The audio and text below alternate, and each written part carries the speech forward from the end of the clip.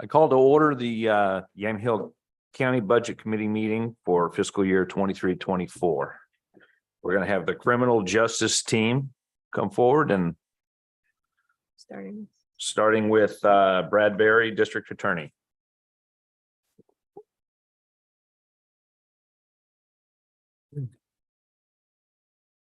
Good morning. Good morning. Good morning. Give me just a second to boot up the computer.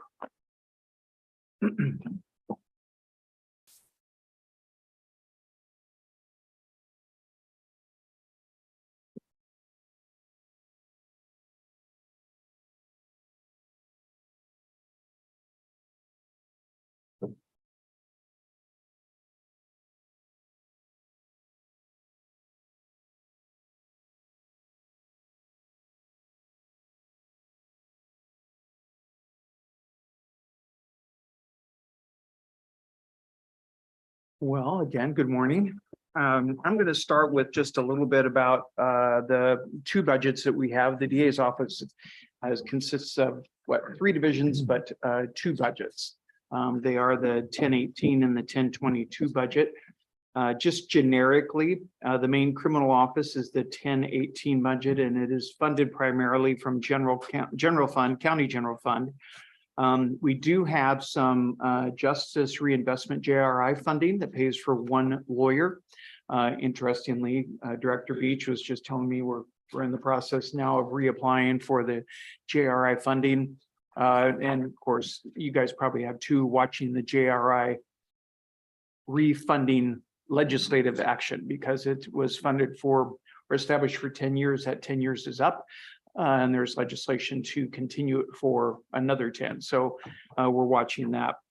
We also receive VOCA funding, which is Victims of Crime Act, which is essentially federal money that is state pass-through, which we receive that pays for some of the victim services. I will mention, because I did not include anything related to it in the budget, there is a bill to add state funding for victim services that seems to be getting a fairly good reception in the Capitol. And that may end up some kind of an amendment or a request later if in fact we receive additional funding, which would give us an additional advocate. But I didn't feel confident enough to put it in as proposed, and maybe Ken would want me to do something different with that, but we do expect that it's looking like that will pass. Now, who knows at the end of the session on money bills, but that is a potential for us. The Support and Enforcement Office is the 1022 budget. Its revenue is a small amount from county general fund, which is actually a match to federal funding. Those of you who have been through this before probably recall that 2/3 of the funding for the Support Enforcement Office is paid for by the feds. And it's actually more than that, because if the state reaches certain goals set by the feds, then the state receives federal, what they refer to as incentive money.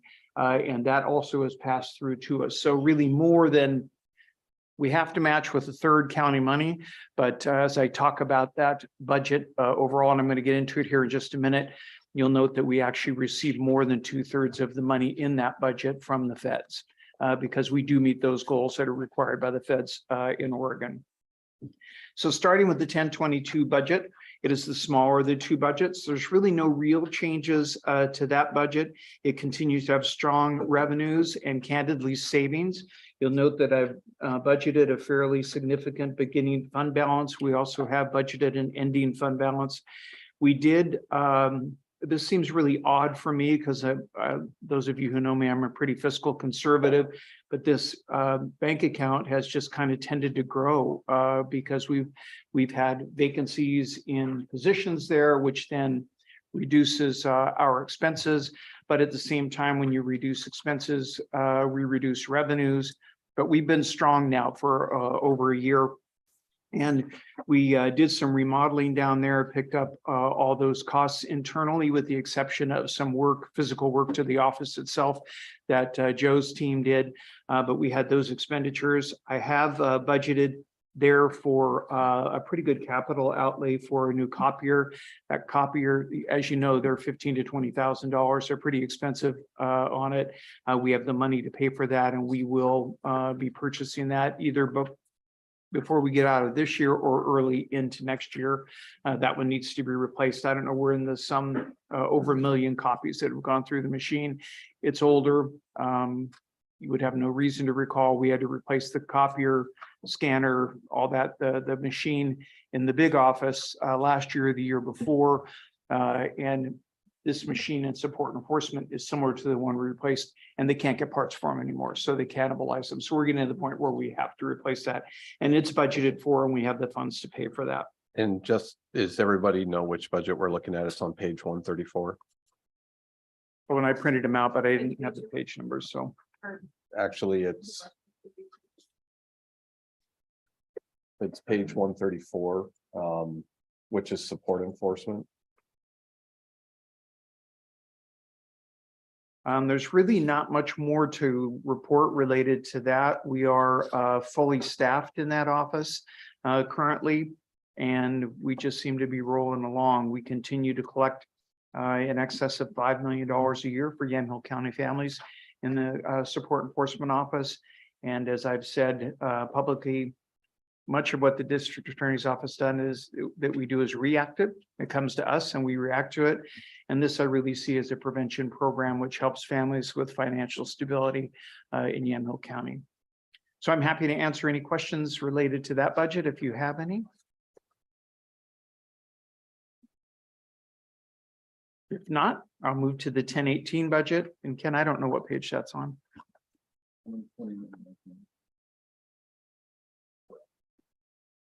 So this is the much larger of the two budgets. This budget annually continues to be a struggle. We are about 85% personnel in this particular budget. And so with step increases and other things like that, we see about a 5 to 6% increase in our personnel costs annually. This year, I think our increased allocation was 2%. Ken, is that what we had in general fund? Minus 2%. We did have, I did have to cut a position to present a balanced budget here. I'll talk about that more in a moment. But we did have a better beginning balance than we had predicted, which really helped to reduce the end of the year, how short we were going to be going into 23-24. But again, I did present a budget with an FTE cut. It is an administrative support position, which is our receptionist position. The overall remaining budget, though, is basically unchanged. Much of the expenses that we had, one-time expenses for remodeling in that office, that's been taken care of now. We had $90,000, which we had allocated to that and had been left in our budget for, I want to say, 2 years as we awaited remodeling. And we have expended that now. So if you were to come into the office, you'd see we have all new workstations for everybody. It's a much more attractive and much more user-friendly that we had. That money was originally allocated when we were going to actually have an office remodel. That's not occurred for lots of reasons. I don't mean it as a complaint, but it hasn't happened. Obviously, there's some broad space needs which are going on countywide, which I anticipate that will be part of in the future. Having said that, then I do have an add back request. We continue to have a heavy caseload. I ran some numbers on our caseload, and it's interesting that for the first time in several years, our misdemeanor referral count has actually dropped a little. It's been a place where I know the commissioners have heard me talk about it, where we have just been inundated. I have 2 lawyers in those positions. The caseload is extremely heavy there. We actually had to make some changes on how we did things because we had an open seat for over 6 months that we could not get filled. Now we have a full boat. We're operating well, but those numbers dropped a little. Likely, it's a little hard to say. So in 2017, 2018, drug cases went from felony to misdemeanors. And then with ballot measure 110, the misdemeanors went to violations. We maintained the workload in the office with the drug cases, left them with the felony team because there was no bandwidth with the misdemeanor team when they got changed. Additionally, when it was changed from felony to misdemeanors, probation was moved to funding for probation happened.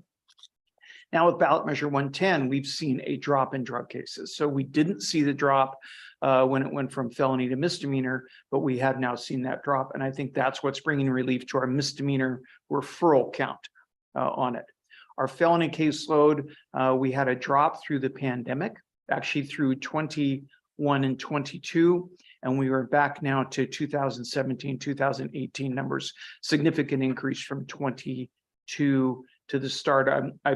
What I basically did looking at 23 was I took the first 4 months, calculated that we'll have the same kind of referral through the rest of the year, multiplied that times 3, and we are back to numbers from pre-pandemic numbers and continue to climb.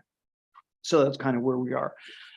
We are understaffed, I would say. We were last year, this committee allocated not only reinstated positions that I cut to present a balanced budget, but also gave us an additional staff person and lawyer. We have those now. Well, we're down a staff person right now, but we really can't afford to not have the position which I cut for a balanced budget.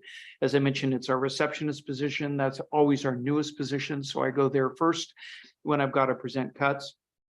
Just kind of some overall comments.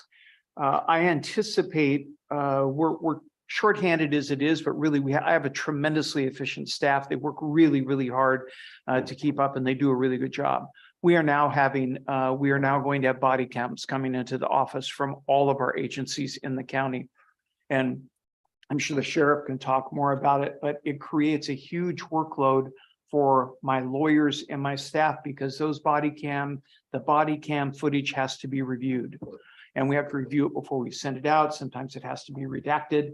We have to present it to the defense.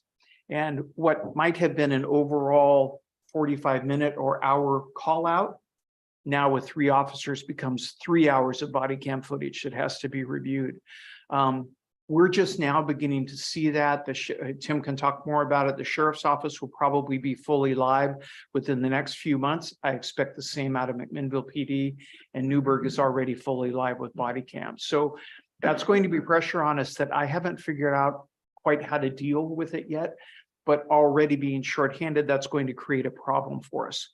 We'll work on it. We'll figure it out. But it may be something that it's kind of predicting in the future. It's going to cause us a need for additional personnel to be able to deal with that additional workload that body cams. Don't get me wrong. I think body cams are absolutely essential. They're essential for law enforcement. They're essential for transparency to the community.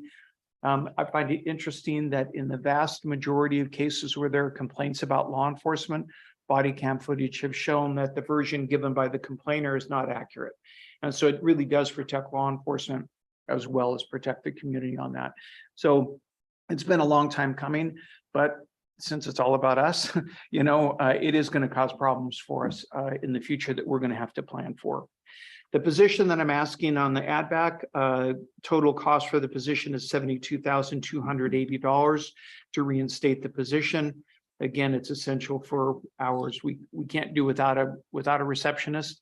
The position does other things than just receptionist, but it's our primary face to the front window on it. And without the position, I have to spread that work through my other support staff because we can't leave that position vacant.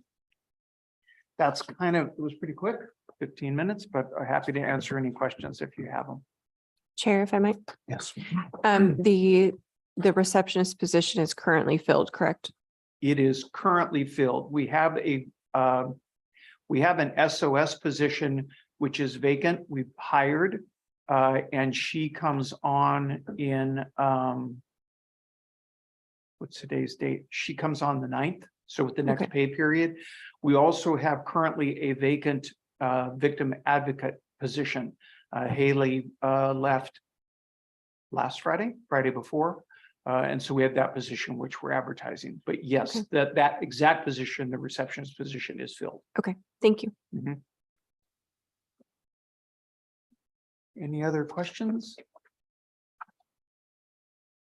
Yeah, thanks, Brad. The victims advocate position, that position, what is actually not happening as a result of that vacancy?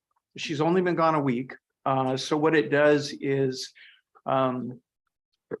the victims and witnesses who are tended to by our advocates,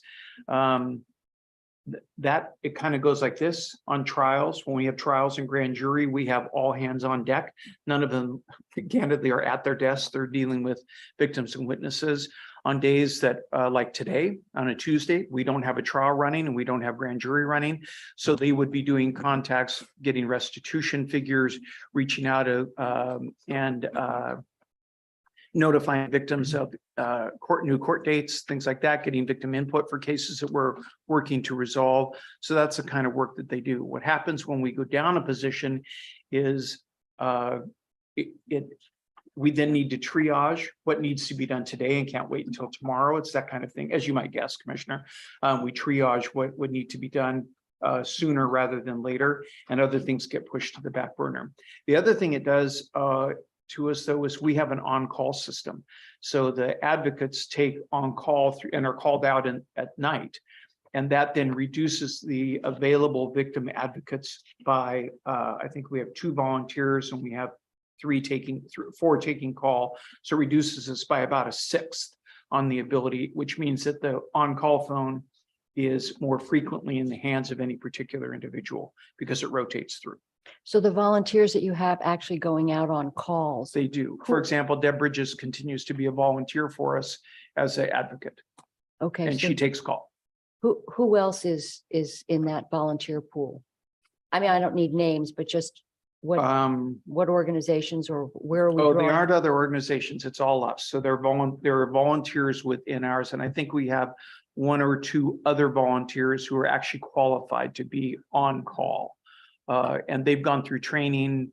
It's we don't allow anybody to go out unless they've gone through the 40-hour training that the state puts on. And then they go as kind of right seat, left seat. They go out with advocates. We do things that other advocate offices don't do. We go out on death notifications, for example, which actually aids law enforcement as well as it does families going through a sudden and unexpected tragic information coming to them. We go out on domestic violence calls, rape calls, and the like. Sometimes if we get shorthanded and we can't physically respond, those are handled by phone, which is not the preference, obviously. It's not literally hand-holding, but at the comfort of having someone there who's trained to understand what you're going through, help you through what is currently happening is really a benefit to those. And those are really difficult, but I could not do it. I'll just say that outright. I would not be good at that kind of. So the folks we have trained to go out on those calls are really trained empaths, so to speak, to be able to help people through those really difficult times. So you are able to cover those calls with volunteers? Yes, on a periodic basis. So it would be a significant burnout if we had them on call all the time. So the call phone, so to speak, rotates from both my active staff and with my volunteers, such that they're on call, say a week, about every 6 weeks. Okay, thank you. Any other questions? Okay, Nope. Thank you very much. Thank Thank you. you. Thank you. I'm down 2 lawyers today, so if you'll excuse me, I'm gonna go back upstairs and see what I would say walk through with folks, but I can't do that, so. Thank you. Have a good day. Thank you.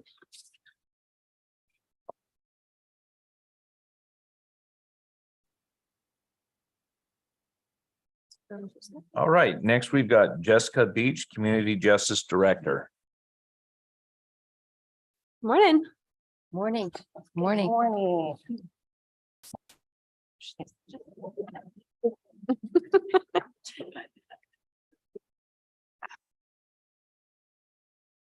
Get myself organized here.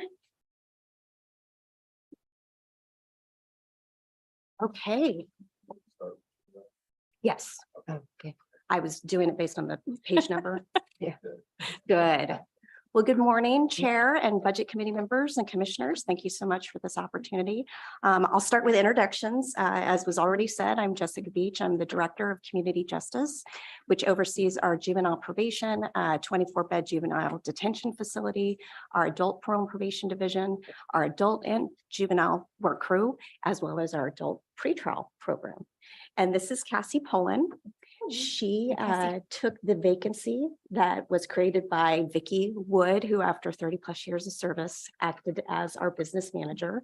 She comes to us from Polk County where she did the exact same job, literally overseeing juvenile and adults. So she has been a tremendous asset and just hit the ground running. So we're really excited to have her here with us today. So with that, I'll go ahead and start on the juvenile budgets. So on page 141, Ours Well, is 139, no? Yes. correct. Oh, forgive me. No, It's not that's, you. it's us. It's not you. It's us. From you. We're gonna blame Ken. Got it. So this is our juvenile probation fund, 74. So generally speaking, this is supported by approximately 77% of county allocation and funds. Of course, we all experienced a bit of a hit with the -2 county allocation that came along with that. And certainly we're also seeing a lowered rate on our state funding as well. The other part of the funding is provided to us through the Oregon Youth Authority through basic and diversion grants that are awarded much like grant and aid is on the adult side as well. So beginning there, in revenue, you see our beginning fund balance, which is quite healthy, as well as the Oregon state funds there. But other than that, so typically what I do is I'll just go through and illustrate changes and point changes out to you, but please stop me at any time and let me know if you have questions. So really no changes to revenue. Moving down into personnel, though, we do have a couple changes due to title changes in Oracle. So for instance, 40135 program manager, you'll note that's not actually a change in FTE. It's just been retitled as the juvenile probation manager, which is 3 lines below. So that's the main change there. We also see the same in 40359 and 60. Again, just a title change, not a change in FTE. And that's our supervisor position. And then moving down to 40331, juvenile probation officer 2. You will see a change in FTE, the 5 to the 5.2. And actually this more accurately reflects this is not a change. We had a part-time PO that still works with us. She's retired, and Oracle captures her in this manner, but it doesn't actually signify a change. And then you'll see a couple changes below in other earnings, extra hours, extra help. For instance, Dina Corelli, who was our previous juvenile probation manager, she retired, but luckily she stayed on and contracts with us. So she provides some additional help. And we do have a vacant support staff and a supervisor currently. And so the thought was to increase those lines in the anticipation that we may need some coverage and some additional help. There's a little change too, and you'll see it in the other budgets as well. 48500 and 48600. And typically that was the bilingual pay and the certification and education, but it made more sense to us to actually move it down to the incentive line since the employees receive incentive. Moving on to page 142, or maybe for you, 140. No other changes to mention in personnel unless there are questions. And really no changes in materials and services. We did see an increase in the cost of UAs and how many UAs that we're taking now that we're past the COVID pandemic. So there is a bit of an increase there. Jessica, the bed rentals. Yes. So where are we with that? And in his. Oh, okay, sorry, I got ahead of myself. We will definitely get to that. Okay. So moving down into contracted services, unless there are questions, we purchased a paid machine, copy machine, for instance. previously we leased that, and so there was an added expense there. But unless there are questions, I have one quick question and it's, and other expenses, no changes there. And transferred out, no significant changes. Those, of course, are what we're told to put in the budget by the various departments. I have a feeling you can't hear me. And the transfer out, that is for my position from this budget, covers 0.25 FTE. And then we do have our ending balance there at the very end. We do expect the ending balance to be higher realistically because we have that vacant support staff position as well as our supervisor position.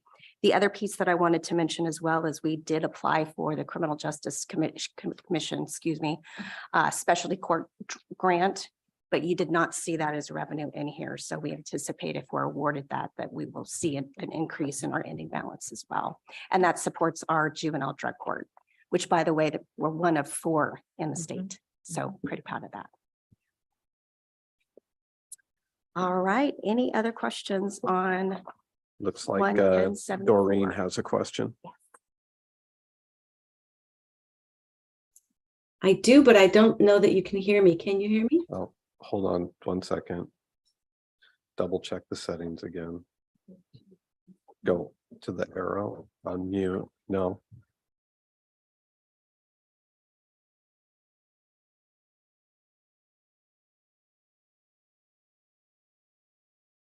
Just switch the speakers one more time. Pick the one above it. Now it should, and then click on the other one. Go back down. No, no. Same, it's.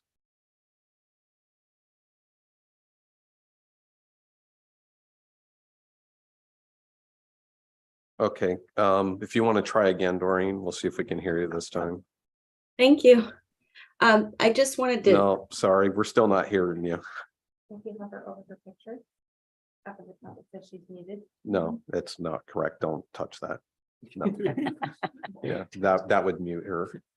That's what we don't want. Don't push it.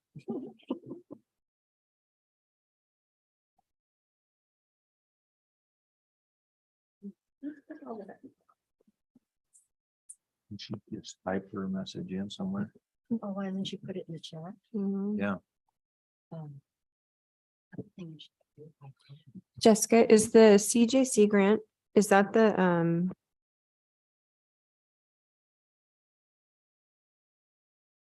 is that the line 36268? Is that the placeholder? I don't believe we put it in. Are you talking about a revenue? Yeah, We did not include it. This is, did include, because it says 21-22 had 82,608. This is Mike. That was the same issue we had yesterday. The account title didn't come in on the reports. The title. Okay, And that was a compensated absence adjustment we made in last year's audit. okay. So okay. that would not be repeated again. That's a one-time thing. Okay. Thank you, Mike. And this is the first year that our department will be applying for the CJC grants for both juvenile and adult. It's been historically applied through HHS. And so this year I took those on because I have experience in applying for those through Polk. And so we're going to be able to ask for a bit more potentially to cover a PO Okay. than we have in the past. So So where do we, Mike, where do we placeholder that? I'm sorry, repeat that. Where do we put a placeholder for that potential? Oh, for the account you're talking about there? Call in on phone. and just do Can it you that repeat way. that for me again? I didn't even pick up. it's That'd CJC, make it's this real the fast. Criminal Justice Commission, and I believe that it could still be put in with the state health grant. Oh. I don't know why they But, call them yeah, health not grants, Yes. but they would be included The in that only- revenue line. Yeah. Okay. The only difficulty that I could foresee is, if you recall, the application process is now a 2-phased Yeah. approach. So we haven't even gotten to the budget yet to know what we would put in there. I mean, we could Okay. guess, remember when we used to have parks under community justice, we would throw in 100,000 just as a placeholder, which we could certainly do. You have no idea. No, we haven't had an opportunity to really get into the first portion, if you may recall, was generally narrative. And, discussing how your court met standards and requirements. And then the second phase will come in, I believe it's June 30th is the due date of the second phase. I mean, we could guess. It would be substantially more than HHS had passed through to us.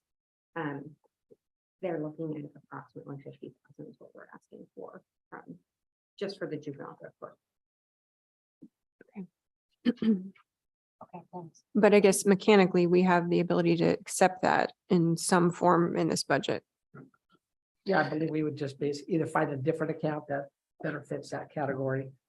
Yep, Parks has a line item for that. Yeah, they're talking about why don't you explain it?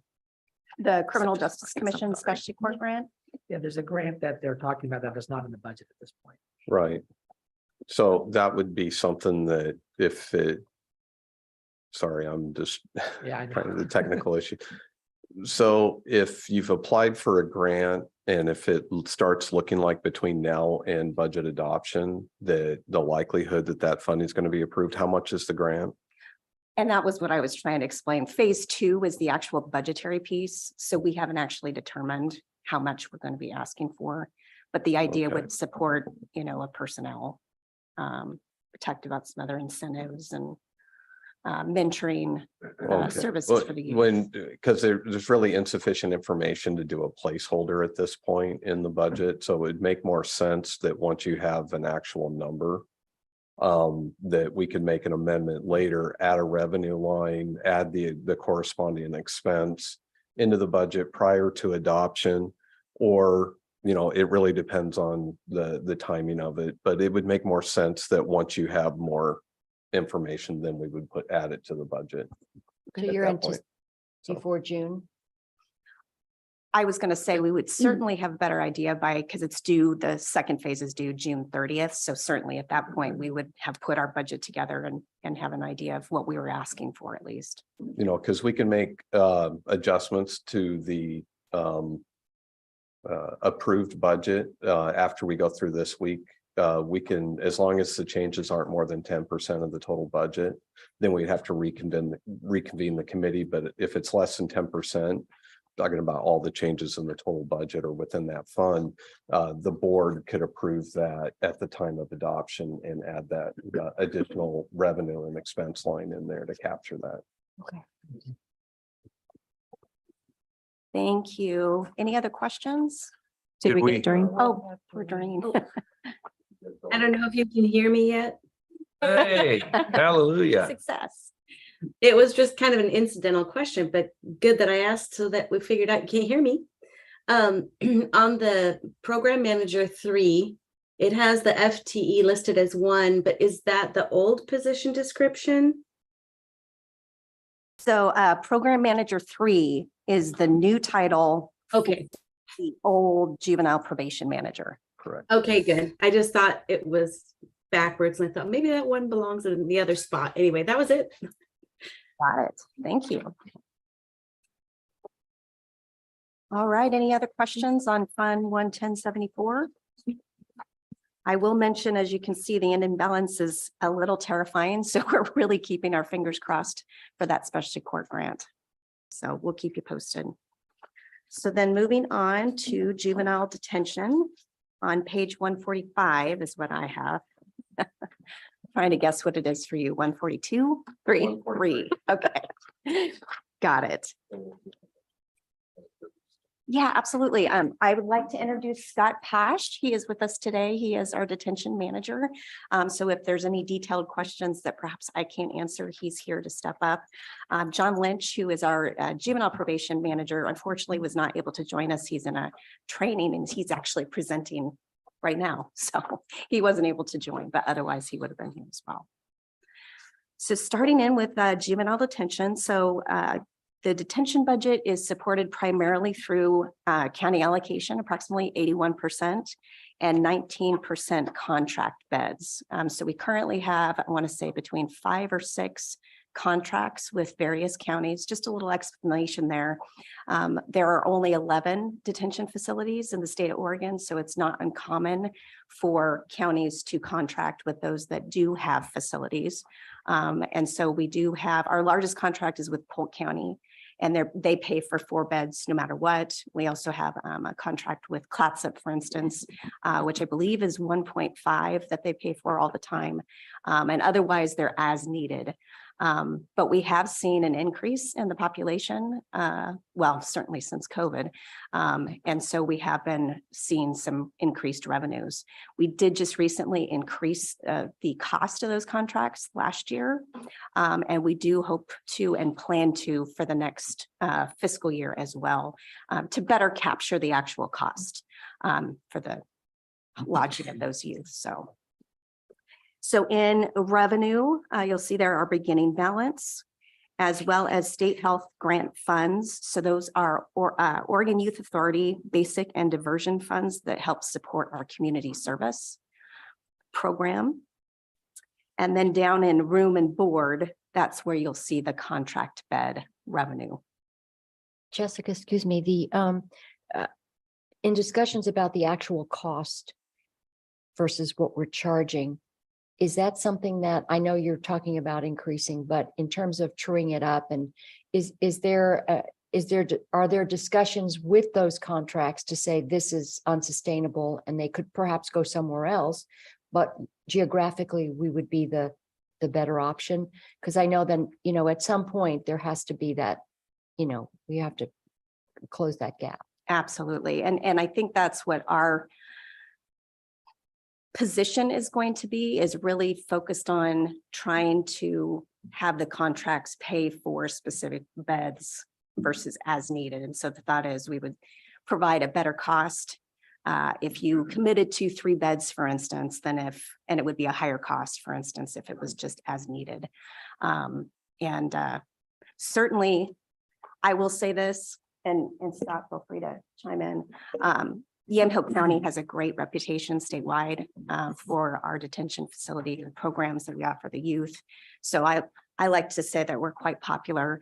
Like I said, we even have folks that come all the way from Clatsop because they prefer our program over viable options that are closer, for instance.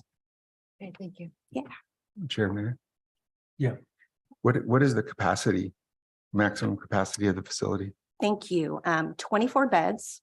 And as of this morning, I think we were at 12.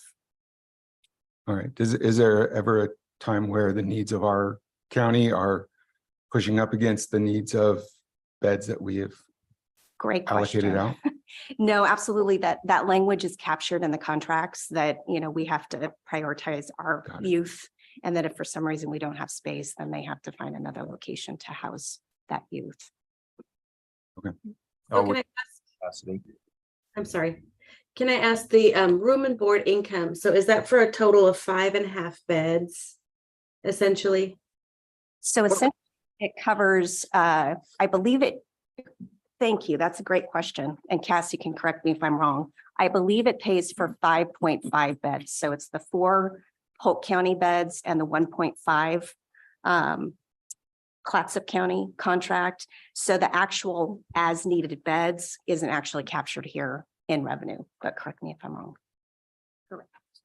So excuse me, it's 5.5 guaranteed beds, and then the as needed or an additional revenue that comes in. What's the average additional revenue on an annual basis? That's a good question. That is a good- It's gone up since Tillamook County is really kind of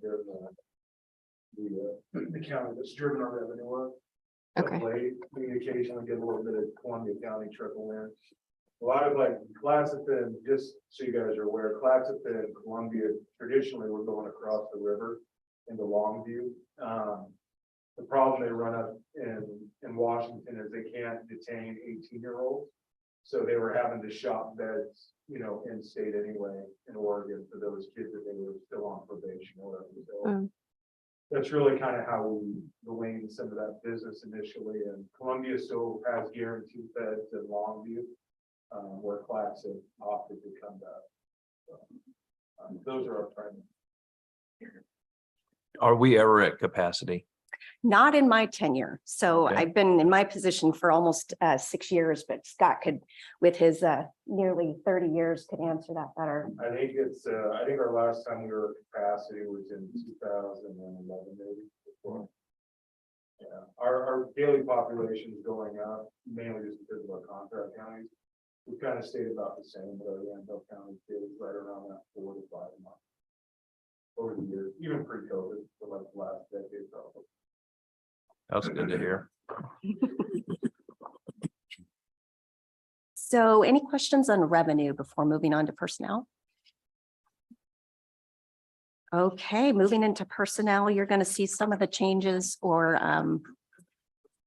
yes, changes that were reflected in the probation budget with regard to Oracle title changes. So on that first line, 4135 is actually now the juvenile justice. Am I saying that right? It's the other way. The old juvenile justice division manager is now the program manager 3. And we also see the same for the supervisor position. So what was previously the juvenile justice supervisor is now the juvenile corrections supervisor per Oracle. And we do have an FTE change to make, starting between the lines of 4328 and 4329. So this is not an actual change in FTE, but for whatever reason, Oracle just didn't capture what we thought we'd entered. So that line, the first line under juvenile justice tech actually should read 0. The reason being is that we've moved those positions down into the juvenile justice specialists. And this reflects all of our regular employees. And so we actually had a title change because they do the same duties and such.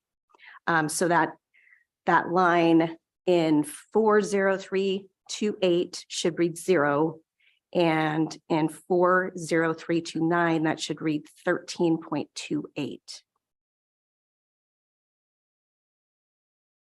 That doesn't add up. Will the Mhm. dollars move as well? Right now, it's a 0.4. There is 0.48 that was missing in Oracle, and that needs to be. On top of the 0.4, and all of that goes on to 40329. Correct. Got it. Okay. And so we do have a cost increase as well. Okay, so. Let me back up here because I had the same question. So you currently have 0.4 FTE juvenile justice tech. That should be reflected in juvenile justice specialist, correct? Correct. Just the 0.4 FTE. So that's not already included in the 12.4 FTE that's presented here. It's not. Okay, There are 2.4 and 1.48 positions. You So need if to add, you need to add the 0.4 and then another 0.48. and where's that coming from? So It's missing. So that It's one's missing? the 0.48 It's in is Magic missing. Town. So if you look at the budgeted FTE for 22-23, for instance, those two lines add up to 13.28, which is what should now be This is where I reflected want my in just that Oracle one server. I'm just gonna line sit there. versus the 2 lines. It's like an ATM machine. Okay. And then the dollars also Yeah. need to move. We in- do. So into that's an increase of 28,181. So we need to bump that line up to 691,965. Right. What I'll ask is if Cassie, if you could put that in an email, what the corrections need to have, you can send that to me and then we'll make the necessary changes. Didn't want to mess with the Oracle and flow of things. so- You can't because you're locked out. Oh, that's right. Good, I can't mess it up. So Ken, next cycle, does Oracle bump out these old titles so it's less confusing? Well, see, no, because, and it's not just an Oracle function. What we found throughout the budget document that we had a lot of similar classifications that over the years, we made them unique classifications for budgetary purposes. But when you look at our personnel system and what should be organized for classifications, they should be program manager threes. We have program manager threes that occur all in different departments, and there may be specific job descriptions that are slightly different. And so the changes that we're making is also going to be part of the larger effort with our HCM portion of the project, is to streamline our classifications. And so a lot of times, as an example, you have program manager threes, you have two of them by classification, one that's in juvenile probation, one's in juvenile detention. They had different titles and different positions, but if you were to look at them, the salary schedule is the same, the benefit package is the same, their management positions. And so some of this is both driven by Oracle, but it's also process driven and working with HR to refine our classifications. Now, when it's going to reflect here, because we have year-to-date actual data tied to that old GL code, that once we get a few years into it, those will fall off and won't be in the budget reports anymore. But we're going to have to live with it for a little bit, where you're going to see those lines. Hopefully that makes sense. Yes. Thanks, Ken. Just a couple other very minuscule changes. Extra help, for instance, we bumped that up a little bit. That represents our on-call detention staff. When we have illnesses or vacations or whatnot, we have a small number. And I say small number, it used to be 20, 30 folks that we could rely on to call. But unfortunately, that has diminished over the years. And we also increased our incentive pay, because we do now have a lead worker pay for our corrections specialists. Is beeper paid different than extra help? It is. Okay. Yeah, beeper pay, like we talked about yesterday. So there's on-call relief staff. So there's someone who's not a regular employee that Scott may need to call and see if they're available to come in and do fill-in work. Whereas pager pay or beeper pay would be that he has a designated staff person that remains on call for an after hours. Yeah. You know, it could be one of the lead workers, it could be a supervisor, it could be someone who's carrying a device, and we have an expectation that they're available to respond to after hours calls or emergencies. Okay. I know it's after hours for juvenile detention. For a 24/7 facility, there's really no after hours, but he does have staff that they have the ability to have staff that are readily available to respond to issues, not necessarily for call in for coverage type situations, but for consultation and a whole variety of other items. Hopefully I captured that okay, Scott. All right, any other questions in personnel? Shifting down, no changes to present on materials and services. Nor contracted services. We did have a little less expense for telephones. Cassie's done just a wonderful job of finding phones and computers that weren't properly being utilized. And that's actually provided us some savings in these budgets and the adult budget. So good job, Cassie. And transfer out, no changes to report there. The one that is particularly valuable to us is the transfer out to Health and Human Services. And that covers the FTE of a 0.5 individual that provides mental health and behavioral health services to our youth while incarcerated. And as you can imagine, through COVID and a variety of scenarios, we've seen our kids come in with higher risk, more addiction, more behavioral health issues overall. And transfer out, again, that's for a 0.25 FTE of my position. And so we do have a change in the ending balance. Ken, would you like me to state that for the record or just have, okay. So moving from 225,460 with the change of the 0.48 FTE, that would change to 197,279. And we'll have Cassie send that to you. Yeah, include that in the email. Perfect. So any questions on either of the juvenile budgets before we move on? And this is another, one of the budgets, to keep an eye on, the juvenile detention workers. This is a contract that's currently in negotiations right now, so. Depending on, progress in negotiations, there could be some further changes to this budget prior to final adoption, depending on the status of that. Hopefully. Completion of negotiations, but we don't know. So how Well, is that being, yeah. I'm sorry. No, that was my question. It's where does the potential shortfall come from? Does it come from ending balances? Does it get requested as a hand back? That would depend on what's approved in the contract. Just like anytime we have any type of contract that are approved during a fiscal year, we'll do an analysis and then come back with a recommendation Okay. on what the changes could be. Yeah.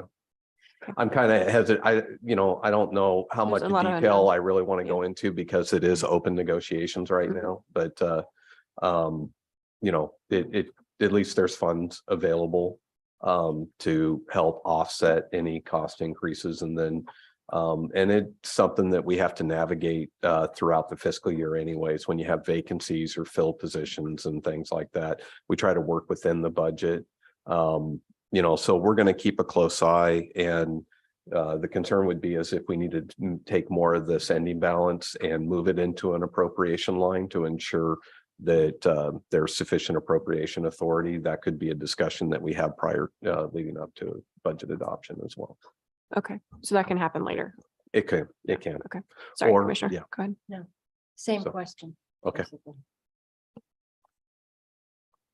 Okay, moving on to Fund 225. So this is our adult division. There's 5 budgets in Fund 21. And it is primarily supported through Department of Corrections, Community Corrections Fund, so 94.5%. And so based on that, I'd like to give you just a bit of an update on what's going on statewide with the Community Corrections budget. So just to give you an idea, in 21-23, we were funded, meaning the whole state, at 284 million. And some of that included some additional funding because there were bills that passed in 2021, for instance, that prohibited us from charging probation fees.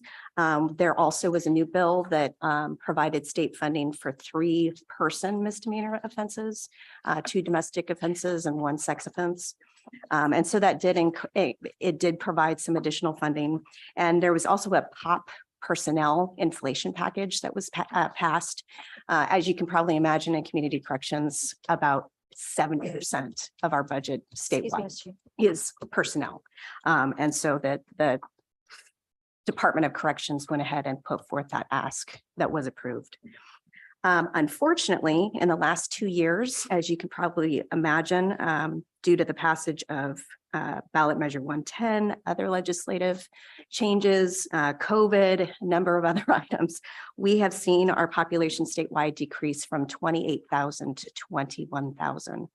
And I'll just explain that's incredibly concerning for our field because there's a very, very complicated capitated rate, average rate that we are funded by. So based on that population. So we're anticipating a potential of up to 30% cut, which is really, really terrifying. This is one of those fiscal years where we do our best to guess, as you can imagine. So typically I use the governor's recommended budget, which was 255. And we basically best guessed at what our actual county percentage allocation will be, but we don't know. And of course, that won't be resolved until June, potentially July. I will share with you the last forecast that came out in April. Did not look good for us. So we actually saw a drop in over 900 individuals. So we are now from 255 million down to 246 million. And I think everyone is really anxious to see the revenue forecast that I believe is due on May 17th. I will assure you the Oregon Association of Community Corrections Directors. We're working very, very hard with our lobbyists to work with our legislators, educate them. If we were to experience this type of cut, it could literally take up to 10 years to reestablish programs and personnel and get us back to where we need to be. And I would advocate, although we have seen a decrease in population, we're able to do a lot more pro-social work with these folks when our caseloads, are at 40 or 50 versus when I had a caseload of 110. As you can imagine, I was really just putting out fires. I wasn't really actually able to provide quality work with these folks. And I believe that we're able to do that now if we can maintain our funding. So sorry for the doom and gloom, but just wanted to prepare you and make you aware of that. And certainly we would appreciate your support and working with your connections and such. Any questions on that before I move on? Okay. All right, on page 149 for you, I believe that's 147. Sweet. Here is our beginning fund balance, and you will see a pretty significant decrease, approximately $100,000. And that is because we had a CESF Criminal Justice Commission COVID grant that expired in January. So those funds just don't exist anymore. We were able to make great use of them though at the time. Moving on to the next page, ending balance. So Ken, we do have a change, a very small change of $2,400. Do you want me to go through the budgets first and then come back to this, or go ahead and reflect that change? It's in order. You can go ahead. So it's a $2,400 change It in is. the ending balance. Yeah, it's the More or oddest less. thing. It's from the jail budget. So you need to reduce Oh, the ending balance Yes. by 2,400. We're absorbing that extra cost that was Okay. the changes in. So the ending balance for this fund will be revised. It'll be yeah. reduced by $2,400. Well, isn't this the Department of Corrections DOC 400 access? Isn't that the main change? Yeah. So it was very bizarre. Just a couple of weeks ago, the Department of Corrections reached out to 4 of the 36 counties, and they had been paying for our internet service for DOC 400 for who knows how long. And essentially we're saying we're going to stop that service and hand it off to you as of July 1. And so that's what we were reflecting here is the Precedence has been set. They increased should cost. continue to pay it. Right? Past practice is best practice, right? Okay, so just, yeah, okay. So we need to reduce, so that'll be. a So revised reduce it, ending yeah, balance. by 2,400 to 165,278. Yeah, just included in your email. The other piece I should specify, similar to the juvenile budget, we did also apply for 2 specialty court grants for our adult drug court and our court coordinated services behavioral health. That is not reflected in the revenue here either. So just throwing that out. Similar process. The budget won't be due. Okay, perfect. All right. So moving on to, and I believe for you, it would be page 150. Say it again. The chart. The chart. Yeah, just a quick explanation of how that works in Yamhill County. And keep in mind that each county is a little different historically about how the allocation has been determined. Despite searches and digging into the material, we're not sure why this particular percentage has been what has been given to the sheriff's office historically. But approximately what it indicates here, and the top number there is the biennial amount. The number below is the fiscal amount for the county. And this represents Senate Bill 1145, which was a bill that passed in 1995. They were having to build more institutions to incarcerate folks. And instead, this bill passed that allowed Department of Corrections individuals to actually be housed up to a year in a county jail. And so there was a great deal of partnership and collaboration between community corrections and the sheriff's office at that time, actually expanding jail space so that they could accommodate that. So there's a portion, approximately 24%, that goes to the jail to support the bed usage for those 1145 beds. And then you'll also see a budget in here that supports the case management piece of that 1145. So at the bottom, you'll see there the overall split between my division and what the jail receives. And with that, I'll move on to the jail budget. So this is the community justice jail budget, and it's again those Senate Bill 1145 jail beds that are supported by Department of Corrections, Community Corrections funds. So there you will see the beginning balance, knowing the potential for peril of this particular budget. Historically, there had always been a beginning budget, but this is the only one of 5 in which there was a beginning budget. And so the sheriff agreed that that should actually be returned to the full Fund 21 to support overall budget deficits that we're anticipating this next year. And there's also, you also see the 1145 grant there. Any questions on revenue? Sorry, can you clarify that, what that statement was?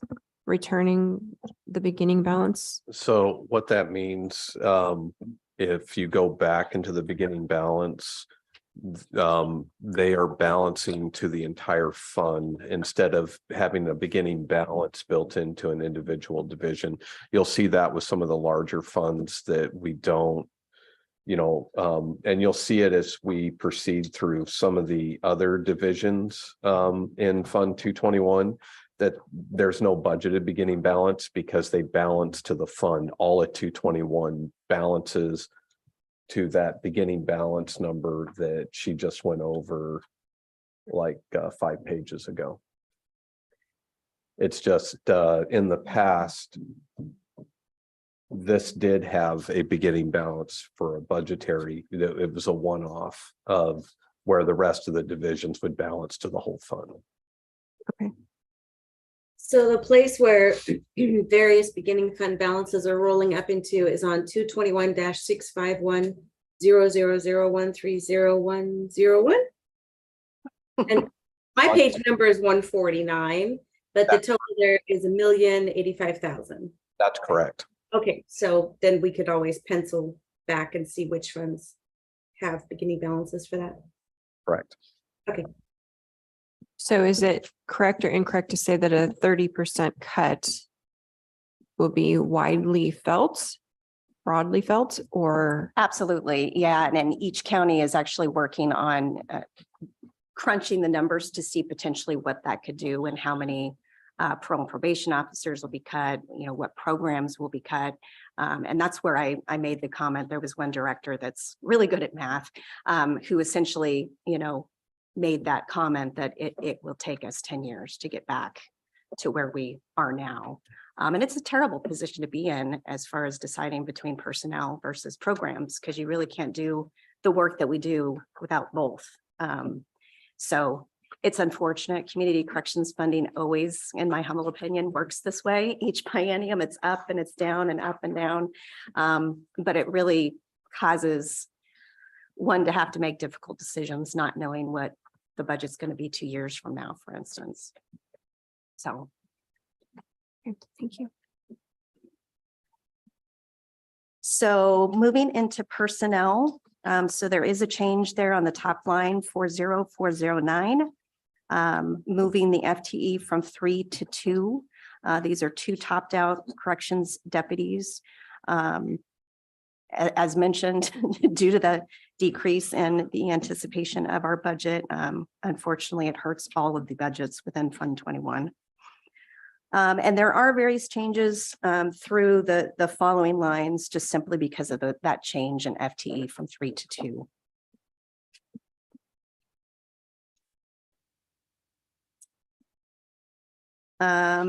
Moving on to materials and services, jail supplies, just not using them as much, so we decrease that.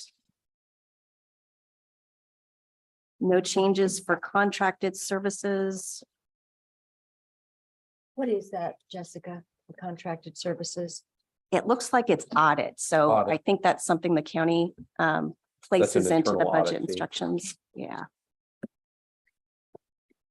And then just minuscule changes for jail maintenance and jail capital, and that's really something that we work in collaboration with the sheriff on this budget and receive instructions from admin as And this well. one, we'll be talking about in more detail when we get to Fund 440 this afternoon, and we talk about jail maintenance. There's 2 transfers out of here that support facilities maintenance for their facilities, jail maintenance, and then that other portion goes into 4041, which is a jail capital fund.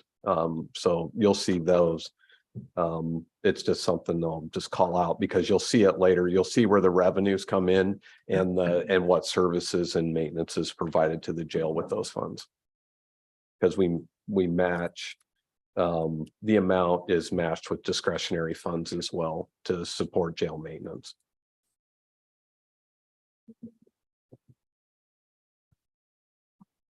And one last change to point out there on the last line, 99003, reserve for future. So historically, that was a line that was saved for future personnel issues and costs, but similar to the beginning budget, in partnership with the sheriff, we agreed to roll that back into the full beginning balance for Fund 21. So any changes or questions on 22141?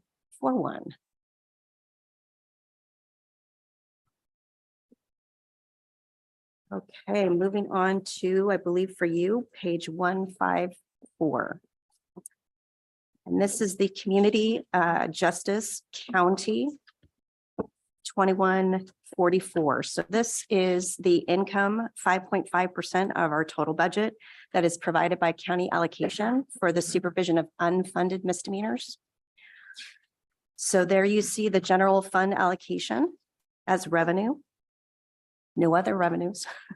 And I should mention, we are very fortunate in Yamhill County that the commissioners and the budget committee allow that to be funded. There are many counties that unfortunately cannot fund misdemeanor supervision. And so some directors have some terrible decisions to make about not supervising domestic violence or supervising DUIs, for instance, because they just don't have the funding or the support to do that. So it's always appreciated.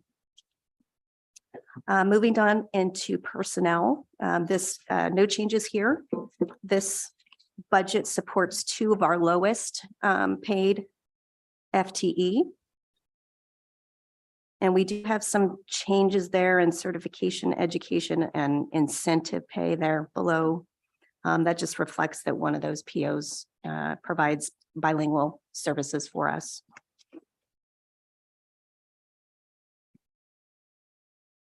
No other changes in personnel unless there are questions. No changes in materials or services. Nothing new to report with contracted services or transfers out. Any questions on Fund 22144? So your probation officer 2, you go from 127K up to 148. Is that the bilingual? Is that where you're saying the extra bilingual pay is Oh, added in? forgive me.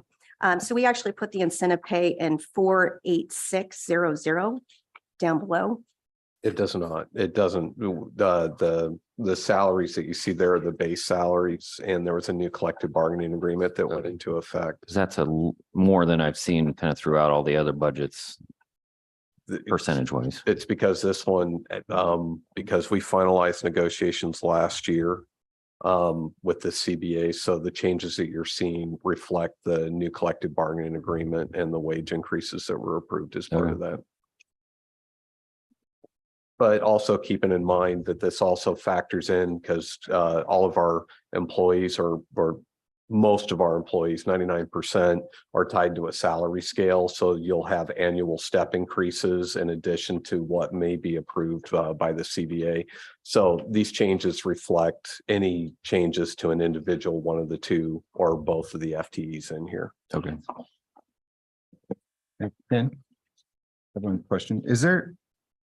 I just run numbers as this is going through, like, I see some, and when I look at like healthcare coverage. Mhm. Would this new program we're using, could it be that it's calculating it differently? Because it seems like sometimes it's like I look at what the healthcare costs for however many FTEs there are. Right. Seems reasonable. Mhm. Ish. And then some is like, is it just because they have different insurance? It can vary. The county cost depends on each collective bargaining agreement because there's all but one of our CBAs, there's a cost share that's involved with that. So depending on what's negotiated within that contract, what the employer split could be, that's why you could see some variation from department to department. We have 5 unions, and the POs that are in here in 221 are that's FOPO. Whereas if you're looking at detention workers, that's a different union. So it's whatever's negotiated at the table. Most of our employees are tied to the same benefit plan, but the cost depends on what's negotiated in the individual contracts on that split. Okay. Okay, any other questions on Fund 2144? All right, moving on to page 157. This is our big budget, budget 22145. And this represents the 94.5% of Department of Corrections grant and aid, as well as other state grants. So there in revenue, you will see our state enhancement. This also includes justice reinvestment as well. You do see a pretty extensive change for probation fees there. That's simply because of the passage of that new legislation, and we can no longer charge for supervision fees, but we do still have a very minimal amount of income for DOR scenarios.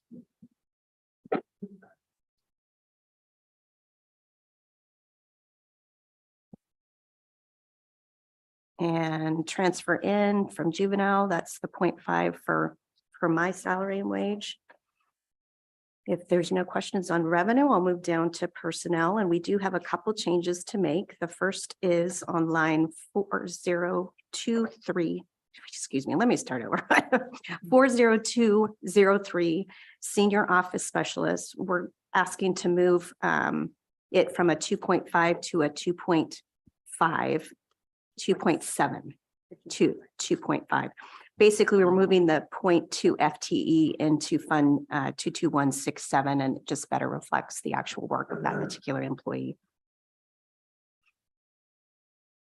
And similarly, moving down to 40336, probation officer 2, we are moving a 0.4 also to 22167.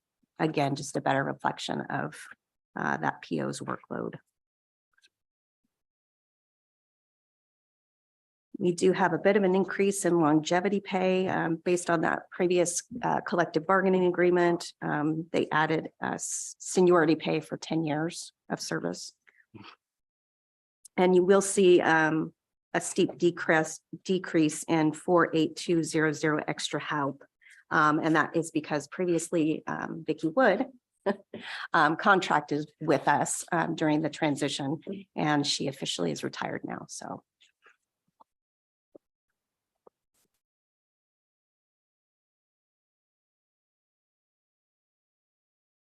similarly, as in the other budgets, the certification education, we moved that bilingual pay to the next line. Incentive pay seemed to make a little bit more sense. Any questions on personnel before moving on? Moving on to professional services.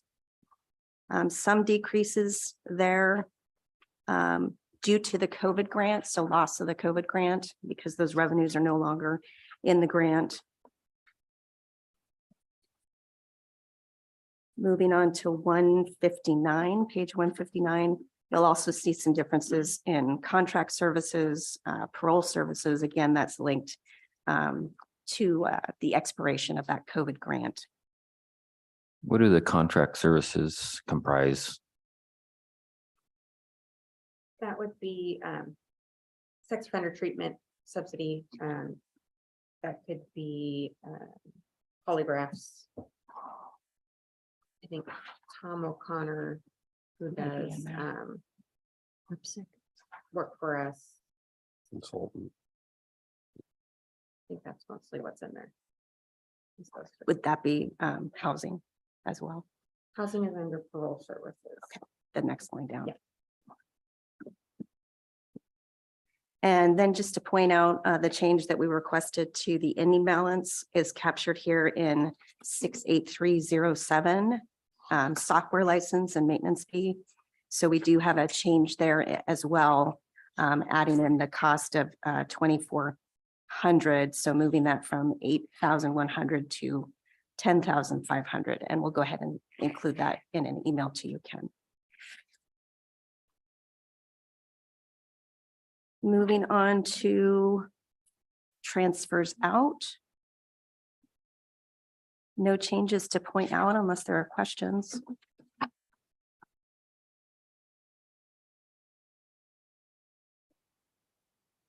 All right, before moving on, any of the last questions on 22145? Excellent. Moving on to 162 page 164 for me. This is our 22163 work crew and community service budget. Again, supported by primarily a contract with Chehalem Parks. And we were able to get a 4% CPI increase in this next fiscal year. So there's a bit of a bump there. You see some revenue, we charge $40 for an intake fee for community service that really just covers personnel time and administrative costs. So this is with CPRD. Is that who you're saying this is? That's with? correct. Okay. Yeah, They're one of the contracted providers. yeah, Okay. They're the only contract They're the only one now. at the moment. at the moment.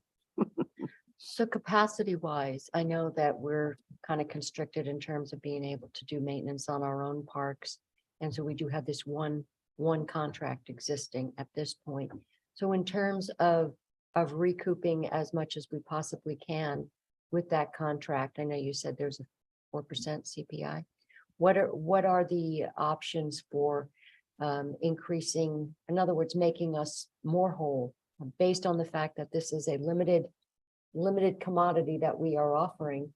CPRD certainly has the funds available for maintenance if we can maybe look at that. So we actually just increased our contract. Was that last fiscal, I believe? Mhm. And signed a new contract with them. And I will share with you, it was a really tough negotiation. I quite frankly, I was concerned at one point that they were not going to continue the contract at all. In that case, I was very concerned about the program in general and whether or not Department of Corrections funds could support it fully. So certainly something to look at. This is one that I'll just chime into because I'm very familiar with this program over the years. You know, some of the struggles that we've had with the work crew program in particular is having the labor with the work crew supervisor. Typically, when we enter into these agreements, the funds were to help offset the cost of that work crew supervisor. And one of the reasons that they want to contract with us is because we, in the past, we show up with a work crew supervisor and work crew AICs on board, so we were able to multiply that a little bit because when you have 3 workers in addition to the work crew supervisor. But over the years, we've been doing a lot of work with these programs. This is one of these programs that we're trying to keep on life support right now. Because during the pandemic, the numbers were so low, and then the eligibility, the folks that in the past that have been incarcerated that would be eligible for work crew, that has changed. We don't have the numbers coming out the door like we used to have 15 years ago. And so they have a mix of out of custody workers as well, what we call community service, that are going with this work crew supervisor. But it's kind of hard to go into negotiations when we're asking, where Chehalem Parks could potentially just say, well, we could just pay for our own maintenance person, but we're willing to pay for this because it comes with the added benefit that, we're not just paying for one, you're usually having a truck full of crew. And so this allows us to continue to sustain the program. And then hopefully if we start trending other directions, that the numbers start increasing, then we'll be in a better position, I think, to negotiate with a little bit more leverage on our side. But at this point, that's the struggle that we have. And that's why we made several changes. And I know parks and fairgrounds are still utilizing workers as well. And so that's still happening separately. It's just that it's not all under the same program like it was when I was running it for all those years. So what's the monthly average of an AIC in this program? Does anybody know? Is it worth the 154K?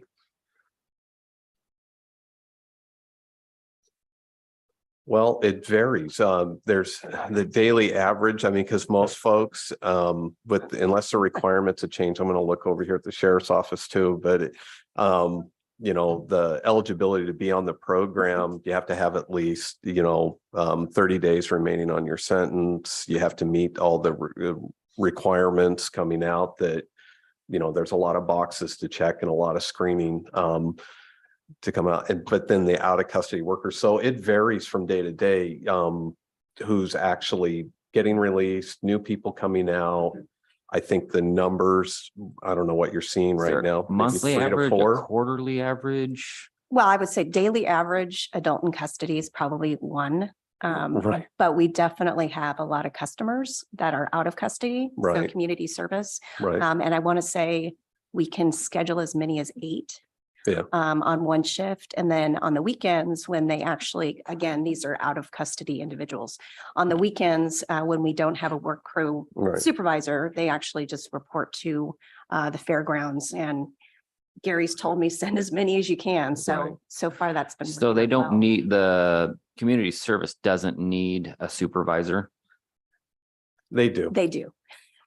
but Gary becomes their supervisor. Yeah. Gary and his maintenance staff will oversee those out of custody folks. Okay. On the weekend. Have But- we, sorry, Go ahead. But then this work crew supervisor helps coordinate that and works with the fairgrounds Okay. and works with parks and transports to the various sites. So So with the AIC and the out of custody community service, we could be talking a daily average of 5 or 6. I would say 8, because I think we're booked out Yeah. for quite some time. Okay. But maybe only one of those particular persons might be an adult in custody. Yeah. But that doesn't matter because the whole program needs a supervisor, whether they're community service or not. Mhm. correct. Okay.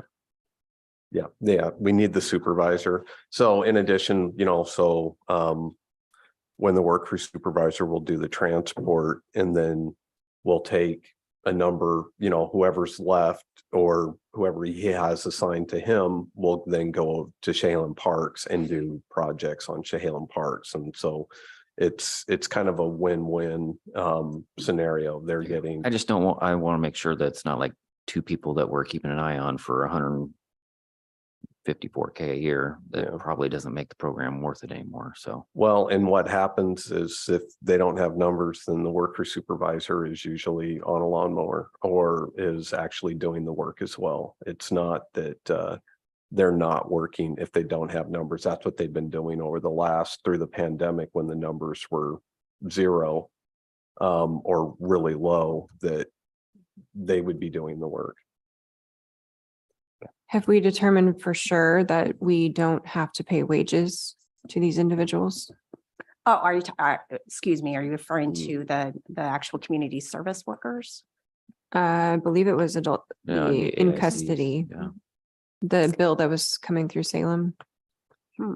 Or no, it was the ballot measure, wasn't it? It was a ballot measure that Yeah. passed. Probably look to the I sheriff know, on I was that gonna one. say. Are you providing payment to any of the adults in custody? There was a proposed ballot measure that would eliminate the definition of slavery in the Yeah. Mhm. Constitution, and then also make it illegal for require individuals to work in a correctional facility, primarily state prison. And so most of the county programs are voluntary. Correct. They request to participate, they ask to participate, and they get compensated for time off or sentence. Correct. So the Then- legal interpretation of that new ballot measure from the state perspective, sheriffs and jails, was that because we're offering a voluntary program that we're not obligated to pay. So Okay. if we were to force them to work, Sure. then we would be able to. Okay. So as far as I know juvenile work crew, are you able to use some of those youth in these contracts? We have not done that historically. Again, you have We to be don't really mix. mindful of keeping Oh, youth yeah. away from adults. right. So there has been various park projects that have arisen Mhm. in which the youth can work on, but we just have to keep those crews separate. And you're typically doing those assignments on weekends, That's correct? correct. So in terms of being able to keep that program going, I think it's real important that our youth are out there, and if they're having to do community service, that there's that option. I know they were doing the wood program. I don't know what Mhm. happened with that. Yeah. Still doing that? Okay. And that's covered under the detention budget where Yeah. we have a lot of the funds that go to that work group for the juveniles and under the detention. budget. That's in detention because we don't mix the, Youth The and the population, adults. Okay, yeah. right, okay. And on the youth side, we do provide the ability for them to pay restitution for the work that they do too. So that's an added benefit of that program. Okay, thank you. Yeah.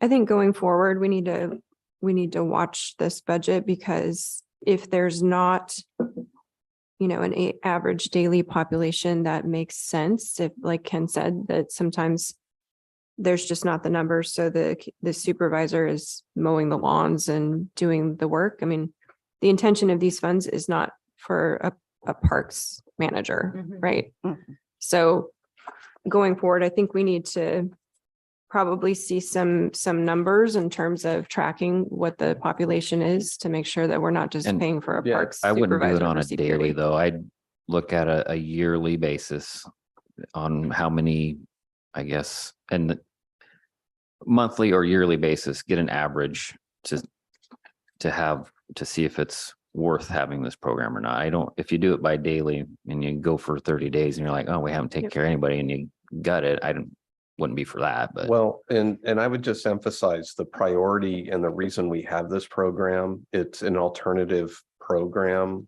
and it's intended, around restorative justice and, it's to be available as an alternative to jail or other sanctioning. It's, so that's why it can vary from daily. It's a place, whether it's a probation officer or the courts, or if you have someone who they're looking for an alternative, and we don't have a lot of those alternatives. And so this is a structured program that allows someone who's sanctioned to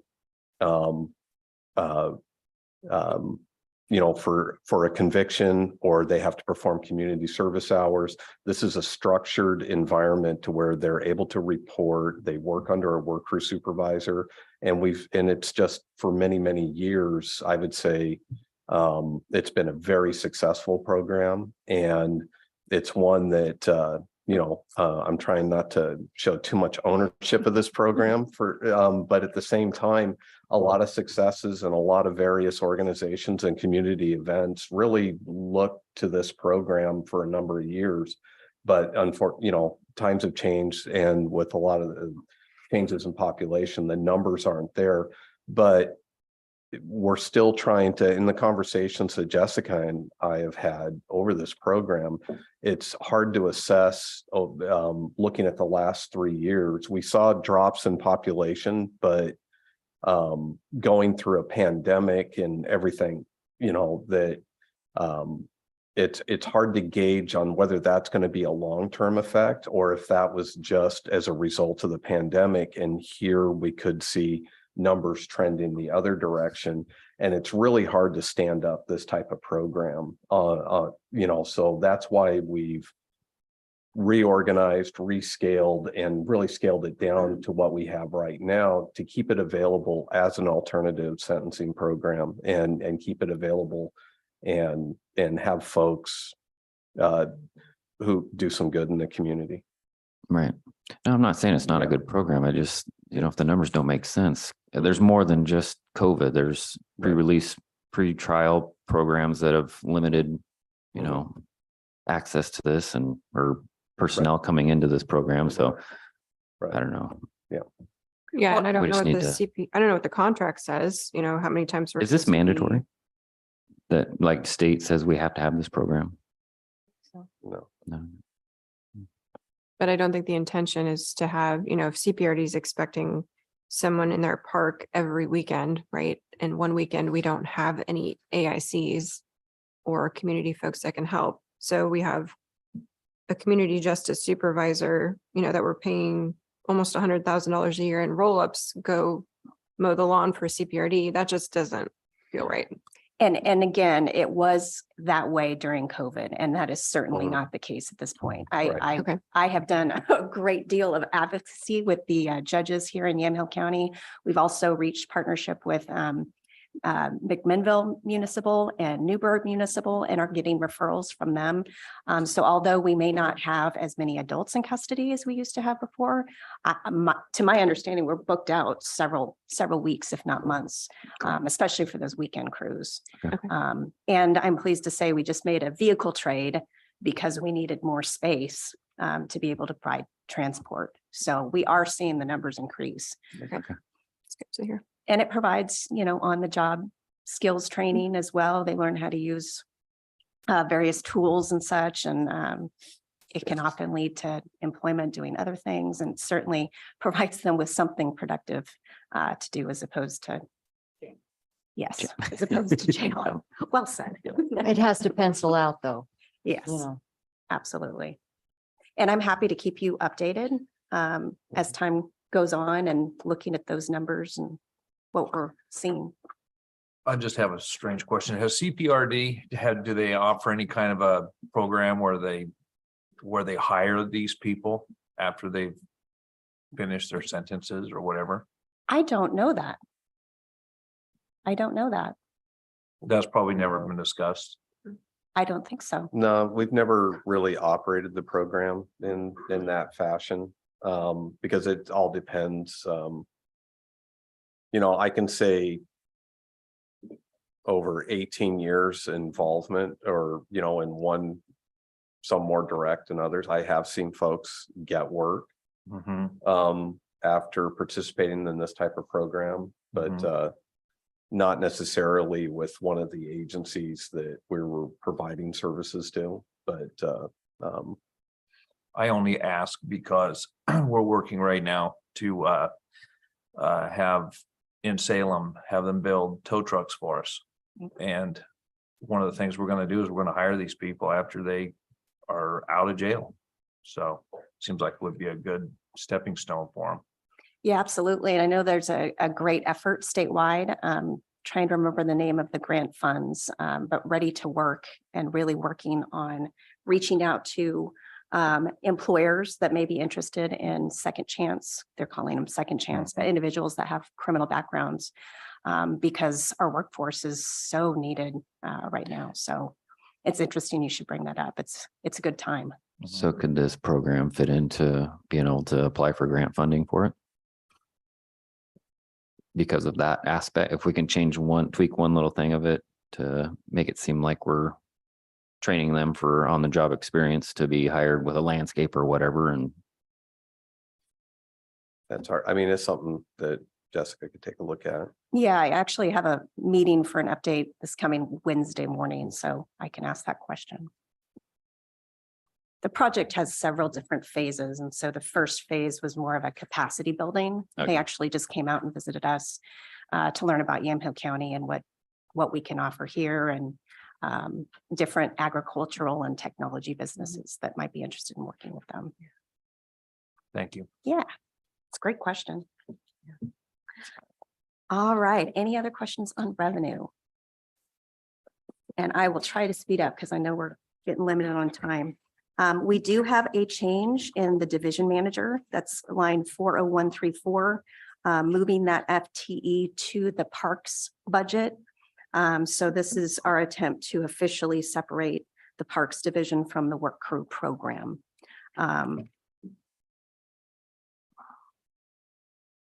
And of course, you see the community justice supervisor. We did increase extra help in line 48200, just simply because we only have one work crew supervisor. So there may be occasion in which we might need assistance. But no other changes to point out unless you have questions on personnel. No major changes to materials and services. Those numbers are pretty small. No changes to contract services. And then any changes that you see down in the transfers out is most likely reflected because of that 0.1 FTE that moved over to the parks. So we're not paying for the phone and the laptop for that manager or computer service. Any other questions on Fund 22163? All right, moving on to the last budget in this fund on page 166. And this is what I referred to before as the Senate Bill 1145 case management budget. And so essentially this provides support and staffing to provide transition planning for these folks once they come out on supervision. So there you'll see in revenue that Senate Bill 1145 grant, that's our Department of Corrections grant and aid listed there. And then we do have a couple changes in FTE that I mentioned earlier. We would like reflected. So in 40203, changing the senior office specialist from a 0.3 to a 0.5, and that's moved from Fund 22145. And we do have a pretty significant cut on line 40334, our probation program specialist. Unfortunately, based on the doom and gloom that we're expecting, we had a vacancy and that individual actually moved out of state. And so we have decided to cut that vacant position. He provided employment services to our clients, but based on the decrease in population overall, and based on recent legislation that actually removed a condition to be employed or go to school, we've seen our referrals really go down. And so it was really difficult to justify continuing to fill this position, which is very unfortunate. So And you're then- saying, I'm sorry, were you saying that there was legislation that now kind of causes the discouragement of employment and education? It was Senate Bill 1510, I believe it was. And it essentially removed the general condition that required our community corrections folks to be employed or seek out education. Seems like a bad idea. I have my own personal opinions. But as you can imagine, without having the teeth of that condition, it's very difficult to enforce engagement. Now, I will say our staff continue to do so. We complete dynamic risk assessment tools in which education and employment is part of those tools, and we recognize the benefit to pro-social living with those conditions. So we certainly continue to work with our clients on gaining and maintaining employment. One other FTE change on 40336 probation officer 2, again, changing that to from a 0.6 FTE to a full-time FTE. And again, moving from 22145, just reflecting more specifically the job duties of that PO.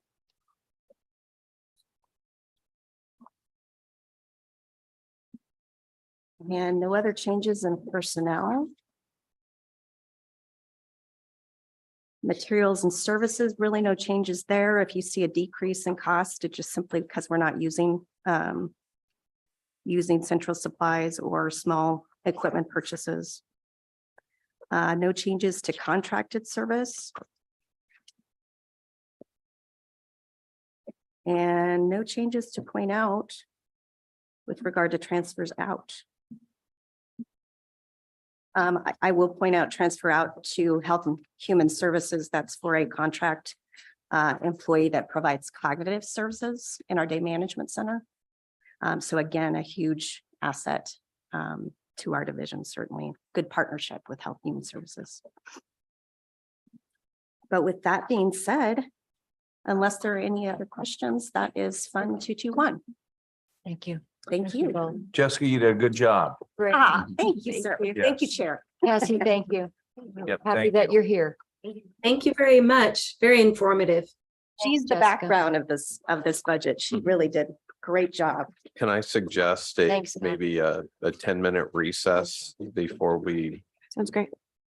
the sheriff does his presentation? Yes, absolutely. Oh, yeah. So we'll take a 10-minute recess and we'll meet back here at 10:53. Great. Thanks, Scott. Thanks, everybody. And everything out of order here.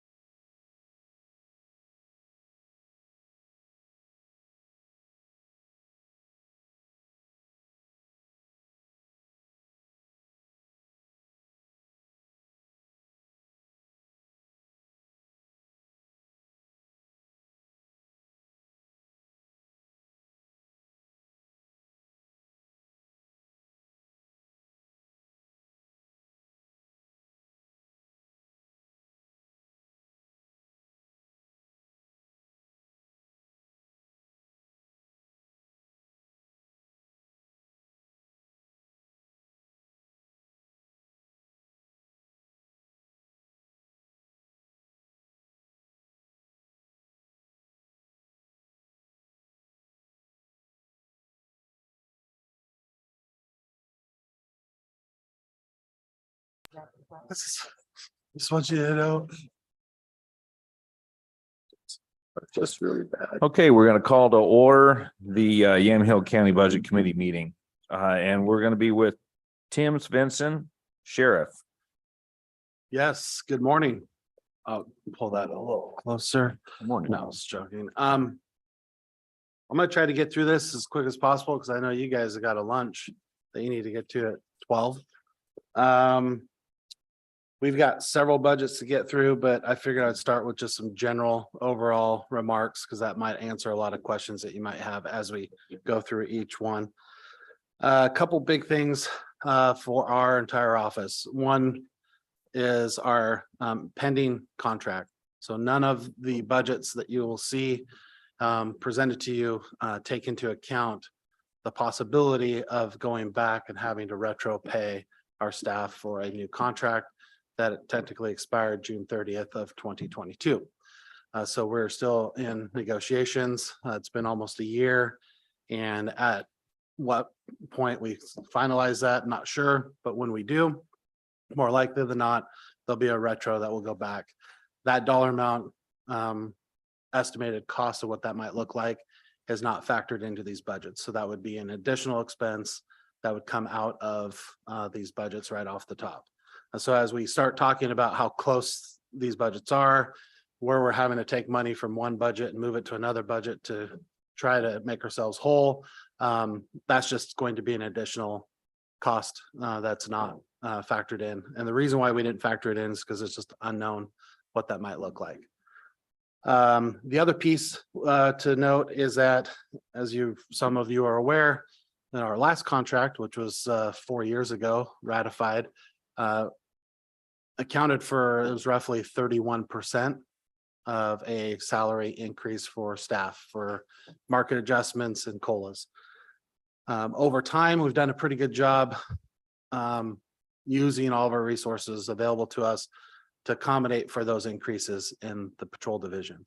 For example, we've increased our discretionary allocation for that patrol division roughly 54% over the last 3 years. And we've seen roughly 58% increase in personnel costs. So we're somewhat doing what we need to. Last year was the biggest adjustment where we had to move funds from court security, from the jail, and a few other areas to throw into the patrol division with the anticipation of needing to make that budget whole. But overall, the prior years, you guys were able to add money from general fund to help offset that. On the jail side, it's a little bit different story. The jail traditionally, for whatever reason, had healthy ending balances. We've had COVID, additional revenue from COVID, a few other factors in the jail, which traditionally is not a revenue generator, but for some reason had more revenue at the end of the year over those 3 years. And we were able to absorb majority of that increase until this year. And so if you look at our jail budget as an overall discretionary allocation increase over the last 3 years, it's been roughly 13% of an increase in that allocation, but we've seen closer to 40% in personnel increases. And so as we go through that budget, when we get to, you're going to see that that has a significant impact on what that budget looks like.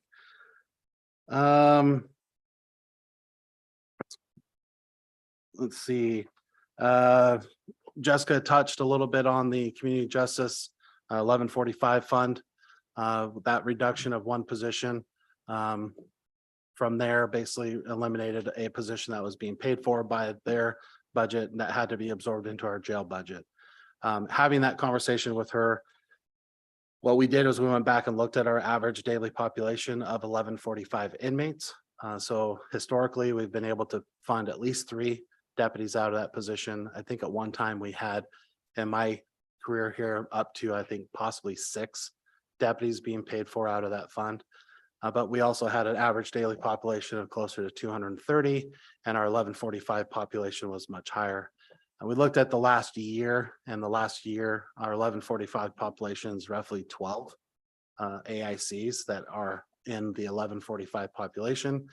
So it's kind of hard to justify paying for 3 positions out of that 1145 fund to manage, in essence, 12 AICs, which is what that funding is for.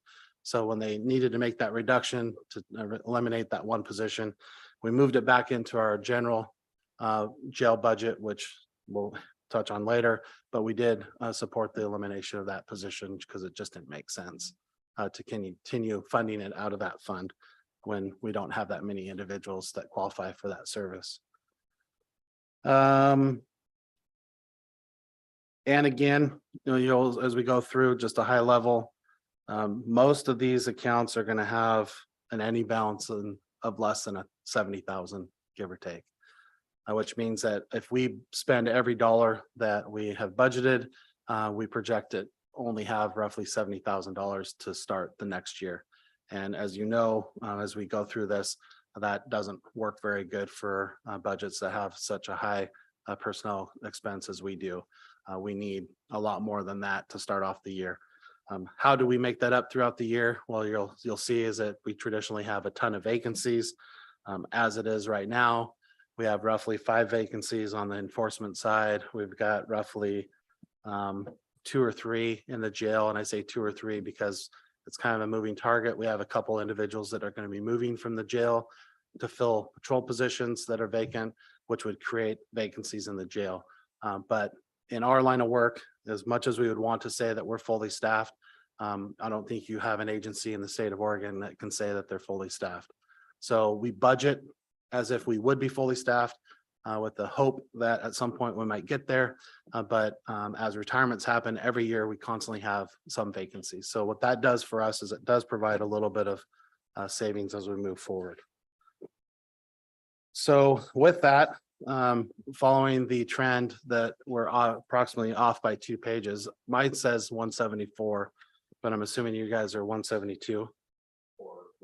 Yeah. 173. Okay, because it starts at 175. Perfect. So emergency management, really not much changing there. We got the full FEMA allocation as we had before.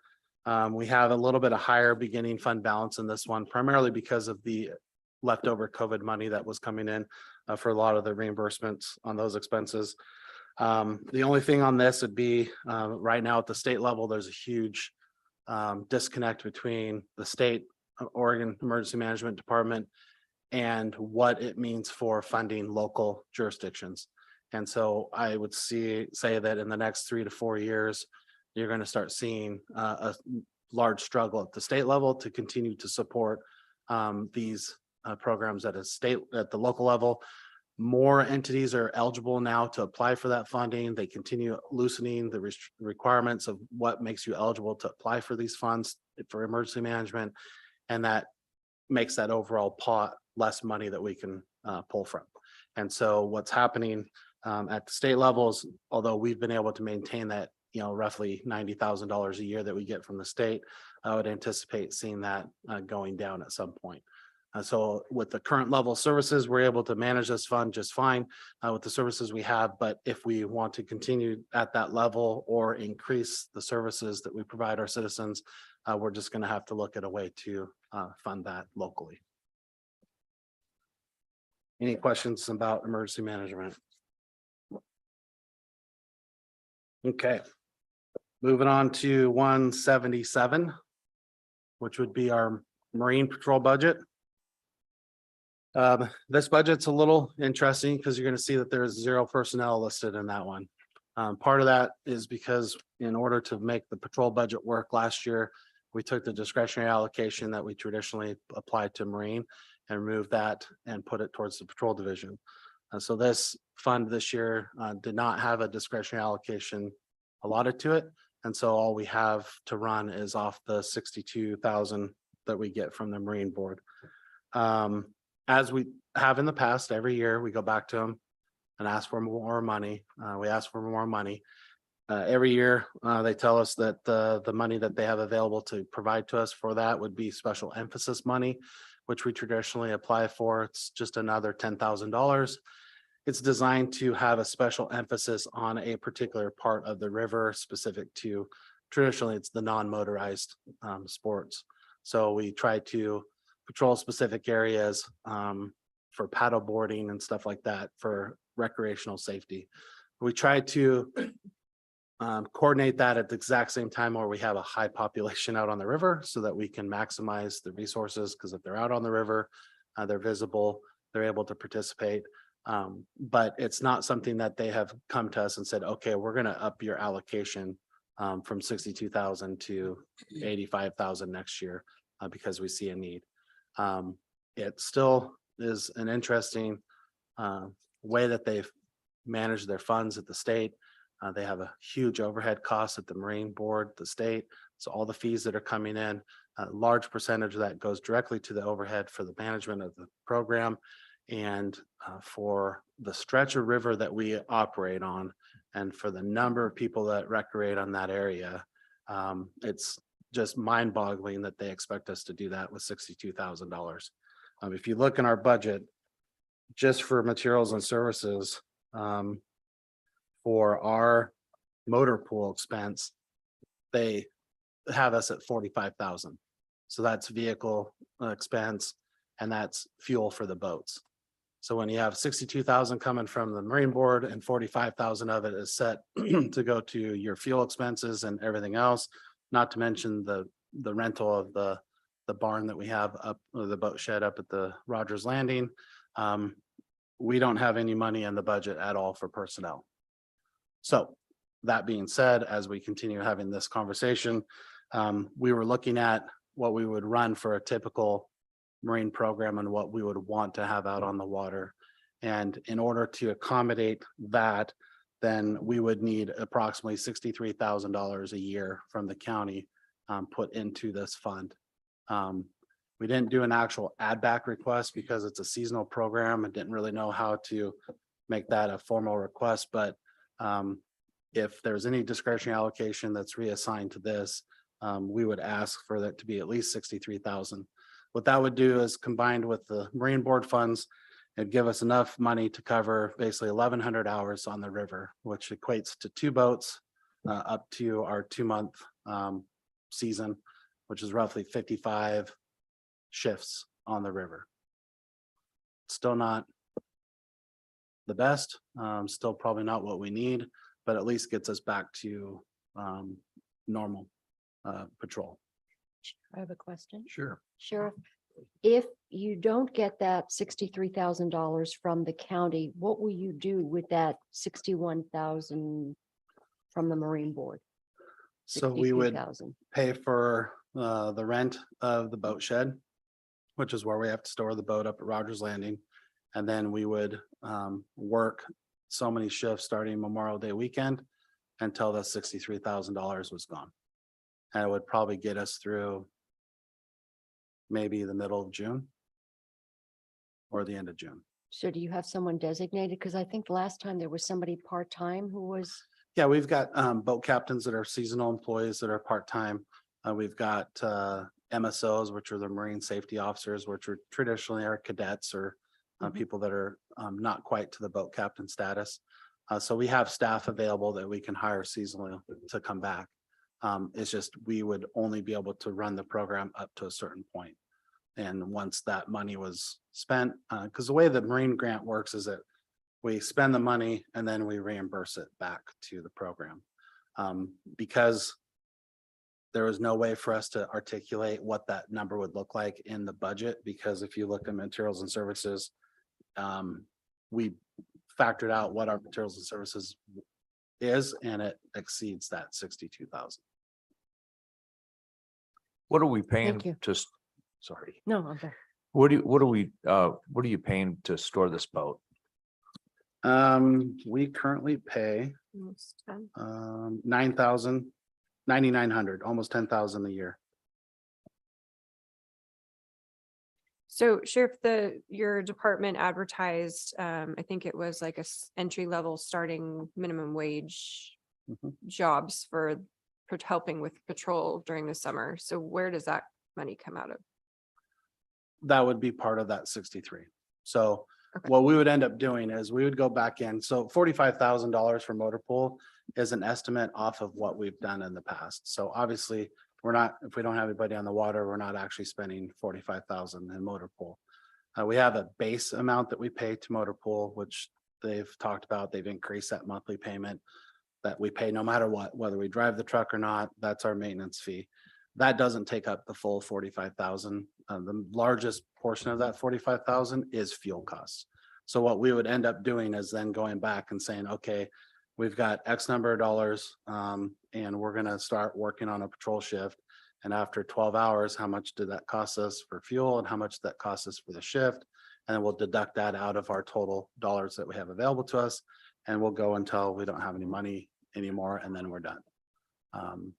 But to have a dedicated program on the river, we would need additional funds added to this program because the money that comes from the Marine Board is not going to cover a full summer on the river.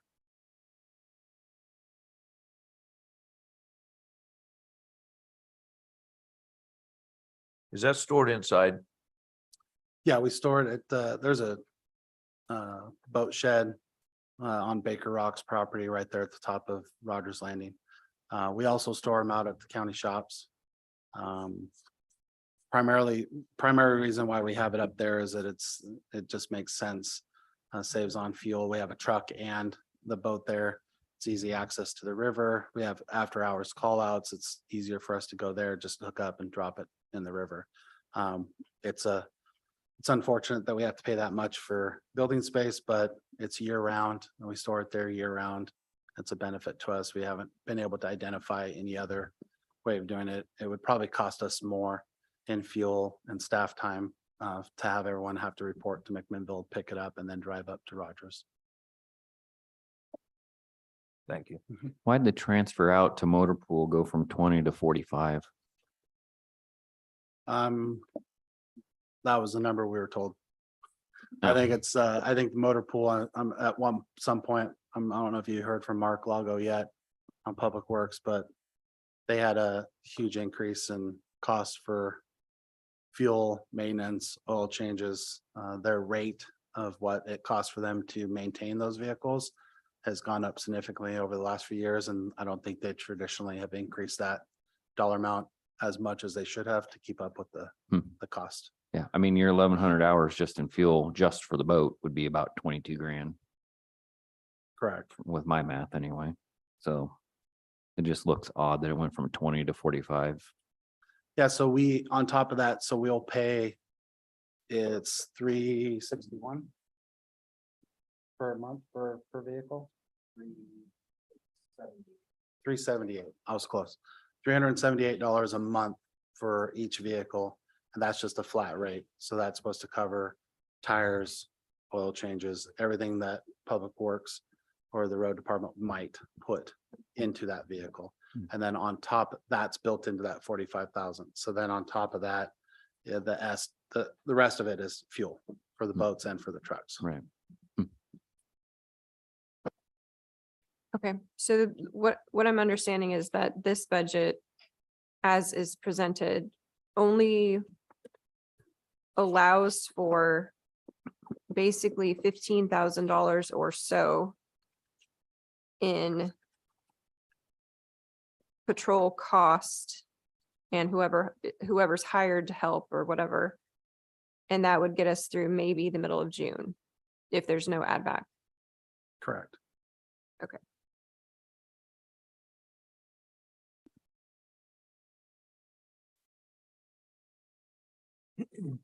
Any other questions on Marine? I got a quick question. Would it be better to, I mean, if no money comes back, would it be better to space those out? I'm on that river a lot. Weekends are the craziest. I mean, is it possible to like, oh, we're just gonna be there on those busy times? Yeah, we would take whatever total dollar amount we have. We'd look at the calendar. We pick the holiday weekends. We pick 4th of July weekend. I mean, we'd try to pick the heavy times. And then we would backfill on the rest. The issue is going to be the emergency call outs. We're still going to be responsible to be called out for that. And so the Marine Board has taken a very interesting stance because a lot of our call outs tend to deal with recoveries for drownings and other incidences and accidents. And the Marine Board makes it pretty clear to us that they don't pay for that. because that's not voters' education. That's not enforcement of voting laws, that's a search and rescue act that you guys are obligated to do. So we'll still continue to have those calls and we'll still continue to respond to those. We'll of course use the Marine Board's boats to do the work. But if we try to go back and ask them for increase in funding for those reasons, they've made it pretty clear that you're there for voter education and voter safety. You're not there to recover bodies in the river. So this 63,000 that you're asking for the employee for this, that's for 2 months? Is that correct? Yeah, it's roughly 55, so 1,100 hours. That's 110 10-hour shifts. And so it's 55 shifts with 2 boats. So it'd be So probably. it's multiple employees? Yeah, multiple employees, multiple boats over 55 shifts that we would spread out throughout the summer. Are you only patrolling the non-motorized in the Rogers Landing area? Is that all you're doing? For if we do like special emphasis for non-motorized. No, they go on all sorts of different spots of the river. We did a lot of special emphasis down the Wheatland Ferry Oh, a couple of seasons ago, primarily because the increase in drownings that we had down there. We also have the paddle boat launch there in Dayton. We do some shore patrol in that area. We don't do much on the river in that stretch, but we do have other parts of the river. We just picked the area that's the busiest. And that if we can tie it to that funding, then we'll spend it for that purpose. thank you. What's the primary problem that you're going after for a non-motorized? They have to have a license now. Well, You have to have a license if your kayak or your paddle board's over a certain amount of footage, but the manufacturers have gotten smart to that. And so the standard length is roughly 6 inches shorter than what the requirement is to be licensed. So that's, Good old free market. Can I drink a beer and canoe? according to this budget, you can do whatever you want on the river. Okay. well, the problem is in the non-motorized areas, you've got the motorized Correct. boats that are Right. wreaking havoc on the safety of. it's- Well, the that's my point. I non-motorized. mean, I don't know what we're going after non-motorized for. If they're not that Well, big of we a deal, don't. let's stick we with just motorized. It's basically you're just enforcing motorized who are in areas that. Oh, they to shouldn't keep the be. non-motorized safe. Correct. Yes. Okay, I got it. So that we're not, I thought maybe these non-motorized guys are no, Right. just coming a bunch of riffraff out there. Paddles. Attack of the canoes. Up on the upper river. There's a lot of people come, is that Ash Island that's right there? Yeah. Yeah. You know, there's a lot of people that put in up above or even at Rogers and go up and make that loop around Ash Island. And then straight across from Ash Island is probably the most popular place for people to dock up. And so it makes for, you know, when you go through that area, you got to be watching for everybody because there's a lot of boats and a lot of kayaks or people on anything floating down through there. So there is some areas on there that you got to be really cautious. And people are partying really hard in the motorized boats and then around the Ash Island, it's dangerous. So what was the impact of the law that was passed that didn't allow heavy boats on the Willamette River in that area? not much. Because they're still out there doing what they always do and recreate on the river. It's very hard for us to enforce that Okay, new law and those new restrictions in that stretch. It's a very complicated set of laws that they put into place. Even a person who is a law-abiding boater to look at the regulations and try to make sure that they are being compliant in that stretch of river is almost impossible. It's unfortunate that they have made that area such a heavily regulated stretch of water for a very small population that were complaining. It's just that population complained to the right people that have the right connections and have the right amount of money to make the laws. Hmm. So it's frustrating. Because majority of the people out there that are recreating are not out there causing issues. We do have a handful, problem children out there, and we go out there and we enforce those people to keep everybody else safe.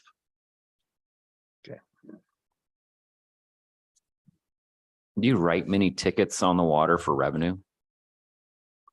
No, I mean, it's hard to say writing tickets for revenue because once you issue a citation, by the time it funnels through all the places where the state grabs all their money, it's There's nothing very, left. yeah, it's pennies that comes down through Yeah. to our dollar. So it's, you know, our primary goal on the river is education, safety, and through that sometimes comes enforcement.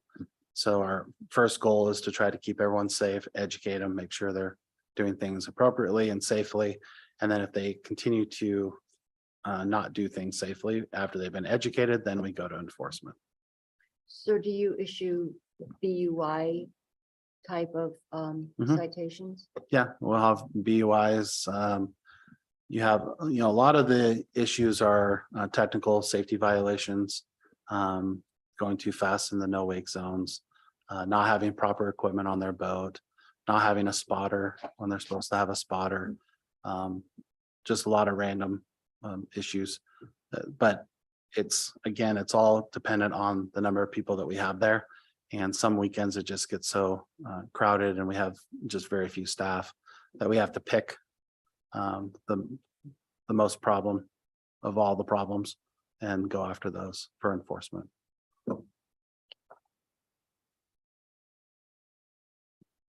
Okay. Patrol division, if there's no more questions about Marine, should be on page 180, I believe, is where that budget starts.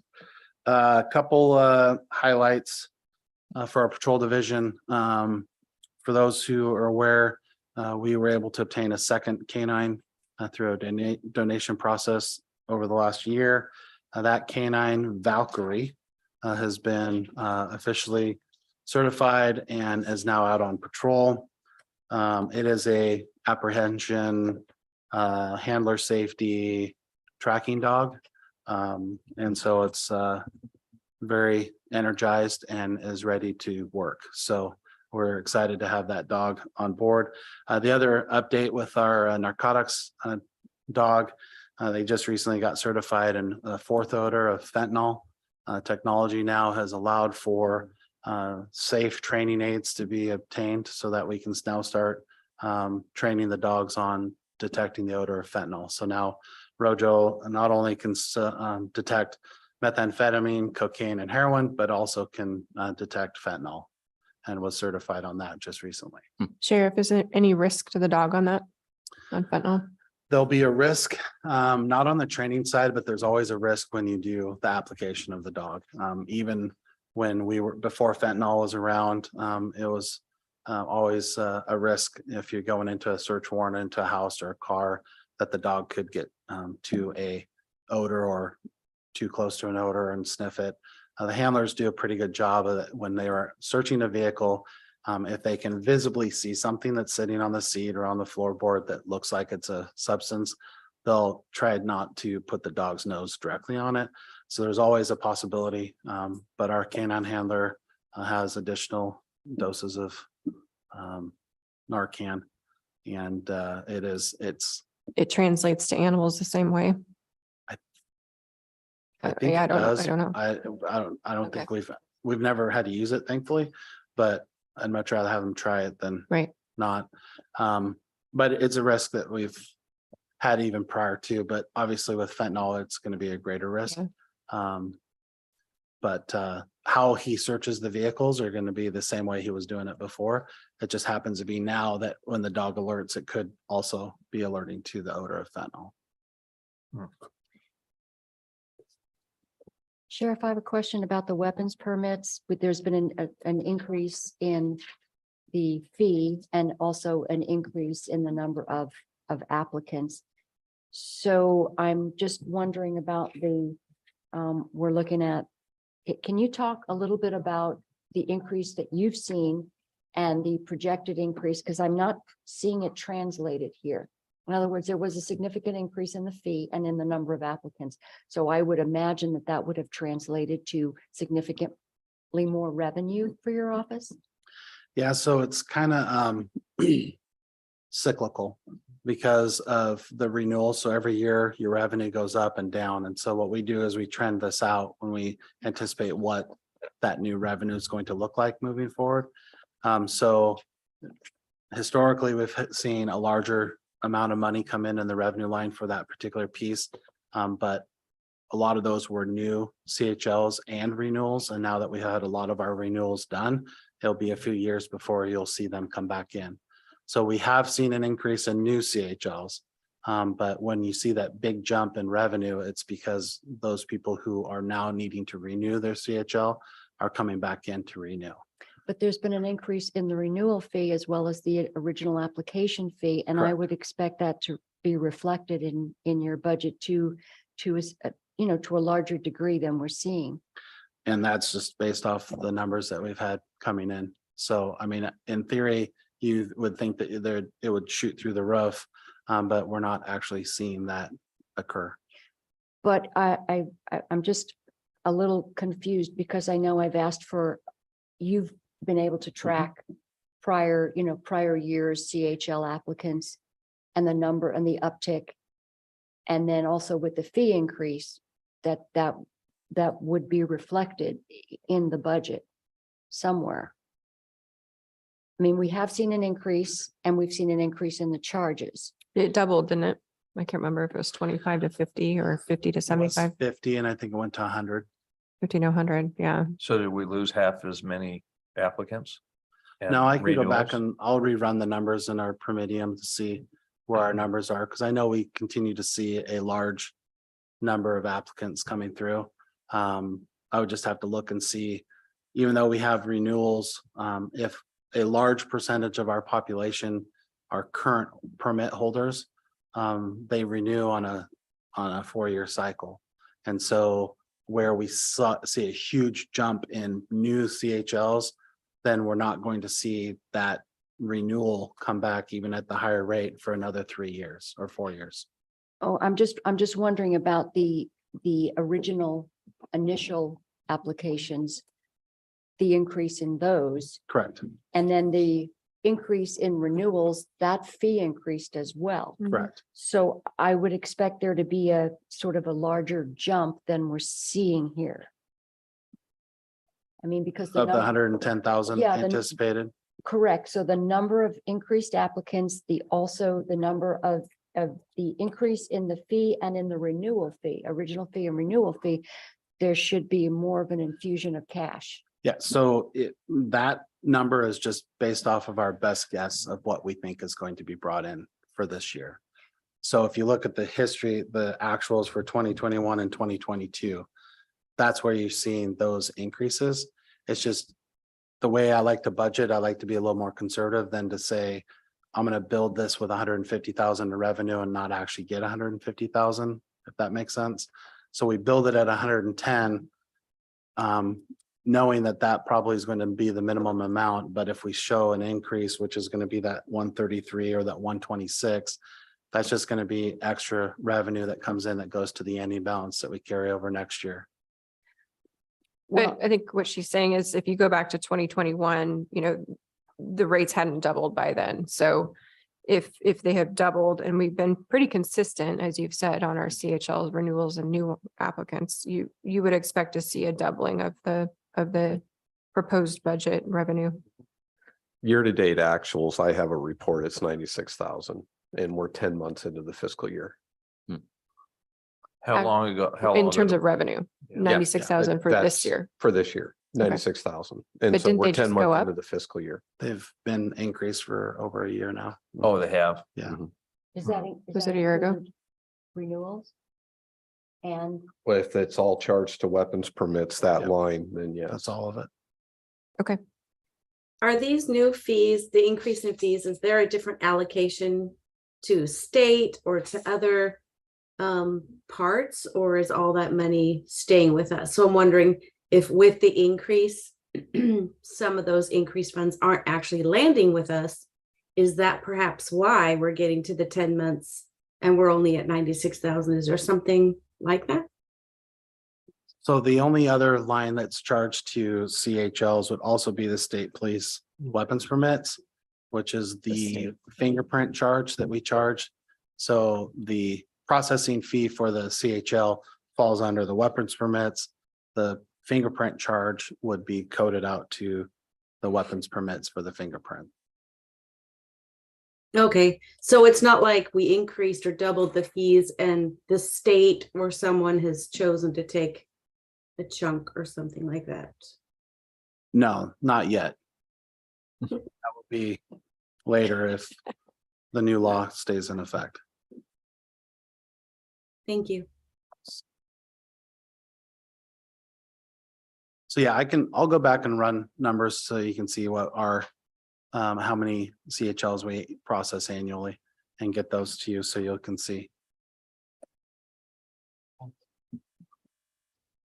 What is BLM? I'm sure we went through this before last year. It's Bureau of Land Management. Mhm. So it's a federal law enforcement organization that Yeah, we have a very small percentage of land in the West Valley that is considered BLM land. mhm. They don't have a ranger out there on a regular basis, so they contract with us to have someone up there driving around patrolling. So we've increased that contract this year. They had some additional funds that they were able to give us. We also are going to be able to increase our OHV funding as well, which is our ATV grant program. And so we'll be able to have some dedicated staff up in the woods this summer, patrolling those areas based off those increases. Question off topic. Do you work with Chehalem, CPRD for patrolling any of their parks at all? Nope, No. no, we don't do any work with CPRD. Okay.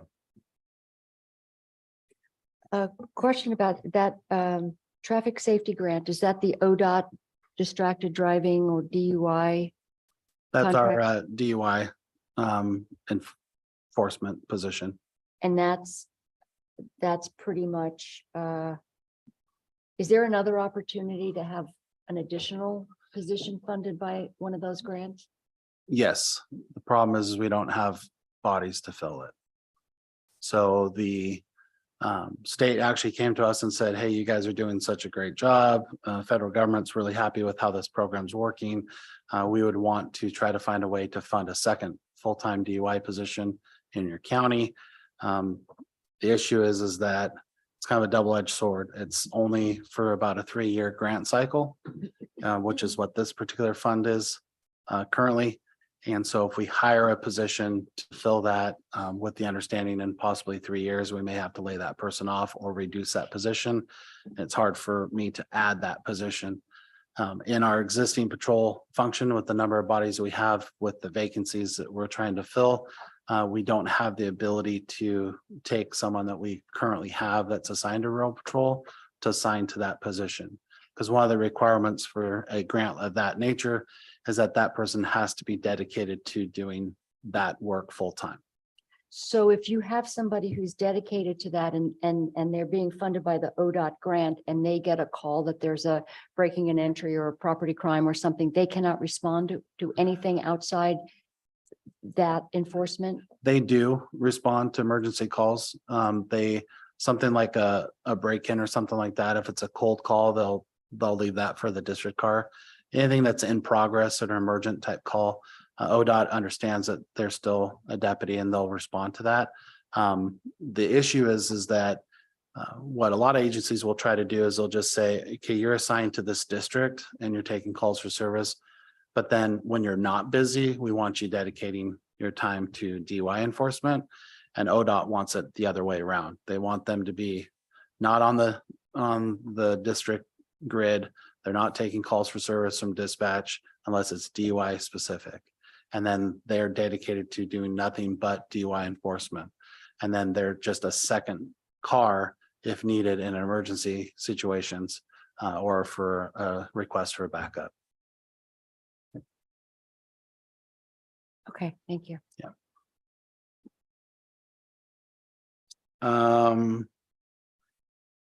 We have another opportunity we're going to continue to apply for the illegal marijuana market enforcement grant, the CJC grant. Right now, we currently have $400 and some thousand that we had in a joint application through Polk County. That will run, that current grant process runs through December of 2025, but they'll be opening up the next round. In that process, we were probably going to be advocating to break away from a joint partnership with Polk County and just apply for our own team. We have enough work, unfortunately, to do in our own county. And we're spending all of our time here anyways, and I think we can get better bang for our buck with the grant program to do that. So we'll be doing that again. And all of our city contracts are going to be remaining status quo. There's not going to be any cuts to that. You're going to see in our revenue lines that the sheriff's sale traditionally is listed at 5 million. That's the in and out that we have for foreclosure sales.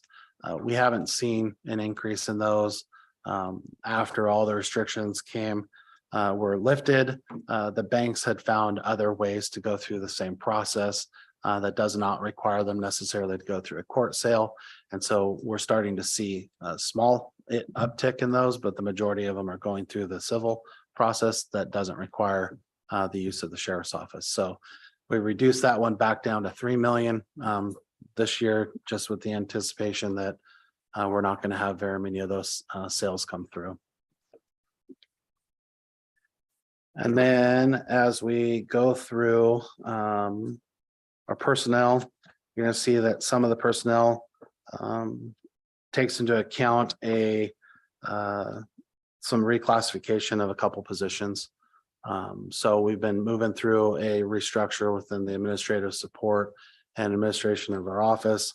The last two positions to be restructured or reclassified are specific to positions that we currently had within our office that were classified under a certain job description, but based off of the way our office operates and the work that they're doing a lot more than what that job originally was intended for.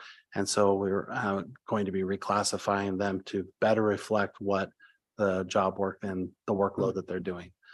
So in conjunction with HR, looking at the job descriptions to come up with what that job description would be specifically for our office, we identified 2 of the county positions that are on the new HCM or whatever that process is that they're doing with HR for Oracle.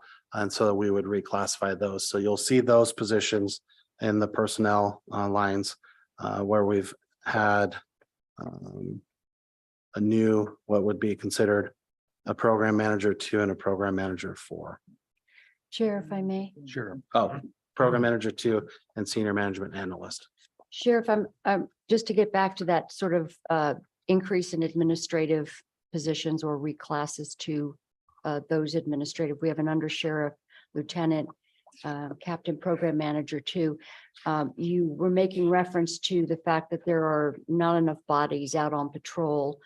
And I'm just wondering about being maybe no disparagement to any of the staff that you have or the choices that you've made, but are we top heavy in administrative positions and not enough rural patrol?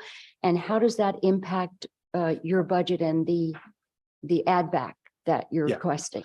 So the restructure of the command was not an increase in any positions. We just took a existing sergeant FTE, reclassified that one to a lieutenant position, which is our training and accreditation and our internal affairs lieutenant position. So when we restructured and added those job titles, the number of bodies didn't change. So we had 3 captains at one point, and instead of 3 captains, I have 2 captains and an undersheriff. And that better reflects the workload that those 3 individuals were doing. So we had a captain retire in May of last year. His role was more of operations. He oversaw our records division, our detectives, and a few other responsibilities.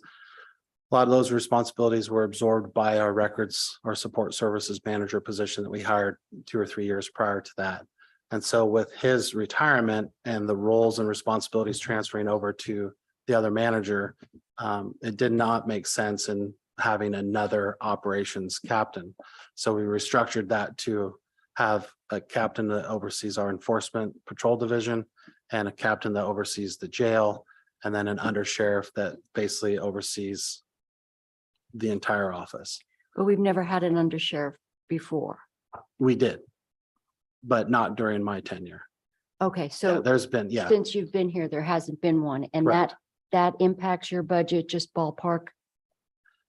there was actually no impact because of the restructure of the previous captain's position and the removal of the sergeant's position. It did not have an impact on any increase in costs. So the undersheriff, the position did not, there was no increase in compensation to that position? There was, There but was. based off of the movement of removing a sergeant's position and a captain position and combining the two, there was, I don't think It there was a net, Yeah, I think it was a net. It was pretty much the same. If there was an impact, it was gonna be, it would be roughly maybe 20,000 at best. okay. I could go back and double check the numbers that were presented at the time, but I don't believe there was a huge impact. Okay, thank you. So Sheriff, these two reorganizations are in the memo in the front. Is that what you're referring to? Yeah, there should be a classification. Well, one of them is going to be an add back request in the jail. The other one, I'm not sure, Ken, did you? Yeah, so there's going to be a reclassification. So that reclassification is just two existing positions and it just reclassifies those positions to better suit what those positions are doing. But is there a dollar impact on that? Yes, there is. Do we know the difference? It should be in that memo.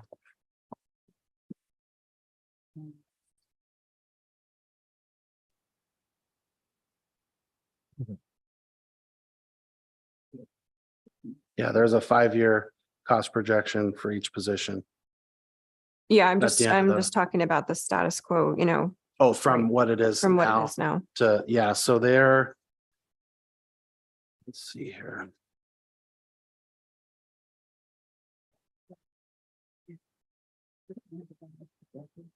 How much?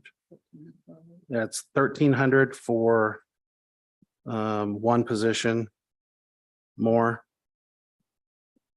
Which at 2,600 total, because these positions are split between two divisions. And then 6,000 for the other, so roughly 12,000 for the next.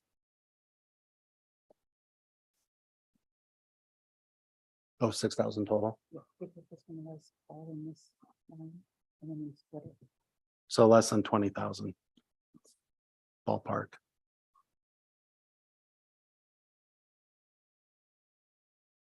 Okay, thank you. And part of that conversation was kind of brought on by a conversation I had with our HR director, where she was looking at some of the responsibilities that we had these positions doing and concerned that they were not being compensated appropriately. So I have two options. I no longer do that work and have those individuals just do the previous work, or I have them continue doing that work and then adjust it to be more classified into what the positions are doing. Thank you.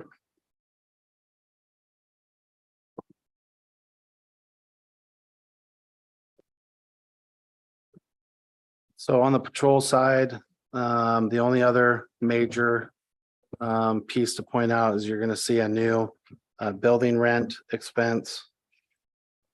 And that's going to be 65,201. That's specific to a piece of property that we've leased. We have an increased amount of vehicles that are being towed and stored and needing to be held for evidentiary purposes. And the facility out at Public Works just has no room for us to do that, and we don't have a storage facility available. So we had an opportunity with a piece of property here in McMinnville that has a nice gated secured area that we can set up security cameras and basically pay storage rent of the property to store a large amount of vehicles. And so you'll see in our budget, which is 24,000.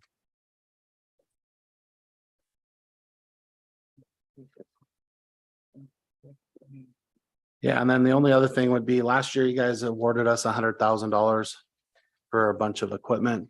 Wanted to let you guys know that some of the stuff that we got for that $100,000, I think they were very good with their money, and I think we have $800 left over of that 100,000. But they were able to purchase stick kits for each of our patrol cars, some less lethal equipment. They were able to purchase a full-size drone and 5 mini drones. The sergeant who had the 5 mini drones did a very good job of creatively talking me out of flying it down the hallway in the office. He said, "You are the sheriff, it is your equipment, but I would respectfully ask you not to play with the drone." So I didn't. We bought a bunch of new trauma supplies, simunition ammo for some training, some night vision equipment. We've got armored helmets and ballistic shields for our staff. So they did a really good job of outfitting the patrol division with some much needed equipment. The sergeants in the training division were super excited and thankful for being able to purchase that equipment that they've been trying to for a while.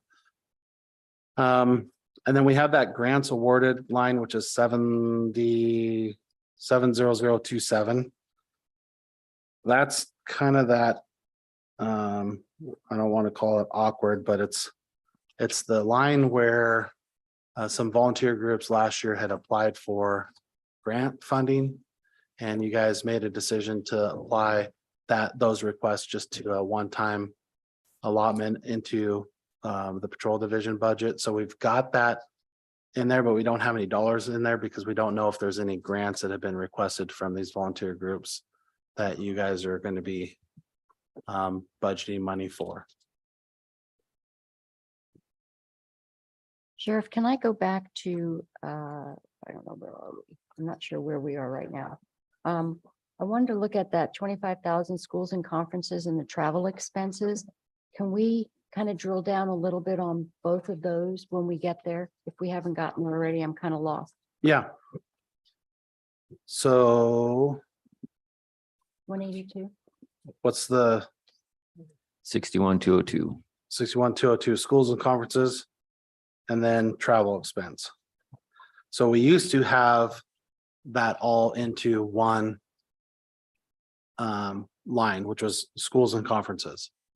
And everything that was associated with any type of training, a type of conference that any of our staff went to, every dollar amount that was associated with that was just lumped into this one generic line. So now we've split those two out into, one is the travel expense. So the cost that takes to get to the training, whether it's fuel, airfare, hotel, and then the schools and conferences is the actual cost of the conference or the training. So travel expense, schools and conferences. Typically, are we sending staff to regular conferences out of the area? Recently, we haven't been sending people to much training as we traditionally do, just because most of the training has been done remote if they're doing it at all. Now that they're starting to do more training, we are starting to send staff more frequently. So that would be like sending our two canine deputies and a supervisor to the OPCA canine conference that was held a couple weeks ago. That's a week-long conference.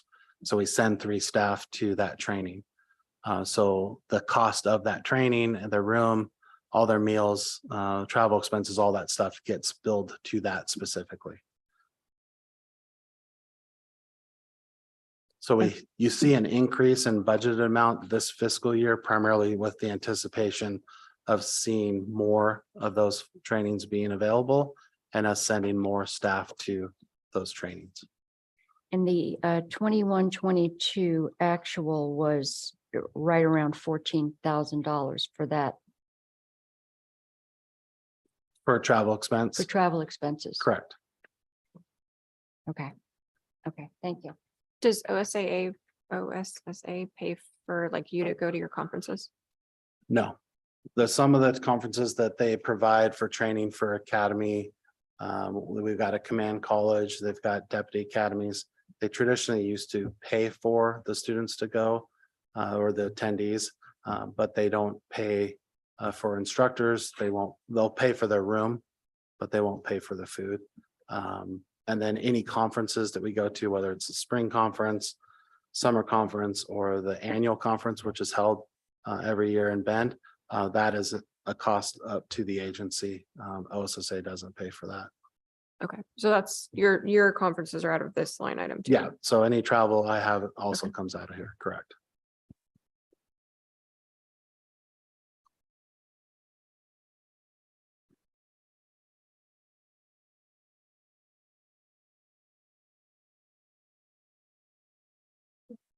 Any other questions on patrol real quick? Excuse me. Have we?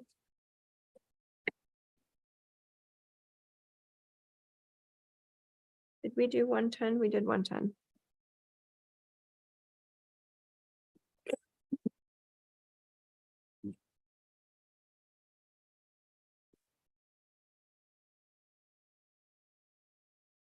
I just have a question on the memo in the front for the add back of a corrections deputy sheriff, but if we're Yeah, not there yet, that's fine. Yeah, we will be Okay, in like 3 or 4 budgets. okay. Yeah. So we done with patrol? The next one that we have in the budget is going to be narcotics, which is on 185. This is the fund that pretty much remains the same. We continue to spend down all the forfeiture dollars that come in that we've had historically.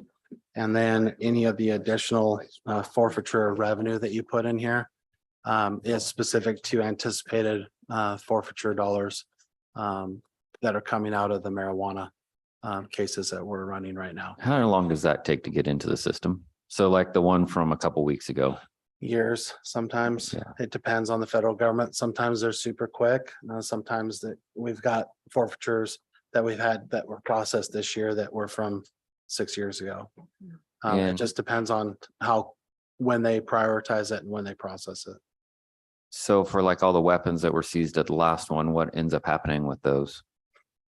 That one was taken federal, so it's gonna be kind of up to the feds on how they want to process that. Traditionally, stuff like that, it would get seized into our office. Once it was turned over to sheriff's office as property, then we could hold it. And then when it's no longer needed to be held and it becomes our property, then we typically will offer up through a firearm sale to local gun dealers that can bid on Okay. purchases of those firearms. Not anymore, they can't. Not anymore. So. So this fund is pretty self-sufficient and we'll just continue to, The 9901 at the bottom. Pending. It's other expenses. 69901. What does the 55,000 constitute? oh, that's just the offset for the forfeiture. Okay, Because we don't know if we'll get it in and what we'll actually code it to. okay, Eventually, that will get coded to one of the lines up above. got it. Okay. So we just put another expense. All right, next one is our radio system, which is gonna be page 187. And a couple highlights for that, just recently on the 24th of April, they cut over our fire paging system from the old antiquated fire paging to the new fire paging.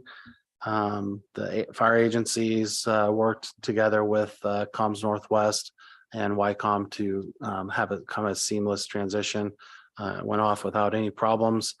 They continue to monitor the work and the change that they've made.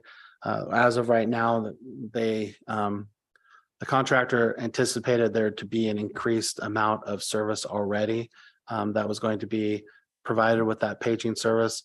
But they are now reporting that they have seen at least 25% of a greater coverage than what they anticipated before, which was going to be enhanced coverage. So they're very happy with the work. It's doing what it's supposed to be doing. It's got excellent coverage throughout the county. The total price tag came to close to $468,000. So for that amount of money, it was good to hear that it's doing what it's supposed to be doing. Moving forward, our next steps are we're going to be, we had done a radio analysis of the entire system. The company that did that, Comms Northwest, were also the ones who did the fire paging. Since they have been hands-on with the fire paging system, they identified some additional areas that they could see us improving our radio system. They also came up with a couple other ideas for options, because when we had originally spoke with the board about 3 different options, option 1 was, Band-Aid, option 2 was going to a different contract with someone else, and option 3 was this full meal deal type thing, which had $6 million price tag. They're going to go back through, update that review based off of the work that they've done, and then they're going to come back to us, and then we're going to put together an advisory committee that will consist of law enforcement users and fire users across the county to kind of go down in the weeds of that to determine what our next step might be.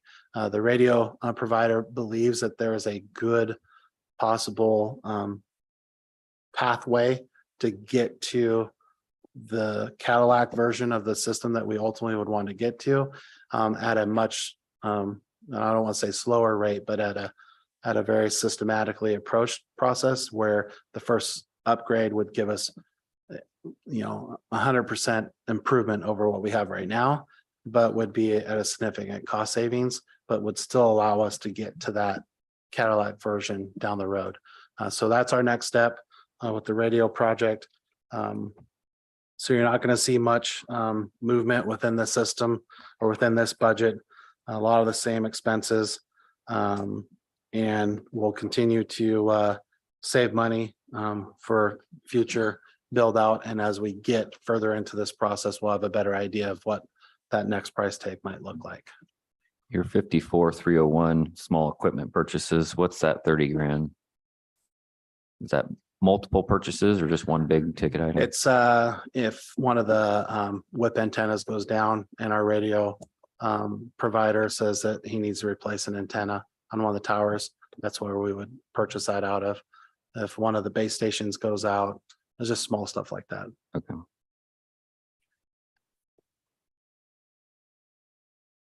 Last year, what did you spend on that particular item? On the small equipment, Yeah. I don't think we spent anything.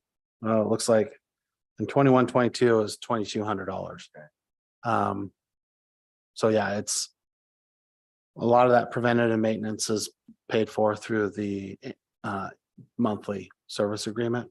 But if we do have, and a lot of those equipment upgrades were paid for out of that most recent. So you didn't project. spend that money last year, you just carried it over to this year?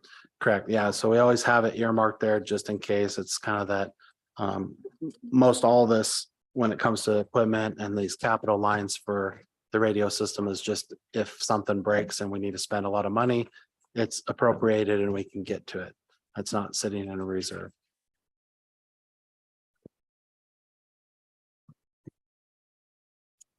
Okay, and now we're on to the jail, which should be starting on 190. A couple highlights real quick, as Jessica had mentioned with the CJC, the health and safety compliance deputy position that we had put in specific to the COVID money. That was a grant funded position that we had created using those funds. With the understanding that if the funds went away and we were not able to support that position, that we would ultimately end up eliminating that position. So with the word that we received from the state, even though a lot of counties and agencies across the state had very good programs in place to use those CSF funds. They basically told us that since they weren't spent through the end of January, like they were going to be spent, we had to give it back. So we ended up having to give back 168,000 of that grant fund to the state. And so that is not reflected in version 20 of our projected ending balance. But because of that anticipated loss in revenue, I've eliminated that particular position out of this budget. What's that? Yeah, exactly. That position is not funded. Oh, yeah, it's still in the count, but it's not reflected as a removal. So we'll have to update that FTE change, which we'll send to Ken. So how many more FTEs did more of them transfer to different departments? Because there's almost like a 5.5 cut FTE. Yeah, so the initial cut was 7 positions out of this fund in order to balance. With the absorption of 1 from 1145, that reduced the available dollar amount. The reduction of the CSF funds is part of that conversation as well. So what we were able to do is we were able to move funds around from basically swept the ending fund balances, projected ending fund balances from a handful of budgets to put into this budget in order to balance. We still can't balance. And so what we're short is 3 full-time positions, which is the add back request that you see in front of you. A couple of the unknowns that are not in this reflected in this budget as well is HHS is still moving forward with trying to put together a new MAT program using funds that they've obtained through the grant through the state for ballot measure 110. They still have yet to give us a full understanding of what that program might look like. I'm supportive of an MAT program. The issue comes down to staffing. Those programs sometimes take a lot of staff time and energy. So once we get that figured out, we'll come to an agreement with HHS on what that's going to look like.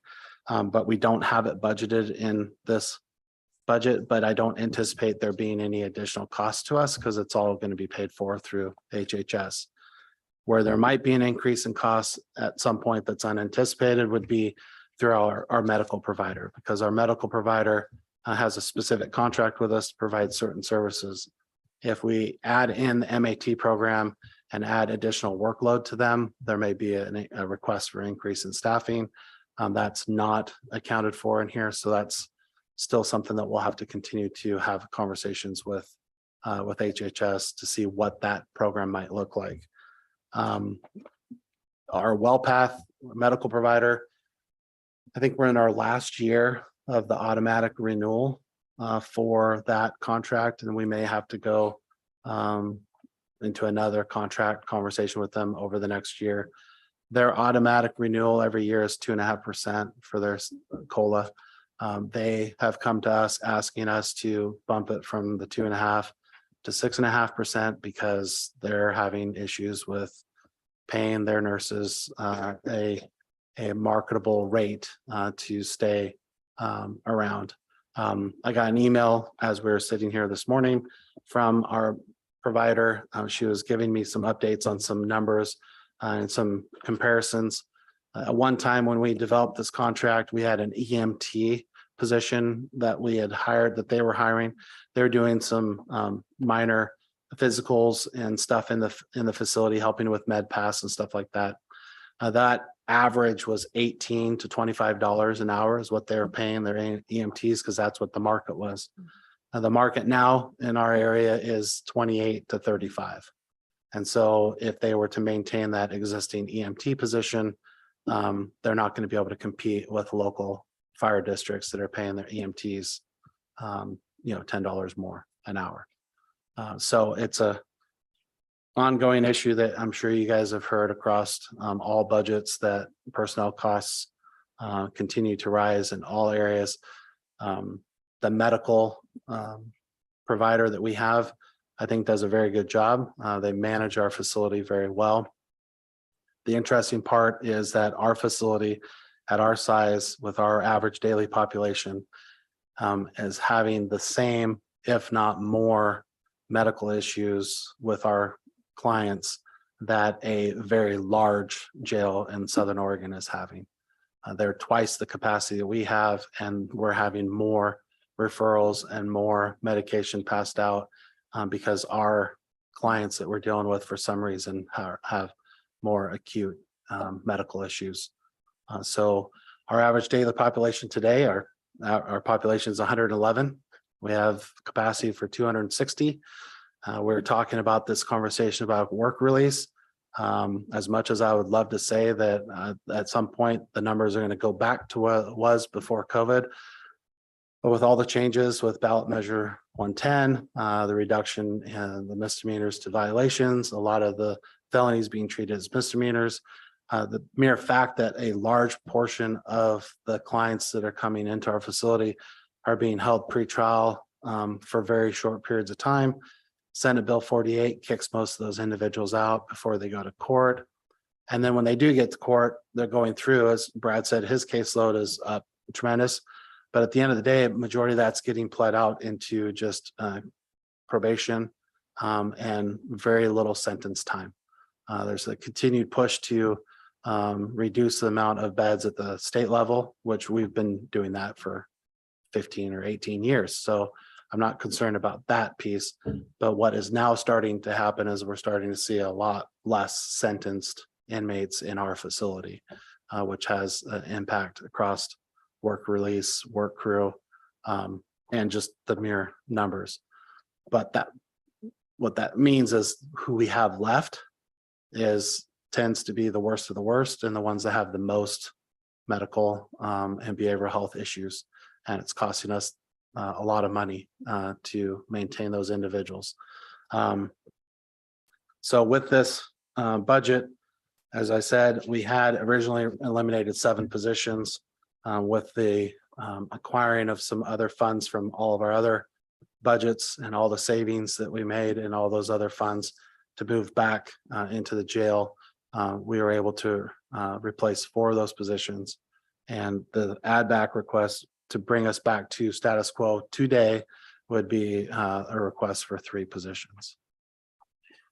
So, Chair, if I might, we talked about the fact that we are required due to an IGA to staff at a level of 21 deputies Correct. in the jail.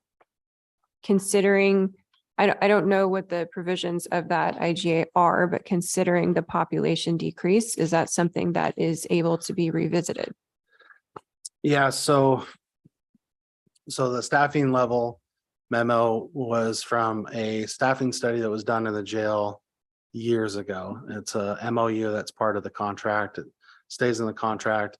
We've tried multiple times to get it out because of the change in times, but it's still in the contract. We do have more than the 21 deputies that MOU requires. Primarily that was done over the last few years based off of recommendations through different consultants that came through the facility. Granted, a lot of that work was done pre-COVID. The issue that we have with our facility is that we are a indirect supervision. And whether I have 260 inmates in that, or AICs in that facility, or 111, I need one person to run the control room. I need one person to run the intake room, and I need at least 2 people to walk around the floor to be safe. So that's a minimum of 4 people on shift, and that gets me 20 deputies. So, or no, 16 deputies. To operate in a safe manner, I would say that you probably need to have at least 3 or 4 deputies walking around the floor. That gives you the ability to respond to any part of the jail gives at least 2 deputies the ability to interact with individuals who are in crisis on the floor. And that gives us dedicated staff in control and booking right now. And then on top of that, we have all the transports and all the other requirements that they do. Right now with the 21, that would give you 5 deputies per team for 4 teams, plus 1 extra. With the sergeants, you have 4 sergeants that are budgeted for. We currently only have 3. We have 1 sergeant vacancy, so at some point we'll need to promote a sergeant. And so in theory, that gives you 6 per team that can work the floor. That does not take into consideration your vacation time, sick time, time off that they take, their comp time, you name it. We never have that number of people.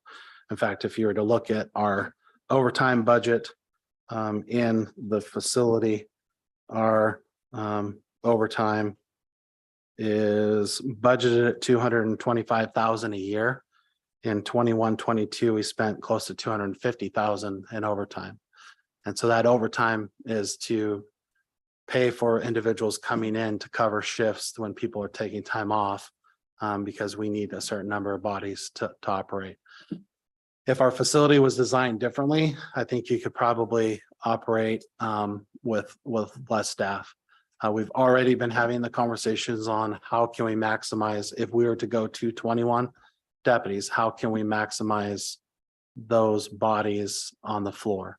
The reason why we have increased to the number we have is based off of consultants telling us the best practices and to keep your staff safe based off of the workflow. So it's a catch-22. We could bring in another consultant to do another staffing study. They could come in and say, yeah, you only have 110 individuals, but those are the worst of the worst, and these are the ones that you need to spend more time supervising, and you need dedicated staff, and they could come back and recommend hiring, 4 more people. So we haven't gone that route quite yet. We're just trying to figure out how to manage what we have internally.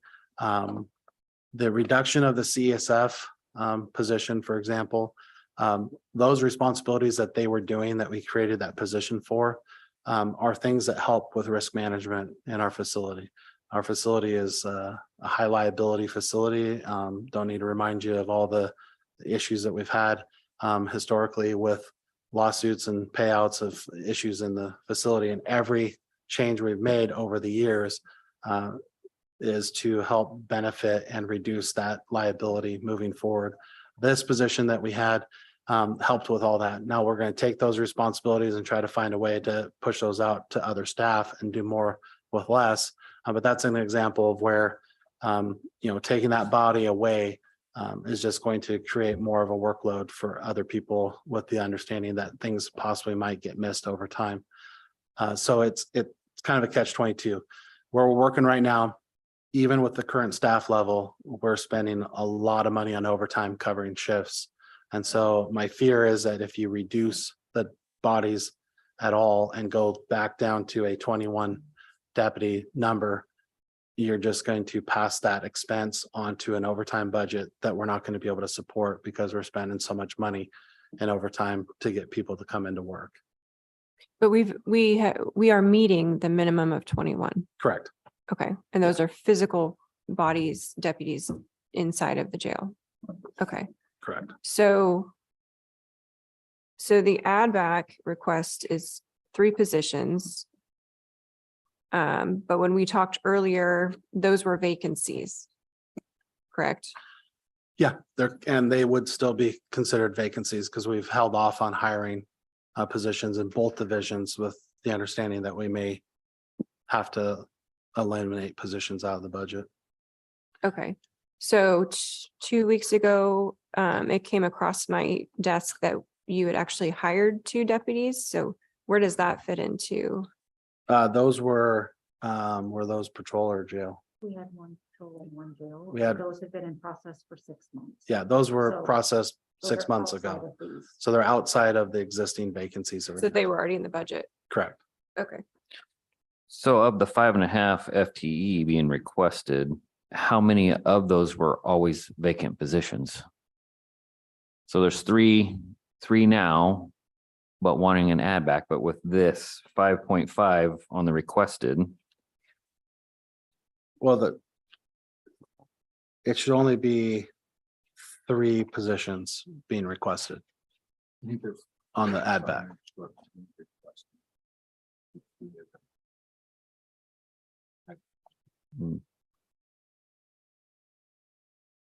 Yeah, we're adding 3 deputy positions back. So those 3 vacancies that we currently have, we so have, then you'll be a 2.5 FTE short then, if you got the add back.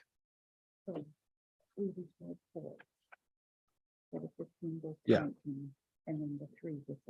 yeah, so the confusing part, so by restoring the 4 that we're able to restore by taking money from all the other budgets, moves our FTE from the 15 that's in the budget to 19. Okay. And then 20 and 21 are paid for out of 1145, the 2141 through community justice. So that gets us to our 21. So adding the 3 back would put us to 20, 21, 22 deputies plus the 2, so a total of 24. So we'd be 3 above the minimum. But if the add back is not granted, we're not actually laying individuals off. Correct. Yeah, Okay. they're vacant positions that we have people that are sitting there that if we were to call them today, they can start work next week. But yeah, we've held off on those hires with the Okay, anticipation of not having the funds for it. and the add back is based on a zero-based budget, right? So there's no consideration of the CBA, the retroactive number or the future. Chair, and Chair, I have a question. Sure. Can we go back to the WellPath contract, Sheriff? When is that up for renegotiation or renewal? Well, the automatic renewal, it takes effect in January or February, I think, February 1. So of next year. So February 1 of 24 is when the new contract. So I've got a meeting with one of their CEOs who's coming out next week, and I'm assuming that's going to be a preliminary conversation of, hey, in 6 months, we're going to need to sign a new contract. What do you guys want to do? So that would need to be included in this budget. The possibility, has that been factored in?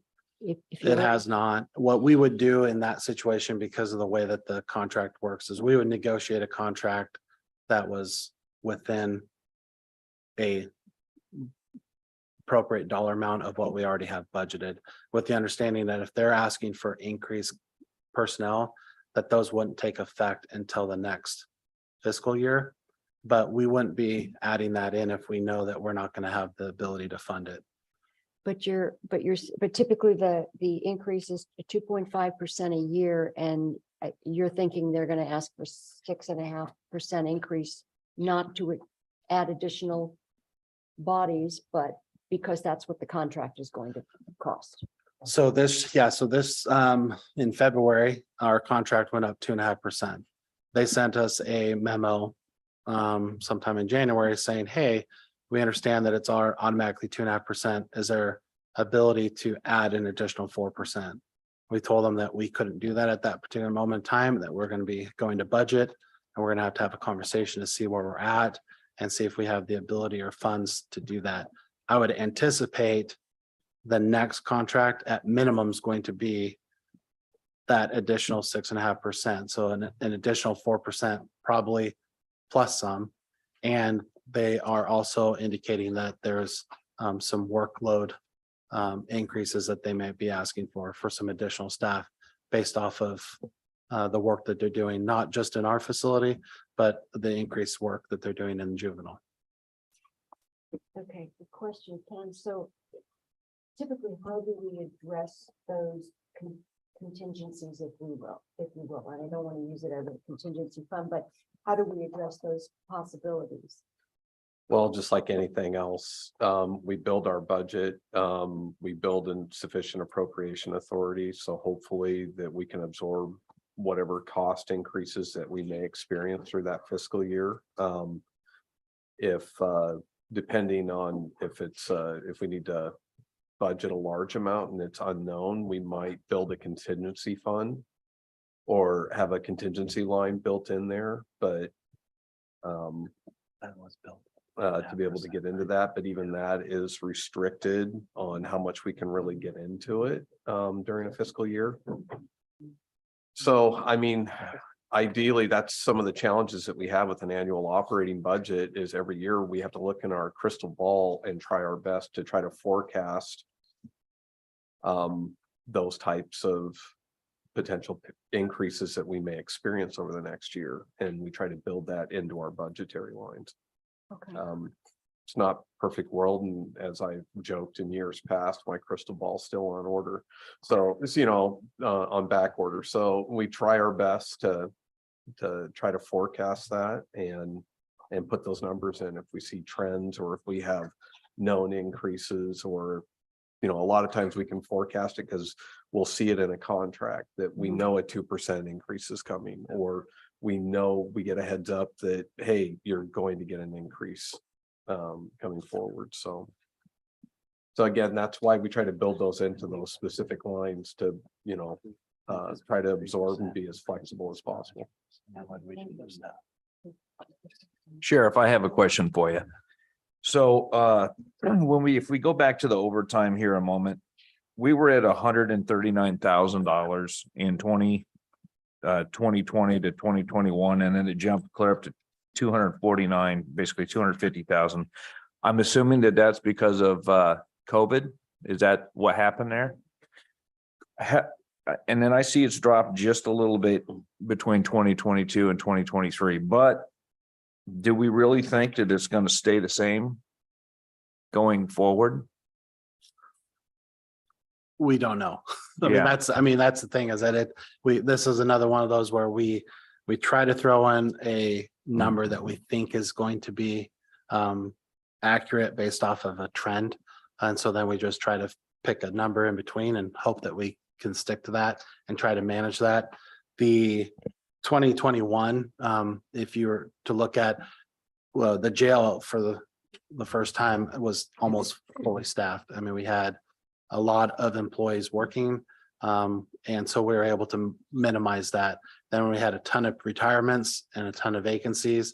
And so whenever you have those vacancies and you're trying to get people hired in, that's when you see your overtime go up because you need to fill those positions. And so if you can fill positions and have full bodies, then you're going to have less overtime. The other issue that comes down to with the 21 deputies is you have 21 deputies available to you. But if someone calls in sick and someone's on vacation, that team of 5 now goes down to 3, and you can't operate the jail with 3 staff. Not probably safely at all at any time of the day. So that's going to require you to call in someone for overtime to help cover the shift. And so just to be clear, how many do we have today? How many staff do we have today? Yes. We're budgeted for 26. And what's considered fully staffed? 21. Yeah, 21 is what's in the contract is the minimum number that we have to have on. And when it was fully staffed in 21, how many were there? We would have 26. You were Yeah. the same as you are today? Correct. Okay. Chair, a question. Sheriff, the certification education line 164 is in the what does that entail? That's the education and certification incentive pay that the staff receives based off of their training level and education level when they're hired. So if they have a bachelor's degree, they get a 6% pay incentive tied to the contract. And if they have an intermediate or advanced certificate, there's percentages applied to that as part of their pay. Okay, thank you. Sheriff, one question. For the add back, just considering the add back of 3 positions, what with the overtime line in here, what percentage, I know it wouldn't be like if you hired three, you wouldn't eliminate all of the overtime in the budget. What would you think the effect of having three extra or additional officers would do to that line on the overtime? Yeah, so it's kind of hard to gauge. The overtime that we have right now is based off of a staffing level of 26 with 4 or 5 vacancies. And so as we're continuing trying to hire those positions and fill those positions, we're calling in people to help cover. So if you reduce the number of staffing to 21, for example, and we don't add back these 3 positions, then you have a smaller pool of people to pull from, which if you have people sick or on time off, that means you're going to have, in theory, you'd be calling more people in. And then if you have people who are on retiring, and if we're constantly running 2 or 3 vacancies because of hiring processes, that 21 actually goes down to 17 or 18. And so it's, it's concerning from an operational standpoint in the facility. The problem is that personnel costs are through the roof. And if our facility was designed differently, I'd be having a different conversation about what we would want to do. The unfortunate part is that the way our facility is designed, the clientele that we have, it requires a certain number of bodies to run that facility safely.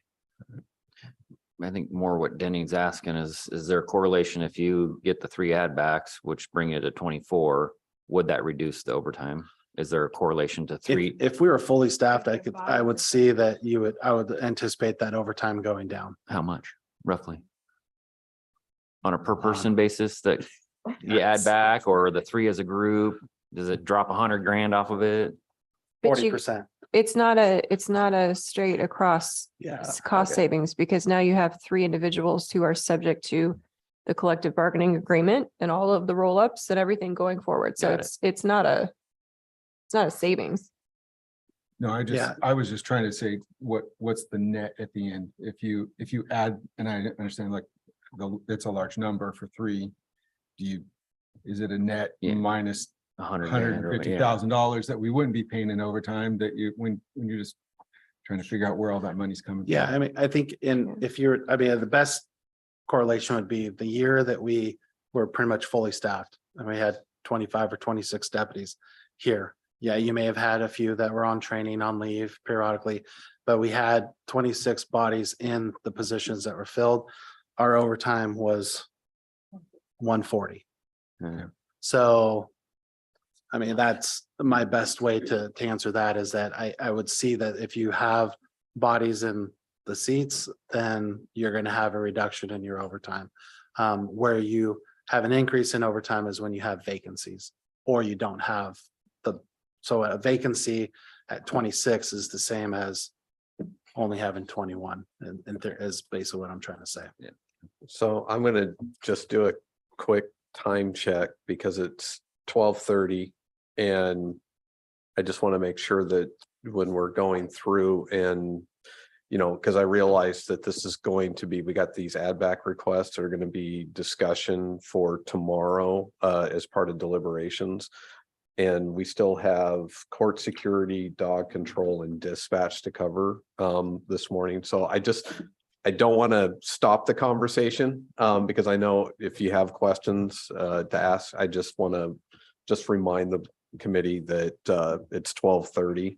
Okay. And we still have a full agenda for this afternoon as well. So just putting the Do time. we check want to out there. try and get through the last 3 real quick? I'm good with whatever He you does guys too, want. and I do want. And I'll be down Oh, here okay. tomorrow morning too. So if you have more questions during deliberations, I'll be here as well. Anything else on the jail? All right. Okay, so court security.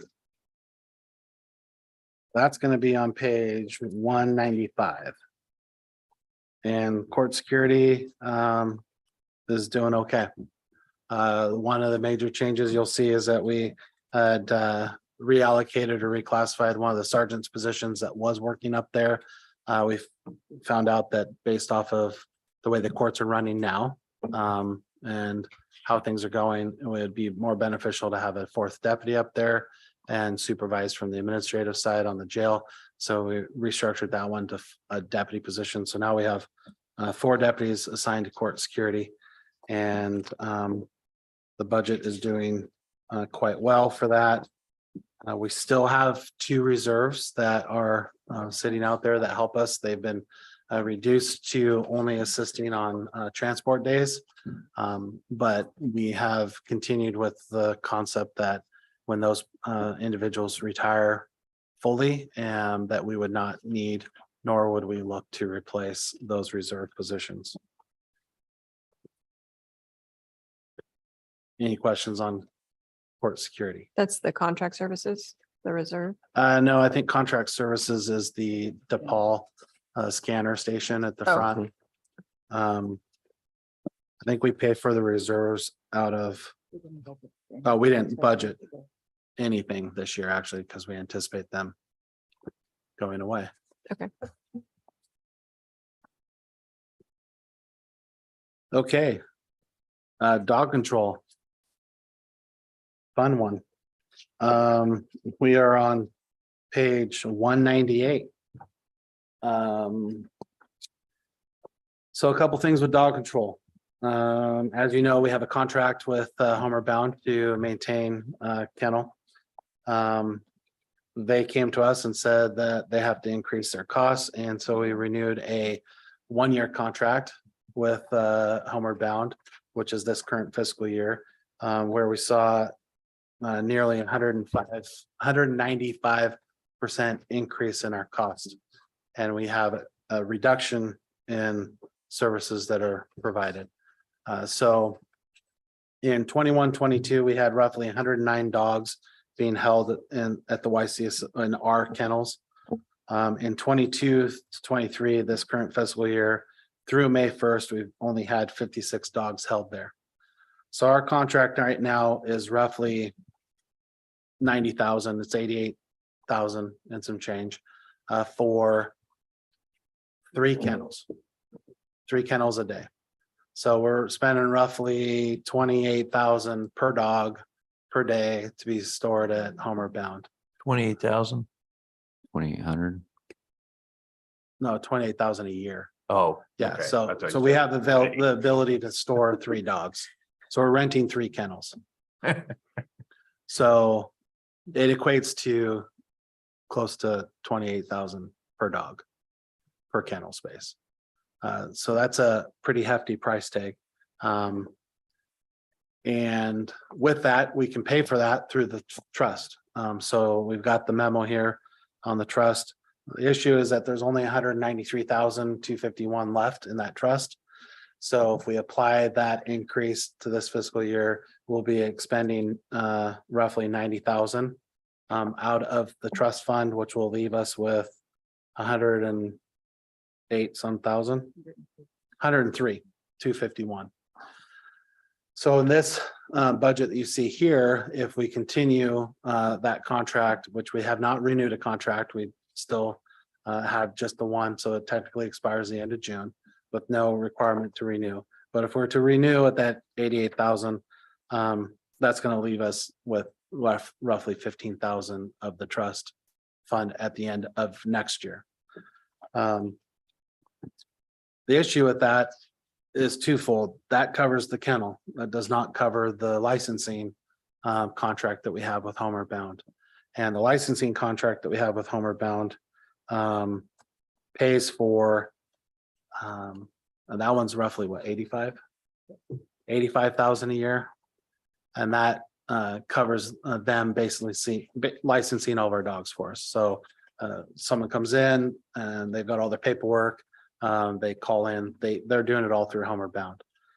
So this budget needs to be able to support that 85,000 plus a bunch of other expenses. And unfortunately, with the way that the amount of revenue that we have coming in with licensing, the amount of revenue that we have that is sent out to the municipalities based off of where the dogs are licensed. This fund cannot support having both the kennel contract and the licensing contract with Homeward Bound in fiscal year 23-24.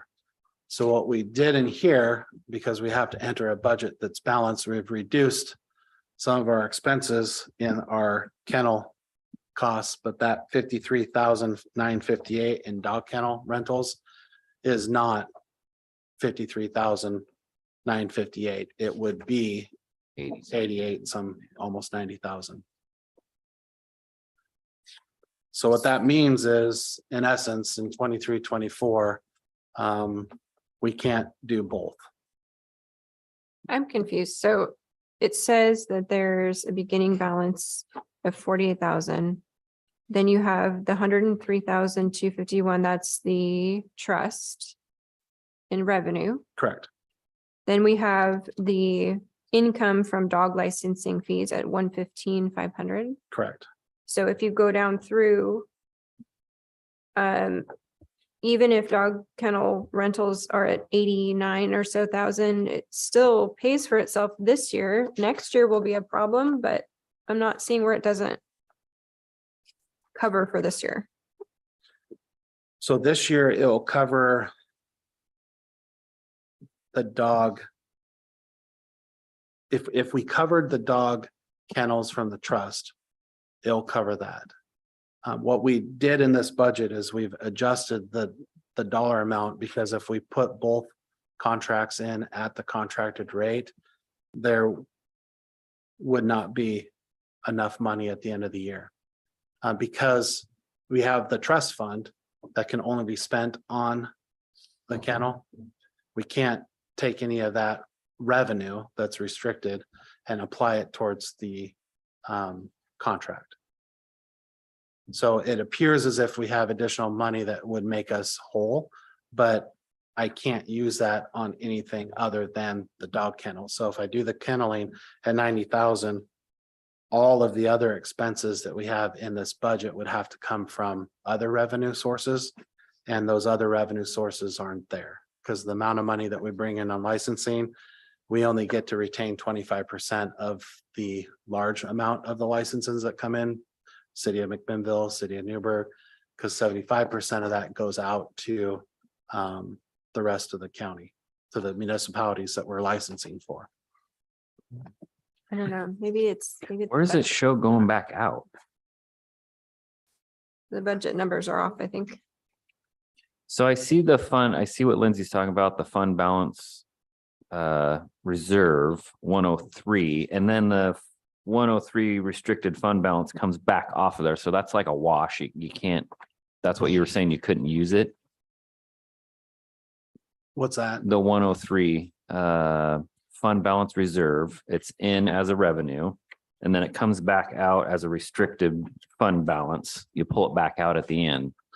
Yeah, so this particular one, that 103,251, the way that it was entered into the budget is not spending any of the trust fund, trying to operate just off That's why our. it pulls back out at the end. Correct. So, but if you were to do that real quick, like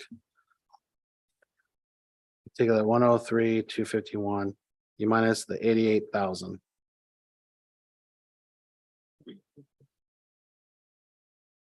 Yeah, that brings you down to 15,000. Okay, so the memo says there is 193,251 remaining in the trust. Correct. At the beginning of this fiscal year. So at the end of this fiscal year, 22-23, we will spend 90,000 of that 193,251. So going into 23-24, we have 103,251 to work with. If you take out the 88,000, that leaves you with 15,251. And that 15,251 can only be spent on the kenneling. So that 103,251 there at the bottom that says restricted fund balance would actually be 15,251. And then if you or total up all of the other expenses, we wouldn't be able to balance this budget. Because the rest of the expenses are outweighing what it's cost, well, the revenue that we're bringing in.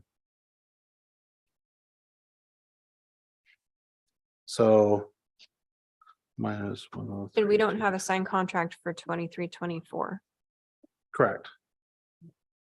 Well, it's in either or. We either pay for beds or we don't, because we can't use the money for anything else. So Correct. So, I mean. The problem is that the fund can't run off of just licenses. And that's what we've been doing for forever. And I know I sound like a broken record, but at some point it can't sustain itself and it's no longer sustainable. So if we want to continue to maintain a dog control program, there has to be something done, because if we can't afford to pay Homeward Bound to license the dogs, someone has to license them. And I don't have the ability to do that. I don't have funds to license dogs. I don't have funds to staff people to do that work. And the same with the kennel. If we're going to maintain the kennel, we have to pay someone to hold the dogs. Right now, that contract's pretty high. In talking with other partners, we have other people that are interested in possibly partnering with us, but they're not looking for a full-time dedicated contract. They're looking for on an as-needed basis. So if we did that, to what degree, what is their capacity? No more than this. I think they were offering up, one kennel to us, so one dog. And at the equivalent price of what the one dog is costing us at Homeward Bound So there's on only, a as needed basis. so there's only one provider interested?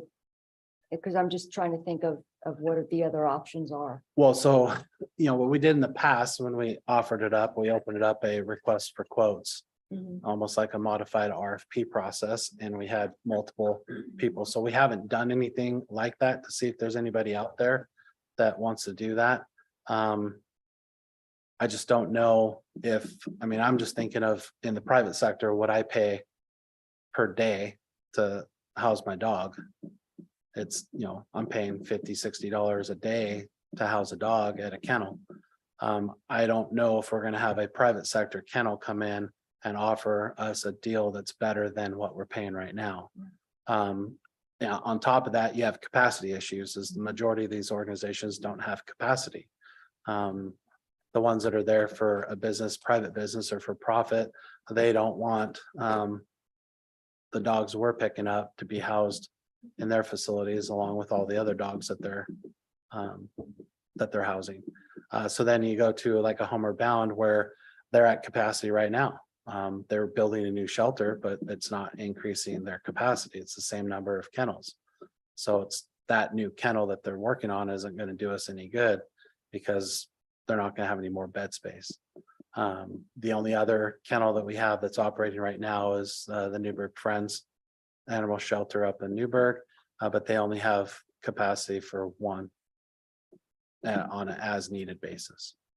And that would be ongoing, and that is the maximum capacity they could offer us. As of right now, correct. So if regardless, if there was a commitment for more, is the price different? I would imagine that they would charge us more for the kennel. Or would there be a cost saving if that was the provider? Oh, I don't think so. I think that if they, given the dollar amount that they've given us for that one kennel, that if we were to ask for two, then they would probably double the price. So setting aside the fact that the public expects us to figure this out, what are the statutory obligations that we have for dog? So I'm not the legal expert. I just know that there's statutes that revolve specifically around whether or not there's a humane society operating within your jurisdiction. And then there's also statutory it allows for a county to develop an ordinance, which we have done, where we've created a dog control district. And by creating that dog control district, it gives the county the authority to collect licensing revenue for rabies verification. And absent a dog control district, then it falls on the responsibility of Humane Society if there's an active Humane Society in the community. Okay. Sure. Yeah. Oh, give me an idea. How many dogs on any given day are we dealing with? A lot. I mean, the ones that we actually store are 3. But the ones that we're turning away and telling people that we don't have room for is probably twice that. But Maybe we're more. actively housing 3 dogs roughly. Yeah, the 3 dogs that we have there, the other issues that we're running into is that some of the dogs can't be adopted. They're aggressive, they're violent. We've had dogs that have taken up facility space for 3-4 months.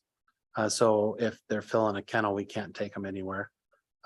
So it's a large problem. And there's a lot of dogs that are out running around. And what we try to do is if we come across a dog, we do everything we can in our power at that moment in time to try to locate the owner.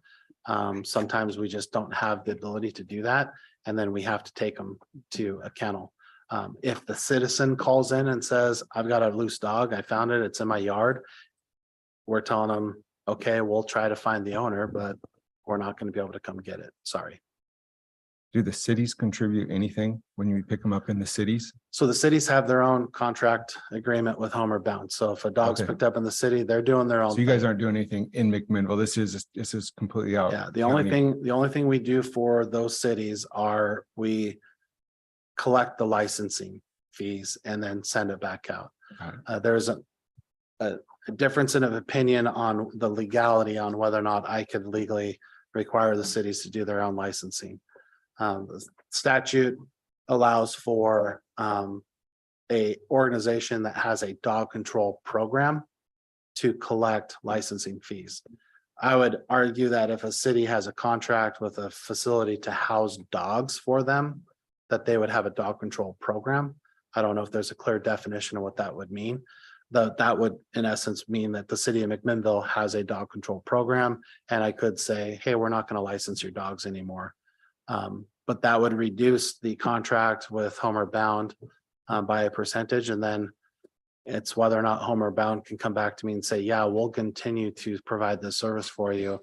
But if I only need a half-time position, I don't know if they're going to keep a half-time employee on to do that work for us.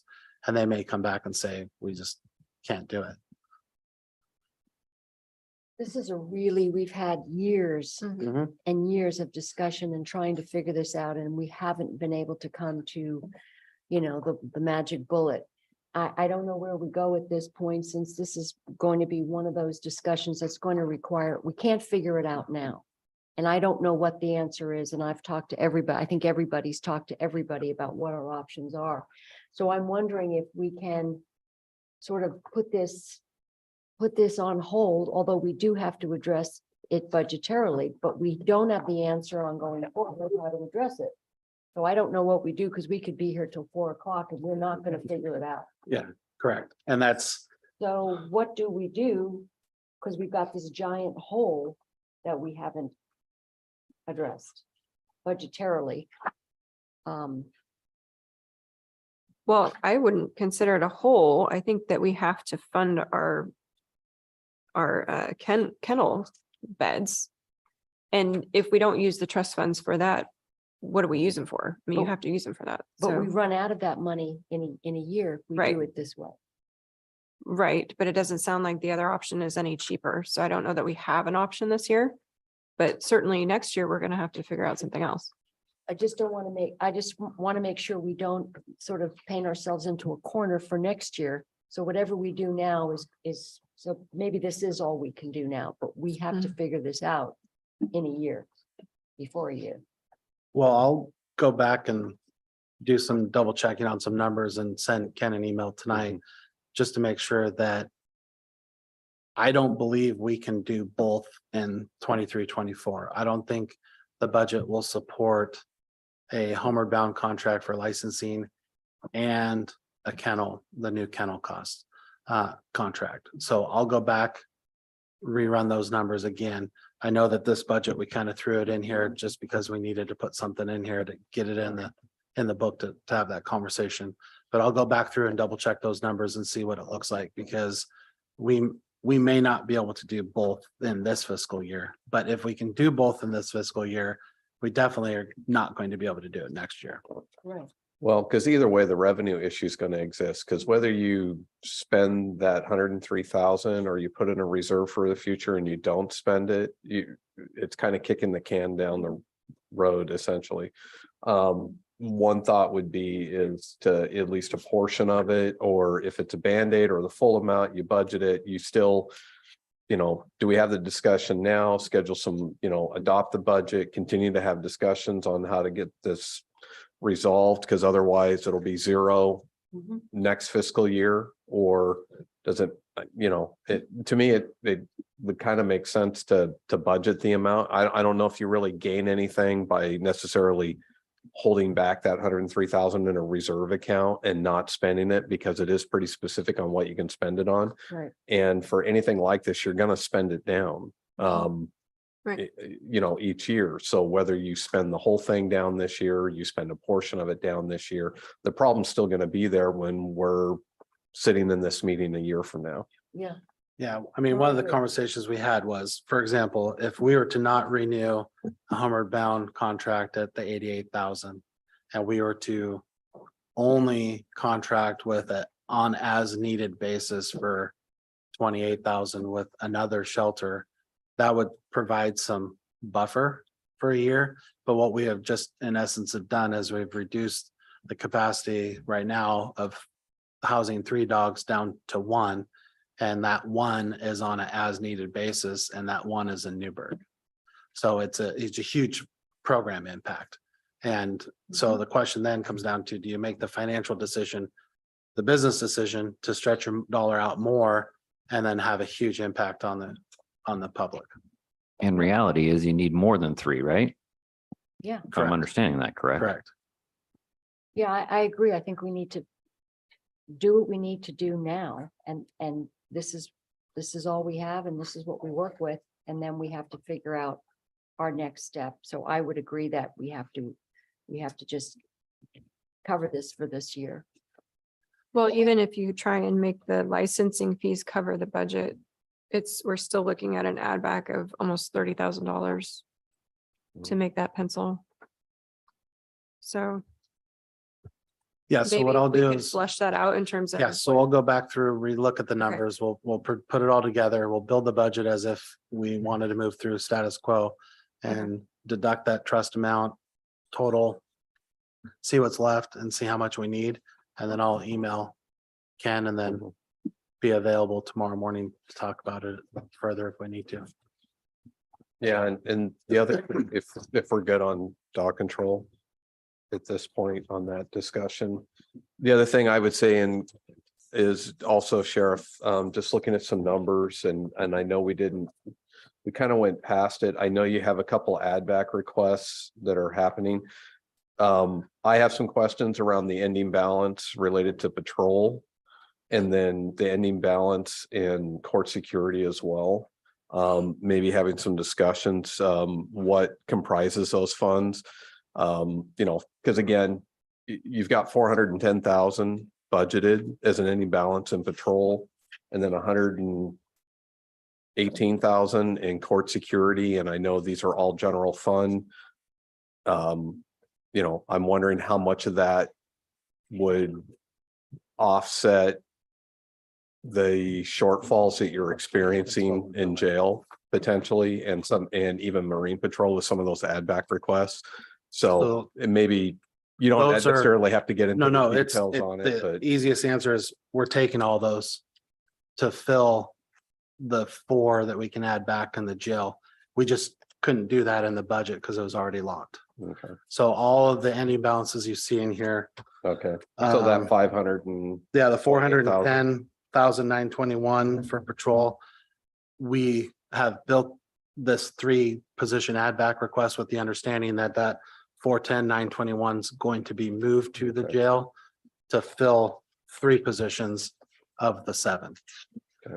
Does that make sense? yeah, So yeah, so that's, yeah, so you'll see all the okay, all the ending balances that we have in there are dollars that we're anticipating are going to be transferred at the end of the day Okay. as part of that full request. So every Got it. budget in 23-24, the Marine, court security, okay. So based on your methodology, when we were doing that, we would be making a change and those would be 0 ending those would be balances. 0 ending balances at the end of the day, Okay, would add back 4 positions in the jail, and then the add back request.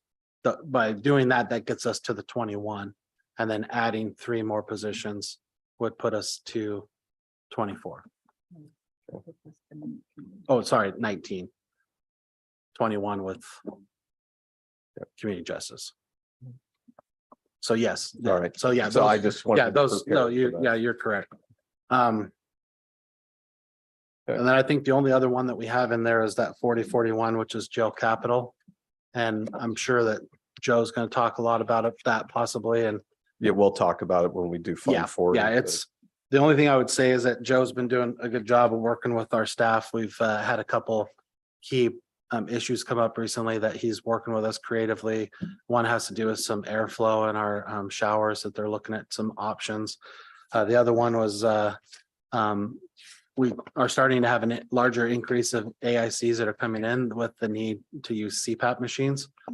We don't have electrical outlets throughout the facility for obvious reasons. So we're working with maintenance to come up with some solutions to, because right now what we're doing is we're running power cords through the floor of the dorms and out the door and plugged into the wall outside. So maintenance is going to help us with a nice, secure fix to allow for people to in custody to plug their CPAP in and be in a way that is going to provide safety and security for the facility. So, All right, okay. I will be here tomorrow morning, anticipating further discussions on everything. So if you have any questions or if you can think of anything, let me know. Feel free to email me too, and I'll try to get answers to you tomorrow. Thank you. Thank you, Sheriff. Thank you. All right, Thanks thank a you. lot. Thank you. Do you want to do dispatch real quick? yeah, or- just really quick. So page 202 is dispatch.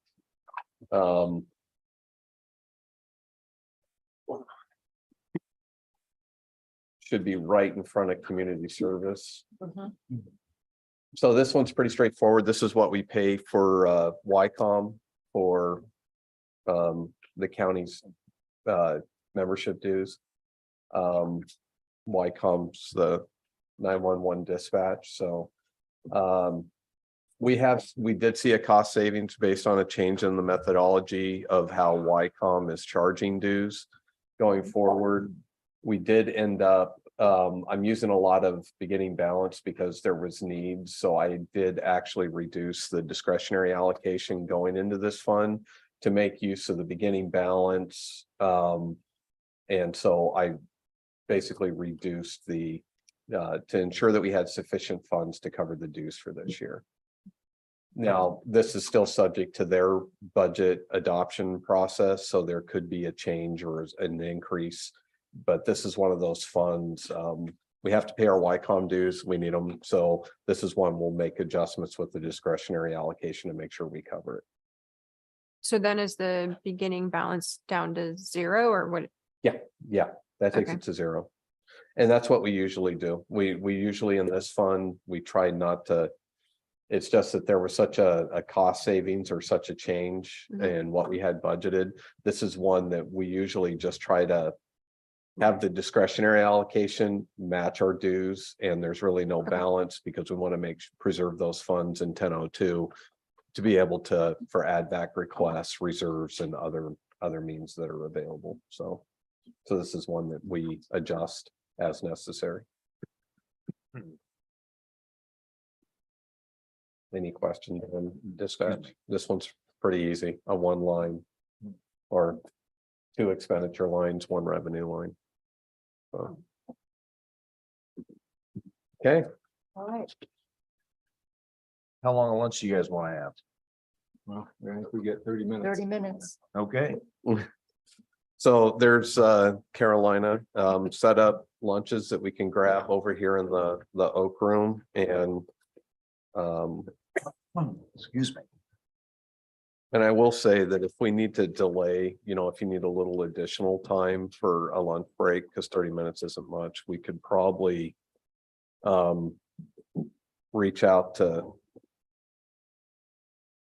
Well, no, because then we start running in the afternoon. Yeah, we don't have a lot of flexibility. Never mind. I'm not going to finish that statement. Eat fast. Okay, we're gonna recess for lunch. We'll be back at excuse me, 1:30. Well, recording stopped, so.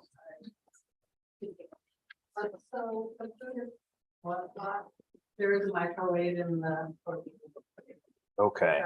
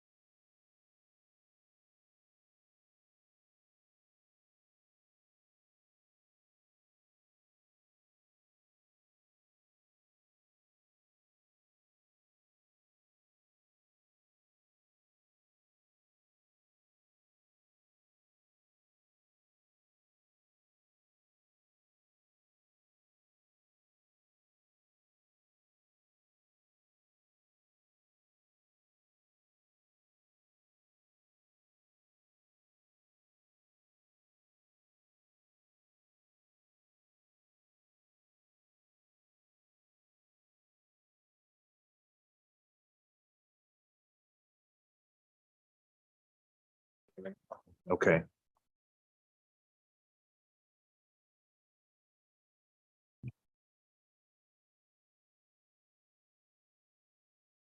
Okay, we're ready. Okay, we're going to continue on with the Yamhill County Budget Committee meeting. And we've got Cynthia Thompson, the transit manager, coming up here next. Great color glasses you got on Oh, there. thank you. You know how hard those are to find? I went on a search for blue glasses and I was shocked at how difficult to find actually blue glasses. Shocked at how much glasses cost. Yeah, that's that too, for sure. Okay, good morning Good or morning. afternoon. It's afternoon, isn't it? It's true. Well, good afternoon, commissioners and budget committee members. It's a pleasure to meet with you in person this year. And I think the narrative in the budget document probably gives you a pretty good overview. But I'm going to mention a couple things before I go straight into the line items. As you know, Yamhill County Transit is funded with primarily with state and federal funds. And then we get some contributions from obviously the county general fund and cities of McMinnville, Newburgh, and Grand Ronde Tribe. I typically usually each year provide you a little flyer in your budget packet that shows like accomplishments for the current year and goals for the next year, but I didn't get that to you this year. So I'm just going to mention a few highlights, just a few things, accomplishments, and then a few key challenges that we're currently facing and probably will continue to face as we go forward, but it won't take but just a minute because I know you have lots of people to hear from. This is a big accomplishment, although doesn't sound like much when I say it, but it's a new biennium starting July 1 of 2023. And we got a new 23 to 25 state transportation improvement fund plan adopted by our committee and by the board. And it is, I mention it because it provides a significant amount of the resources for our program. So you'll see that when we go through the line items. It's a very large part of our budget. And then in addition, we get this year, this upcoming budget year that you're going to review, we'll be receiving a little over 1.2 million in federal operating grants. Last week, I'm proud to announce we actually ordered bus stop signs and poles. Yay. It's only been taking forever, but I think I can confidently say you'll start seeing them being installed this summer. So they're supposed to be here in 4 to 8 weeks, and then we have the consultant working on all the permits and working with ODOT, et cetera. The mobile technology project and program is going well, actually. It's working well. I think our customers are appreciating it. Ridership is continuing to grow, but we're still not at pre-pandemic levels. So we're probably 75% of where we were before the pandemic. We are planning to make some improvements to some routes with the STIF funding that's in all of our plans, both our transit plan and our STIF plan. So routes 44, 22, 33, and some demand response. We're hoping we can do that this fall, and the board will hear more about that before we actually implement them, but I just wanted to mention it. Probably the biggest, most significant challenges we're facing. It's funny for me because in my career, it was always money. It's not money. Now it's not money. It's product, it's getting buses and getting drivers. So that's continues to be our challenge. We are making progress on the driver front, and I think, we had suspended Saturday service, and I think we might actually be able to reinstate it very soon. So First Transit has been able to hire enough drivers. I think we're about to the point where we feel confident. We didn't want to bring it in, take it away. So that's good news. And then I think the underlying thing that we're going to be focused on now and into the future is finding both a mid and a long-term solution as far as a facility for like administration, operations, maintenance. We have to find something. First Transit was purchased by TransDev this year, and they will have to move out of their shop. Now that's their problem, but it is ultimately our problem because in the long run, if the county wants a competitive process and you want to hire the firm that you want to hire to do your operations, maintenance, and everything for transit, you're probably going to need a facility. So I have been focused on it, but I'm going to be probably even more focused on it this year, just looking at options and figuring out what we can do. So that's my opening comments, and then I can dive right in unless somebody has a question into the line items. So the transit budget begins on page 207 is the narrative, and then 208 is the actual numbers. I'm gonna start obviously with revenue on 208, and there are 5 line items that I'll just want to highlight and mention something about. The rest, if I don't mention them, it's because there's not really any significant change. So I'm going to read the last 5 numbers. That's how I'll refer to the line item so you can find it. So starting with 33402, which is the third one down, it says Department of Transportation for 354,675. That is what we call a federal 5310 grant. And I just mentioned it, we are getting a little bit of an increase in some of our grants. So that's about a 5% increase over previous years. The next one, as I mentioned, 33418 is the State Transportation Improvement Fund. And as you can see, over $2 million, it's a significant resource for Yamhill County Transit. Then 33476, which is for 904,889. That reflects a 2% increase in what we typically get in 5311 federal funds. Although you might notice from previous years, it looks like it's less money, but that's because in the current year we're in now, we had some CARES funding included in there because it was 5311 also. And we had some capital funding. So that's why the number's lower. And then a new one for us that we didn't used to budget is go down a little bit, 36202 for rental sales equipment. This is where we're placing funding that we get when we sell like a bus it's the end of its useful life and we sell them, and then we get a little bit you don't usually get a lot of money, but we've been getting a little bit more than in past years. So that's the line item where that will show up, or if we sell any kind of equipment. Right now, we have actually 6 buses on auction, so we'll probably make a few $1,000s. None of them are running, but still people like to buy them and fix them and do what they want. So the remaining line items in the revenue section are probably pretty much the same. Does anybody have questions about revenue before I move on to? What's the revenue that specifically comes from Yamhill County? Oh, 522,199. Yeah, 522,199. That's the general fund. Yeah, so you won't see, that's one thing with general fund accounts in 110. You won't see a line item that shows the general fund amount because all fund 110 balance to 1002. So it's going to appear when you look at, like, if you take all your revenues and then if you minus all the expenses, you're going to find that this budget is out of balance, but it's not, because that remaining amount that's negative balances to its general fund allocation. I know a lot of folks, when they see this for the first time, it's like, well, wait a minute, this budget doesn't balance. There's quite a few before that are the same. Yeah, everything in 1010, if they have a discretionary allocation, if you look at the revenue line compared to the expense line, you're going to see it's out of balance, and that's because it balances to the discretionary fund. So last year, the amount that actually came in was how much?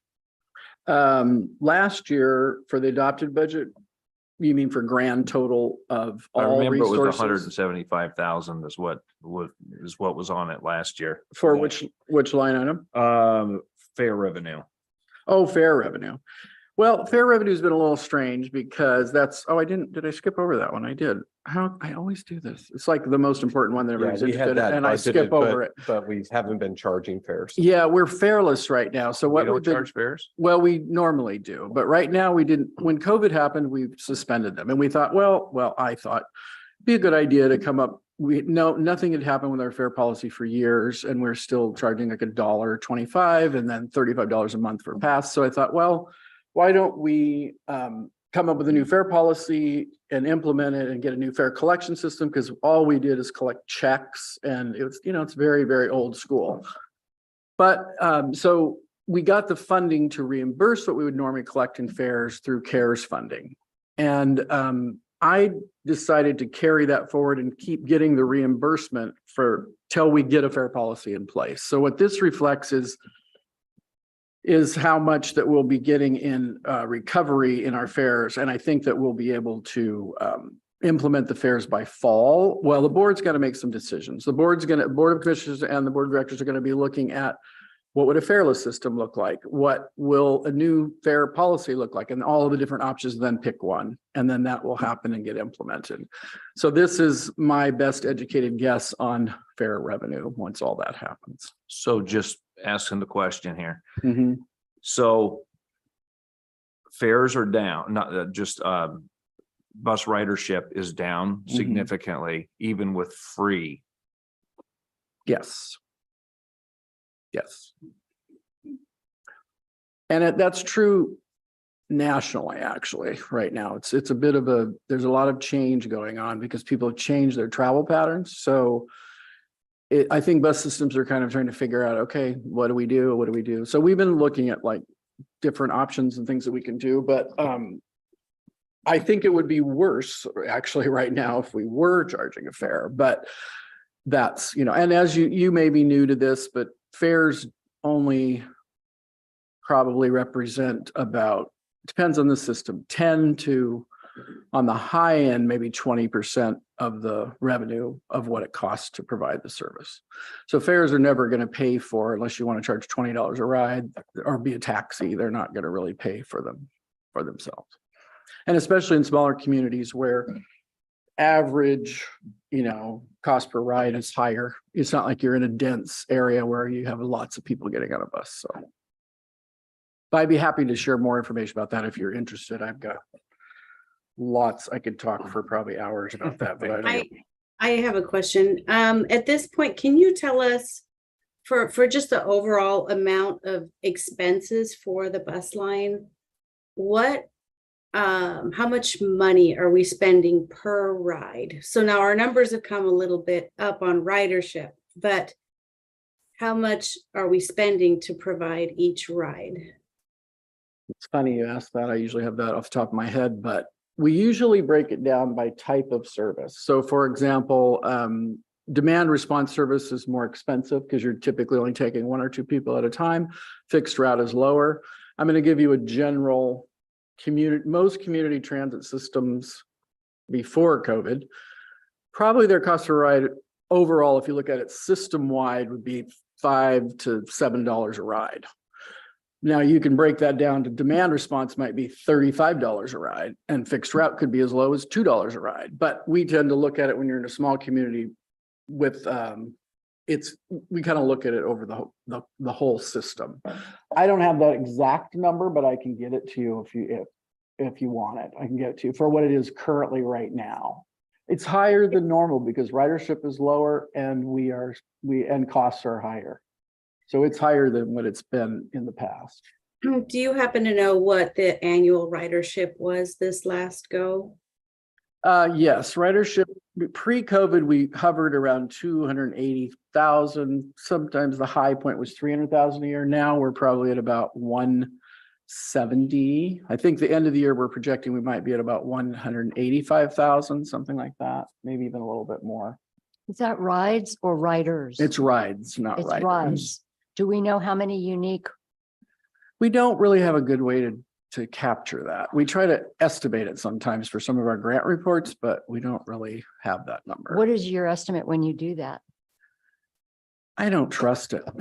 So I would hate to say, because I don't really know. Now we did in the transit plan, you can look in there and they did a lot of onboard rider surveys. And if you look in, I can tell you it before I leave, I want to say it might be in the appendix, but actually you guys have probably an electronic copy of this. You can search that and it actually lists how many boardings and deboardings in each of the key stops. And then you could see. And I would actual guess that's people. even harder to track on a fareless system Yeah. because at least Mhm. if you were having fares, you could at least run a calculation on the fares that you've collected Mhm.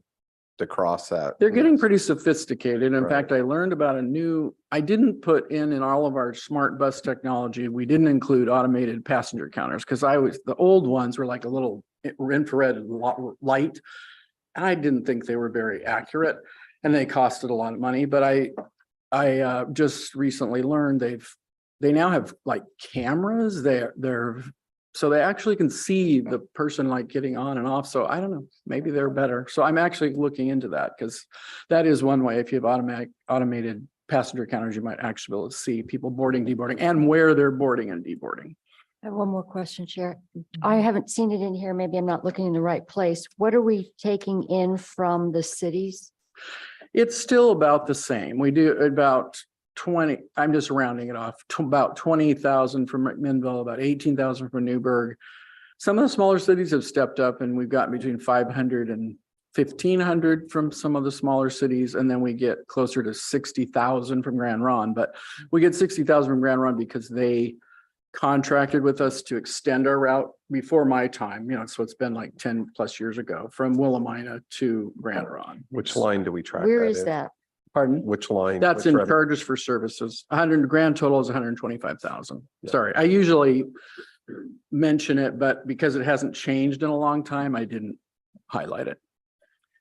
If we could break that down at some Mhm. point, because I know we need to really be looking at Yeah. how we're going to address that going forward. We keep saying we will and we don't, and we haven't really come up with Okay. a kind of a fair way to do that. Thank you. I see that you've got a line here, 36,214, advertising revenue. What are you doing? What are we doing for to generate ridership and advertising? Well, that's the revenue side. Oh, They- excuse me. That's not the Yes. expense Okay. side. We actually are doing quite a bit on You the do. program side, but Okay. on they used to do advertising on the outside of the buses, inside of the buses. Well, not really so much on the inside. It's been my approach and opinion, and I've pushed this with the county, but it's your decision that I prefer not to use the buses for advertising because you don't really generate a lot of income and it's a lot of, and I feel like it's one of your key avenues for marketing your system is your buses. So it's sort of a free version of a billboard that we can market what we do and where we go and who we are. So I think transit systems should keep that. So I this little amount is really more about, like, sometimes we will do inside advertising. We might do other forms. It's sort of a placeholder. We haven't really used it much if you look in previous years as far as spending it, Yeah, as far as receiving funds in that line item, I mean. what I was talking about actually is to increase ridership. Are you doing any advertising to let consumers know that, hey, look, buses are free? We Let's use haven't this. done that, and there's a reason why, because what we've done is we have our customer information program. We have a lot of more information out there than we've ever had as far as signage and graphics on the shelters and buses and schedules and all of those things. We haven't really done a campaign. I've wanted to, and we're finally at a place where I feel like we can finally do a campaign. And then COVID sort of hit, and then it was we're telling everybody not to ride. We're like, so then it was this mixed message. So now we're at a point where this year we do plan to do a campaign, and we've talked about doing the fairless. There's the challenge for me was I really want the board to first talk about all the different pieces to that, because if we go out and market it and say, hey, the bus is free, everybody ride, and then you all decide, or the board says, wait a minute, we don't want the bus to be free. We really think that they should charge. I think that complicates things. Now, my personal opinion, I would love it if it was and continued to be, and we figured out a funding source to replace the revenue, because that is key. You will have to figure out a funding source to replace the revenue. Because we used to get close to $300,000, so that's a lot of money, and you have to find a way to replace that. But so that's why we didn't jump on the wagon to say, hey, let's go market it. And I think if we would have, you're right, we probably would have more riders if we had done that. But I've been politically hesitant to do it. Percentage wise, do you know what the buses look like during the day? I mean, as a citizen, I would say they look empty. Well, everybody always says that. I've heard that forever, but that's because people get on and people get off. And I give this one example. I rode from Tigard the other day, and two people got on Tigard, and then one person got off, then another person got on, and then really between Dayton, actually between Dundee, it totally filled up completely. But then a lot of them actually got off couple few got off in Dayton and then it wasn't as full by the time it got to McMinnville. So it's kind of, I always think it's good to relate it to a parking lot. It's the same sort of a thing, you know, you could say that about every parking lot. Every parking lot is empty most of the time. You build it and you usually try to have buses so that you have the capacity for the riders. Because everybody wants to say, oh, have a small bus. And sometimes that makes sense, but sometimes it doesn't, because when you're busy and you actually need the space for the riders. So Yamhill County bus goes to Tigard? We go to Tigard, we go to Grand Ron, we go to Hillsborough, we go to Salem. Those are the commuter routes. And then we have a local fixed route in McMinnville, a local fixed route in Newburgh, and then we have general public demand response, which that is growing a lot actually right now, because we had to pull the routes in Newburgh because of staffing resource shortages, and we added demand response. And actually it's working pretty well in Newburgh, to be honest. So the ridership on the demand response, but it's open to anybody, so anybody can ride it. But Okay. you are correct that more marketing just in general needs to happen. I agree with you. Okay, thank you. Pardon? Yes, expenses. Let's do it. We could talk for a long time. Okay. So personal services, page 208, 438,047. It's 208 and 209, actually. Actually, the budget is pretty much the same. It's still 4 FTEs. As it was in last year. The one thing I'll note is there is the position in here that I hold as a contract manager is shown in the budget as, well, it says transit manager, but it's really that program manager for line item 40155. That makes it possible for the county to transition if they want to transition from a contract manager to a transit manager. That's in the budget to be able to do that. And then I also included enough funding in the professional services, so there's time to transition depending on when the county's able to. So is there still supposed to be 4 FTEs in here? Yes. Because there's only 3. Oh, I thought, well, it looks to me like, no, there's actually that 111 is 2 over on the, see the budgeted FTE. I don't have one of those filled, so there really are still 4, right? No, there's only 3 FTEs represented here. Oh, over there on the right. Oh, I'm looking at last year's, aren't I? Yeah. Oh, I'm sorry. Well, I messed up. That's okay. That's all we have right now. I thought we had talked about having one more project coordinator, but it's okay this way. It's fine. Well, I think we currently have 2 program coordinators. We do. And one may shift to a management analyst, so then we would have an opening in that. So Oh, I'm sorry.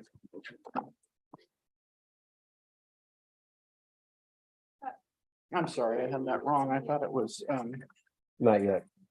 We haven't gotten that far yet.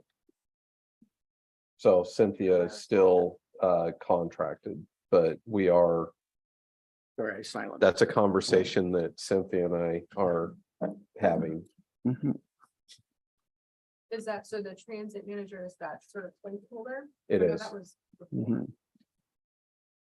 It is. We've had it as a placeholder in the current fiscal year. We have position authority to do it that's already been approved in this budget. It's now, it's transit manager, but like Cynthia was saying, she's correct. It's actually now under the program manager 4.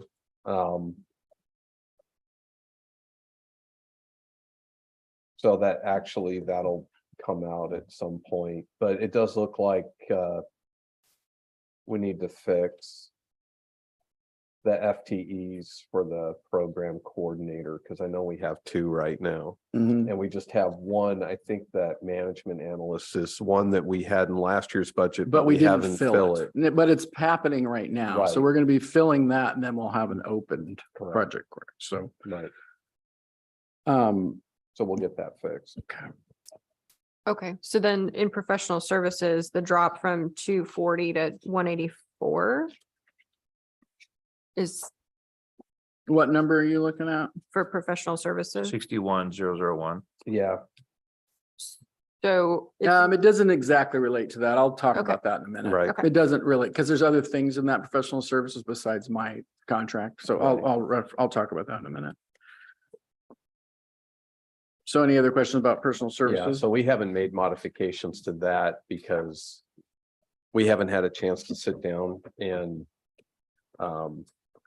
there's too many things going on right now, but we have the position authority. We want to continue to maintain the position authority. So depending on the timing, you know, because I know where I'm at, I want to bring the position in-house. Instead of having it continue to be a contract position. That was intended to be a short time thing, and it's been a little more than short time, so. So you're just budgeting in both places and Mhm. with the assumption that, And so We'll consolidate. if we do change course, then we'll realize cost savings in that other Mhm. line, and then that would be carried forward as a Okay. beginning balance where we would use it Yep. from some other purpose within the budget. okay. Okay, so materials and services, starting on page 209, professional services. So you'll notice that it's line item number 61001 for 184. So some of that is stiff projects for, like, we have to hire consultants, various things for different stiff projects. So, and almost most of it is funded with the amount of money that's in there is funded with stiff funding or 5311 funding. And as Ken said, it includes my contract. And then if it were to be that, say, the position comes in-house and then you don't have a contract, we just won't spend the funding and it'll carry forward. 61102 contract services. Most of these are STIF related projects. They're for, like what we talked about, the Fair Policy Project, Employer Pass Program, Customer Service Programs, some of the contracts we have for some of our marketing and social media, and a variety of different contracts with outside vendors. Telephone 62001. You'll notice it went down from this current fiscal year, and that's because some of the expenses in our Verizon bill, for example, are for the mobile data terminals, which are the computers that the drivers use now when they, are tracking riders, et cetera. So that cost for that data plan, I moved it to the software license maintenance fee line item of 68307.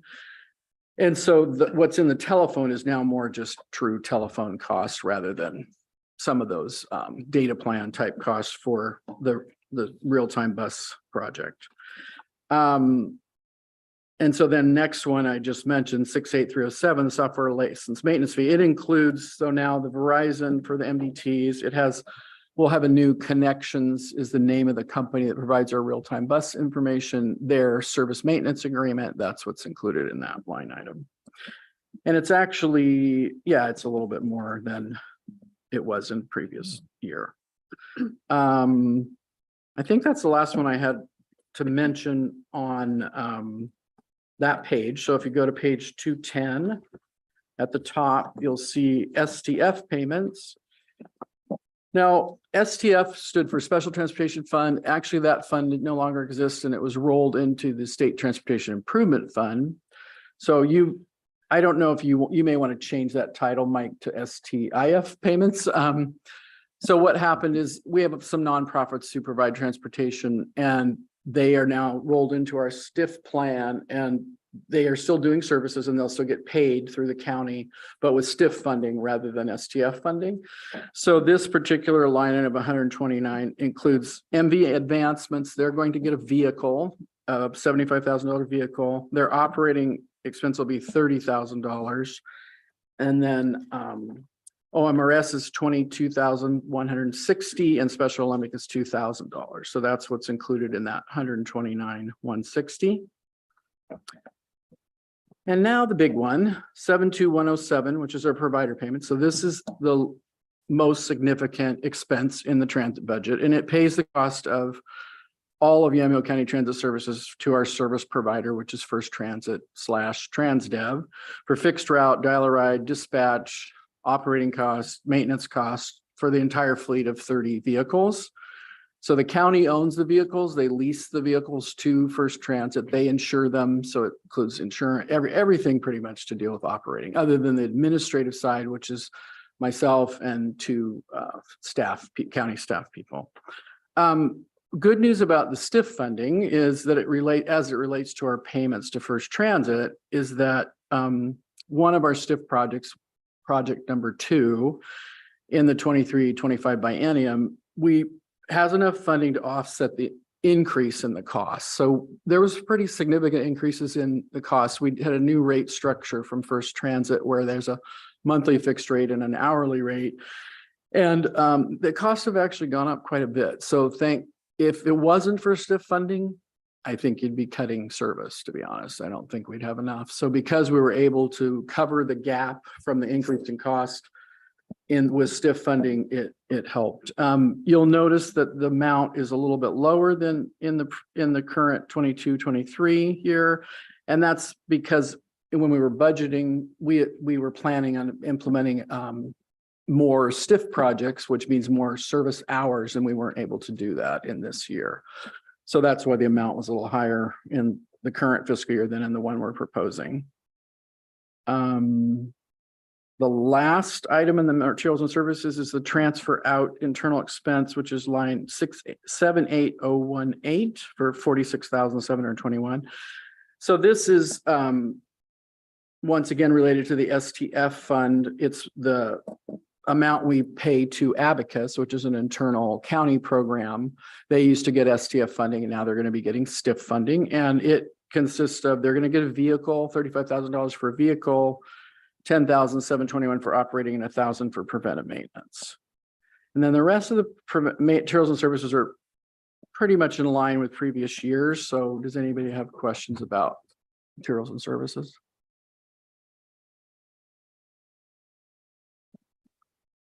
So capital, just a couple, 80203 for vehicles. There's $350,000. This is from federal grants, and we're currently working on a request for quote for some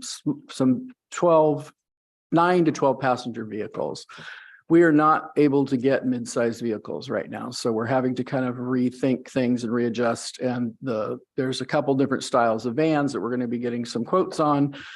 And this estimate is my best educated guess on what we'll actually be able to get here before June 30th and pay for. So we have more grant money than this and more vehicles will be ordering, but I don't think they're going to arrive by June. So 350,000 is probably about the most we'll be able to spend on the buses by June.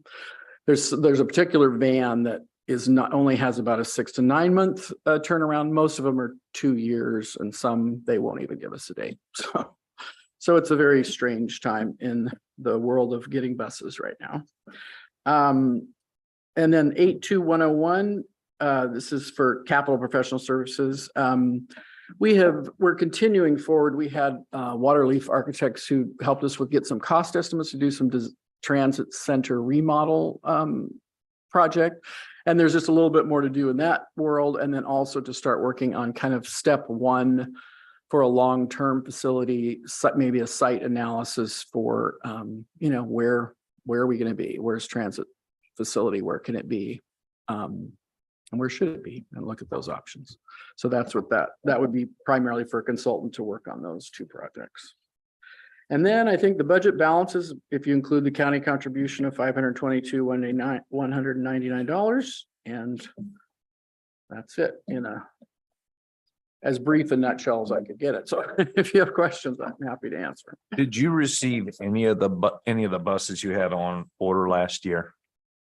Yes, we did. We got I always have such a hard time remembering exactly the timing, but we got a 30-foot Gillig that was delivered. And Is that a Freightliner chassis? I think it is. Yeah, I think Gilligs are on a Freightliner chassis. Now, we had ordered rehabilitated Gilligs, which means they supposedly take the Gillig down to the core, rebuild it, and then they're like $350,000 instead of $600,000. We ordered 5 of them. We've received 5 of them. We've had some problems with them, to be honest. I'm not thrilled. I don't think I'll do it again, but we worked it out. We've actually, they're okay, but it's been a real challenge. So I think if going forward, I like Gilligs. Gilligs are a very good bus. They're not mixed up in this whole thing where Forest River bought out all of the companies that provide mid-sized buses. So I think, but they're a little more expensive, and then we get the smallest one they have, which is a 30-foot. But I almost think that's what we're gonna have to do on local fixed routes is probably that, and then look at more micro transit and some other things, different types of service models going forward, I think. Okay.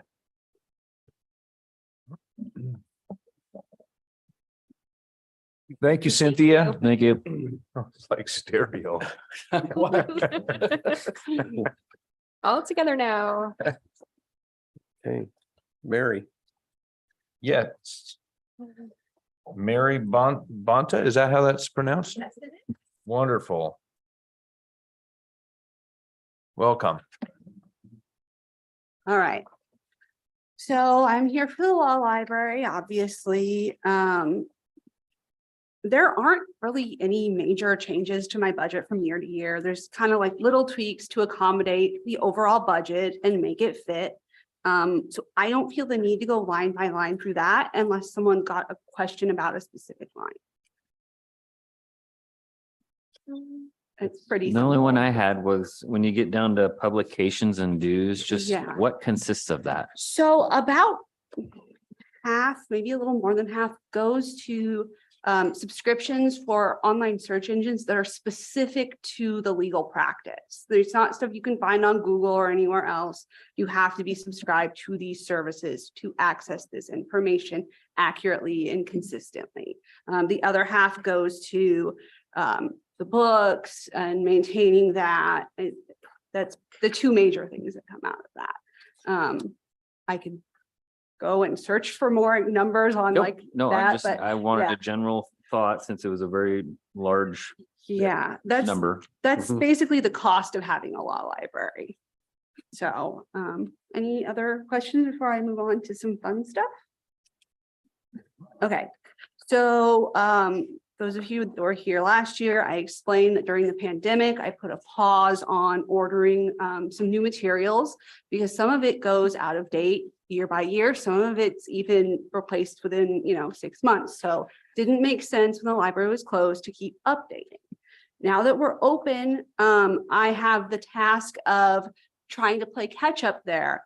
The only thing that has kind of been an obstacle for that is a lot of the publishing companies had high turnover. And so for me to order a book, I contact my representative from that publishing company. Well, they weren't very good at keeping me posted on who my representative was. So I've spent a lot of the past few months on hold, just trying to sort this out. But I'm starting to find people, figuring out who I need to talk to. So we're doing really well catching up on that now. I've seen an increase in overall foot traffic, but what's been really busy has been the emails and the phone calls. I think people are still hesitant to kind of come into a public place like that. People are touching everything. That's just the nature of a library. We have actually had, I have actually had multiple attorneys come in and praise how nice and complete our collection is and how everything's organized, stating that it is far above other certain counties. I won't name those counties, but more than one county, I've been told, does not have the same standards that we do. So I'm really proud of that. You're leaving out the fun stuff though. That is fun. Just kidding. Well, was fun for me. I don't know. I don't know in your world what's fun, but okay. And as always, my goal is to provide accurate, understandable materials and a non-intimidating environment. A lot of people that come in are upset. You go to a law library because you have some sort of legal issue going on. So I get a lot of people who are confused and upset and angry. So basically my job is to calm them down and get them back on track the way things should go and kind of help guide them to find their answers and help where I can. And done, that's it. Any questions? So our library is open to the public, anybody? Yeah. And it's open Monday through Friday during the regular courthouse hours. But I'm only part-time, so it's not staffed that whole time, obviously. But anyone's able to go in, and I actually have binders on the tables that walk you through step by step how to do anything and everything. They also have catalogs of books, but instead of the Dewey Decimal System, I have them laid out by the type of laws. It would be family law, trust and estates, criminal, just laid out nicely, bookcases, descriptions of the books. So yeah, anyone can come in at any time that the courthouse is open and do their own work. Even while you're not there? I mean, if you want me there and you want to put in my budget. for No, I'm full just saying, time, does stuff like disappear when somebody's not there or? I've had some issues in the past with people trying to take books out of the library. And thankfully, most of the employees, at least on this floor, know that books don't come out of the library. So someone has, to the best of my knowledge, always stopped them. I have not seen any books actually go missing yet. But yeah, that's always a risk. Didn't we install a camera? Yeah, we do have one in one of the corners. So if it did become a problem, there would be some way of tracking it down. I also try and make sure that people sign in based on how many books get left on tables when I'm coming in the next time. I know there are people who are not signing in, but I do try to get that information. The Coalition of County Law Libraries here in Oregon asks for that kind of information because they do reports to the state and things like that. So, yeah. And you have a computer in there Yeah. for online access? Yeah, so the guest computer in there, it has kind of limited access. You can't just hop on Google and do whatever you want, but it has links to all of the search engines, the state bar, anything you could need to do legal research as a person without legal training. You can do from there. Okay, great. Wonderful. Thank you so much. Thank you. Appreciate it. Thanks, Thank you. Greg. All right, Ken. Looks like you're up again. So let's don't miss it. If you go back to page 205. It's just right in front of transit.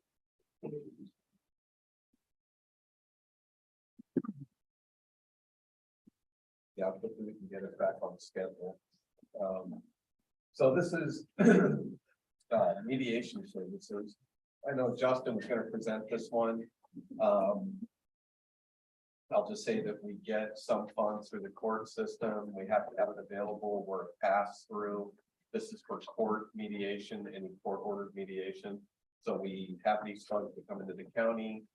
We work with the courts whenever the judge sends someone to mediation, then they send us the invoice and we pay this until we expend all the funds. And then when we run out of funds during the year, which has happened in the past, and the courts would pay for that going forward. But again, this is a pass through where the county receives these funds, and it's really limited on what it can be used for. It's for court order. Any questions on the microphone? Nope. And hopefully you heard all that, Doreen. I'm sorry, I didn't turn on my microphone. Actually, I did not catch all of it, but I know that we're on mediation services. Let me start over then really quickly. I'm sorry. So mediation services, again, we're a pass through from the county. We receive these funds from the courts. It's strictly for court ordered mediation. And so when a judge orders someone into mediation, then we get the invoice, we pay that until the funds are exhausted, and then we let the courts know, and then the courts take care of it from then on out. Again, it's a pass through. These funds are restricted and can only be used for this. Okay, thank you. Okay, the next one will be on page 214, which is county school. You want me to cover? I got it.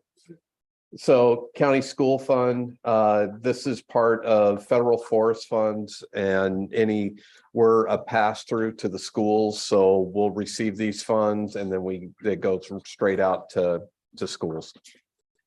I have a note, and I can't remember why I wrote it, but it says this is the 25% that comes in from the ONC then, or? Yep. Okay. 25% of the federal forest income that comes in specifically earmarked for schools. Right. On Okay. page 213. It says on page 213. That's a good note. Just trying to make myself look smart. All right, economic development, 216. I'll slow down on this one because there's a lot to talk about with this one. So I think everybody knows that we receive a video lottery dollars that are specifically identified for economic development. So what you're going to see here, you're going to, number one, the main thing I would call out is the beginning fund balance, because you're going to see that that's been steadily growing over the years. The reason that's been growing is we haven't done strategic investment grants in several years. So the last few times we did any type of business grants or economic development grants through this fund, we did it as part of the pandemic response. And so we had CARES Act funds that we were actually using. That's what we distributed, not actual economic development funds. So we've had multiple years where we have not rolled out the strategic investment grant program. And that's why this continues to build up. So you'll see that it's continued to grow. And then we also have some further, this is also what we have proposed is we had a contract with SEDCOR for economic development services. That contract ended in January or February. I think we got our last invoice in February. So we're realizing some cost savings at this point because we're not paying for those contracted services. So that number that you see there, that $868,000 is both multiple years of not doing the grant program and cost savings with that break, about 4 months. SEDCOR. Correct. Okay. The next line, which is a reserve line, that 201,000, that's part of an ongoing grant program that it's for loans. We have a contract with COG to help facilitate that. It's a loan program. There's just hasn't been a lot of interest. And so we carry these funds year to year in case somebody does reach out and decide to take out a business loan. So we're continually having to carry that forward. So that this goes back to well, it's longer than I've been with the county. So it's back to the 90s at least that we've been carrying these funds. So other than that, you can see we're still keeping an eye on video lottery. It's really hard to, you can see that we're trying to be conservative with our estimate, and we have it budgeted at 300,000, even though in previous years it's come in a little bit higher than that. As you know, there's a lot of legislative changes that's happening with video lottery. So we try to budget conservatively with what we put that number in, because we never know if that amount is going to change. So we feel pretty good that, and if we end up collecting more than that, it'll end up in the beginning balance and carry forward to the next year. Ken, what is a program manager 2? Okay, so that's the next one, jumping into personnel. This is based on the direction from the board that instead of contracting out with SEDCOR, we would bring the position in-house. So that program manager 2 is a newly created position that we're in the process of doing a recruitment and hiring for. This is the economic development program manager. And then all these personnel lines, that's why you're not going to see a history, because it's brand new. So I had to build all the personnel lines that's brand new for this budget. So that could be subject to change based on whatever agreement we come to with the individual. Yeah, this is, I built this budget 2 months ago. Okay. So this is before we even did the recruitment, just based on the direction from the board that you wanted to bring this position in-house. So identified the classification. This is what we recruited for. The actual number will depend on the position being filled. So as far as, so this beginning fund balance, are we going to be paying that position basically out of the video lottery dollars we get every year? And this beginning fund balance is going to be subject to whatever grants, and if we do any grants. to remain a beginning balance. Well, if you look at it, if you want to look at the revenues, I would ignore the two beginning fund balances, because anytime I'm adding positions and trying to look at sustainability long-term, I would look at the $300,000 that what we have budgeted for video lottery, plus the pool and bond interest earnings. I know that can vary. But those are going to be the two kind of steady revenues that aren't included in your balances. So between that, you have $317,000 budgeted to come in. The personnel cost is 144. And then when I get down into materials and services, that's where discussions would be had, on what they're, again, it's a blank canvas at this point because we haven't filled the position and we've never really had an in-house economic development position. So ultimately, I'm trying to keep costs for that position under that $300,000 mark. So would the professional services go away then when the new position is hired on? Possibly. I kept some an amount there, and that historically that was a much larger number. It will not go away because that is our contribution for the bypass lobbyist. Oh, okay.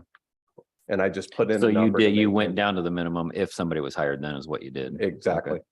And then if you go further down, you'll see that I did build in some lines because when you get down into grants, strategic investment, startup grants, I did put $125,000 possibly being available for rolling out grants. But again, that's going to be relying on spending out of that beginning balance to do that. So that's really beyond the basic operational cost. So professional services, what was so high in 2021, 22? The SEDCOR contract.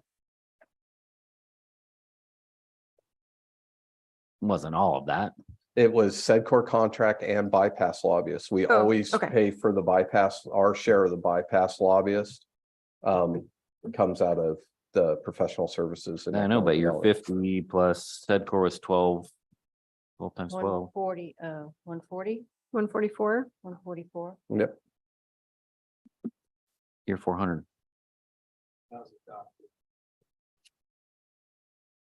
Okay. Yeah, I don't know why 400 was so high. That was the adopted budget for last year. And I'm trying to remember, I do know that there were discussions about a possible change in mid-year and we didn't have the personnel lines built in. So you had to put And it all in so one we spot. inflated that line to ensure that we had sufficient funds for both what's going to happen with SEDCOR, the bypass lobbyists, and if there was a change in course, because remember a year ago, we still, even then we were 6 months into the year before the SEDCOR contract ended.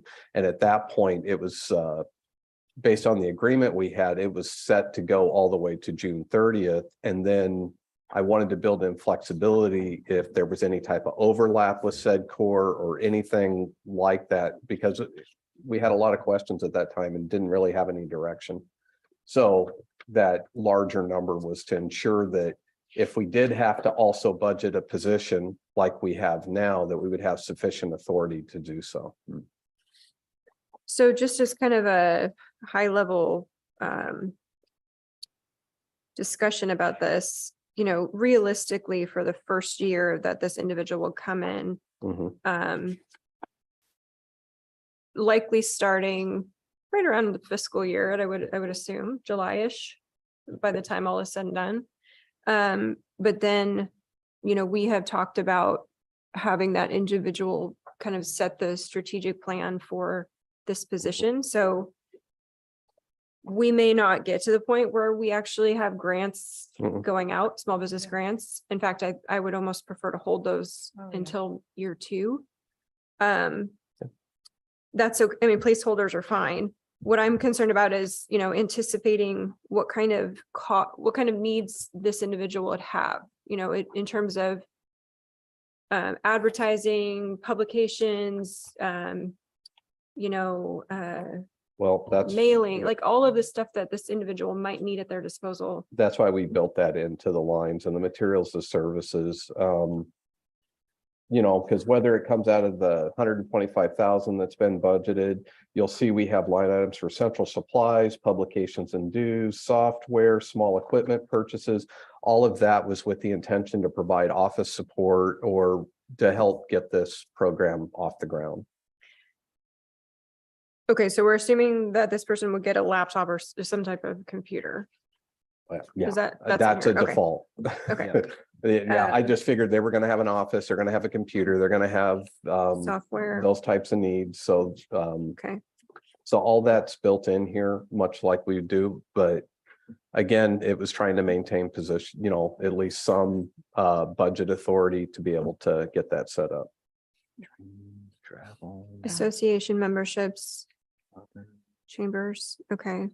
The association memberships, would that be including, let's say we did have a contract with a SEDCOR or a, The association membership, some of that covers some of our dues that are specific, like sometimes trying to remember, I think COG in COG? particular has an economic development portion that Okay. we charge a portion of that here. It's kind of, we split that invoice between economic development and 1039.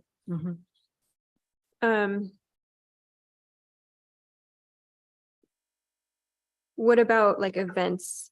You know, if this individual would want to host events for businesses in the county. You know, again, I think we have enough authority in here without adding a specific line. And we can always change it next year too, right? Yep. Okay. And then, so what's extra help for 10,000? That's another one where if there's potential, they need to bring somebody on part-time or they can use, we don't require, I guess the one caveat is our appropriation authority isn't to the line item. Our appropriation authority is within the budget. So if I have $10,000 budgeted to extra help, but I need that $10,000 to pay for advertising, Mhm. there's nothing to preclude a department from making that decision as long as you're making sure that you're not spending $10,000 out of both lines where you end up overspending, but Okay. you can do that and still be in compliance with Oregon budget law. So that's why I put some funds into that, just not knowing what this particular person is going to need moving forward. So, and to give enough flexibility and at least have some funding available to make some decisions during the fiscal year.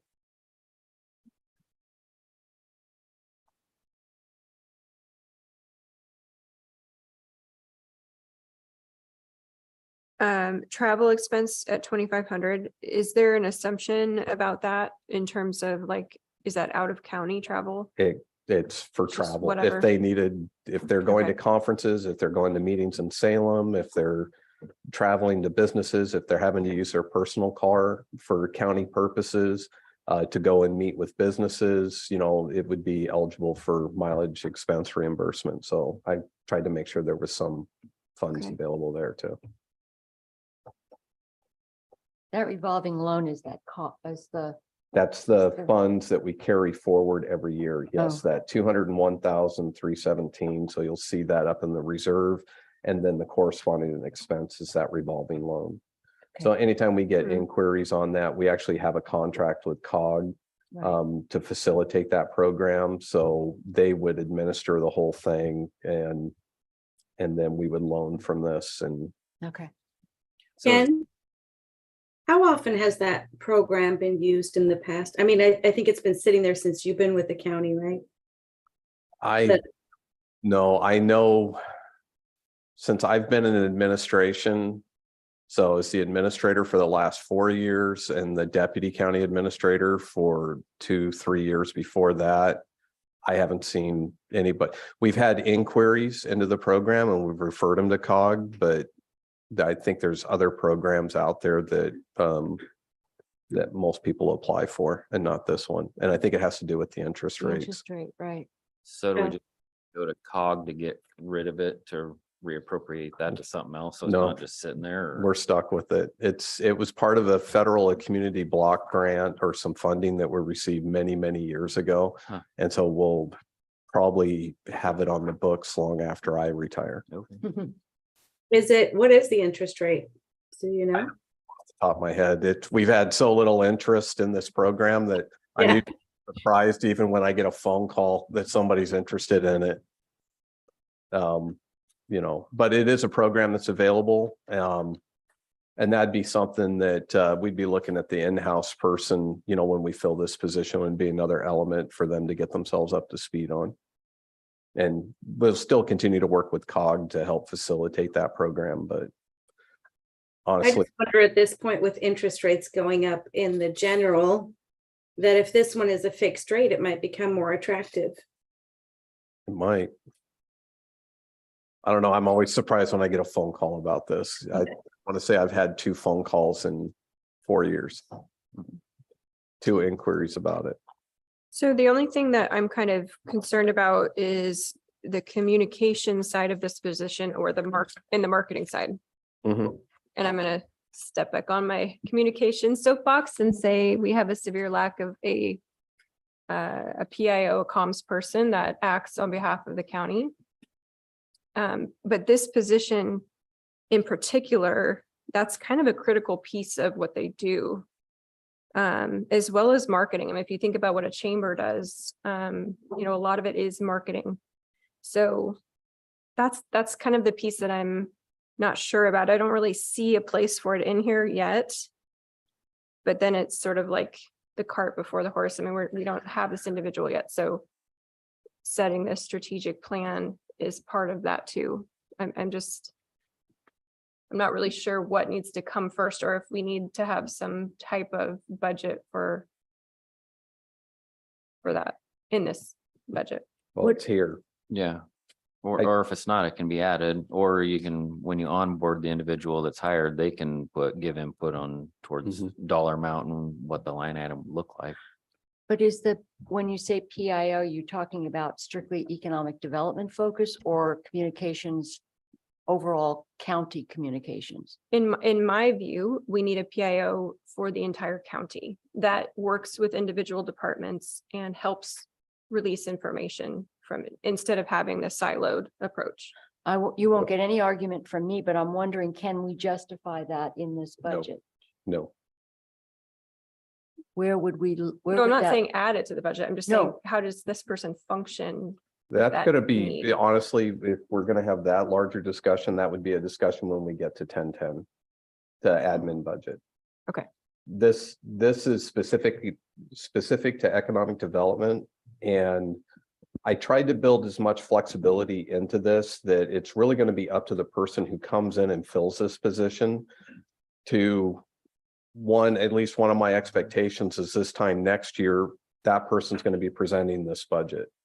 And then talking about where and providing advice on where we need to make investments, how best to budget for this, whether or not we're ready to roll out strategic investment grants, where we need to bolster advertising lines. Again, this was a shot in the dark that I put together based on direction I had from the board to bring the position in-house. So I created the position and I built sufficient, what I think is sufficient appropriation authority in here to For give not them knowing what you're gonna do, flexibility, yeah. right? Yeah. And then we'll see that I did still, even with all of this, we still have a pretty substantial ending balance that will even give even more flexibility into future years to roll out additional programs, grants. Even if we don't do grants for the next year, I wanted to provide some funds in case we did want to roll something out in the next year, but there's going to be sufficient funds for looking at 24, 25 for possibly rolling out more grants as well. So just for the sake of an example, you know, one of the first things I would do if I was hired to this position would be to make myself known. So advertising that the county now has a single person in charge of economic development, mailing those businesses, making sure those connections are made is very expensive. So, I mean, we're talking thousands of dollars. So where does that fit into this budget? Well, it could be where if we're not doing a grant program, there's $125,000 available right there. Okay, so it doesn't actually need to be like a line item. No, It's- as long as it doesn't Okay. go overall over Right. that budgeted number, we can pull from. Correct. Can find it Okay. in here. Yep. Okay. you know, advertising. is Just. What's the organization that I have for businesses? Chamber. Chamber. Chamber. Yeah, sorry. You know, one email chamber would have 580 of those businesses. Oh, to right, okay. understand What's out there. I mean, I get those emails.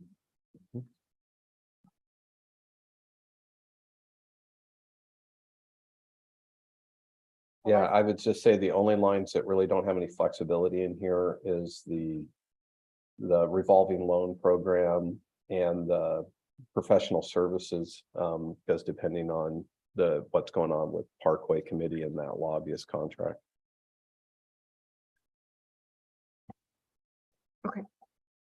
Okay, thank you for, And then down into the transfers, you'll see that we still have budgeted the transfers out to county parks and then also to fairgrounds. So there's 20,000 that goes to county parks and 70,000 that goes to the fairgrounds. Those are already maxed out and certain rates that you can do, correct? Actually, no, it's up to the board and the funds that are available. Oh, interesting. Okay. This is different from the 60-40. That's SDCs. So Okay. this is completely different. I think both parks and fairgrounds for a number of years were getting 20,000, and then the fairgrounds came forward with a request 3 years ago to increase that to 70. And that was approved by this committee and adopted as part of the board when the budget was adopted. So That wasn't the one-time 68,000 we did. no, It's different. Okay, this is every year okay. they've been getting 70,000. Okay. thank you.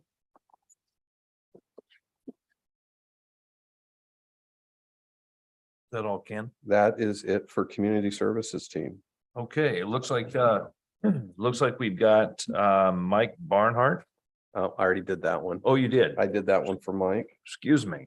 You want to take a 5 minute? Yeah, could we just do a 5-minute break real quick? Yeah. Are you guys okay with that? We're going to. You're the chair. Boom.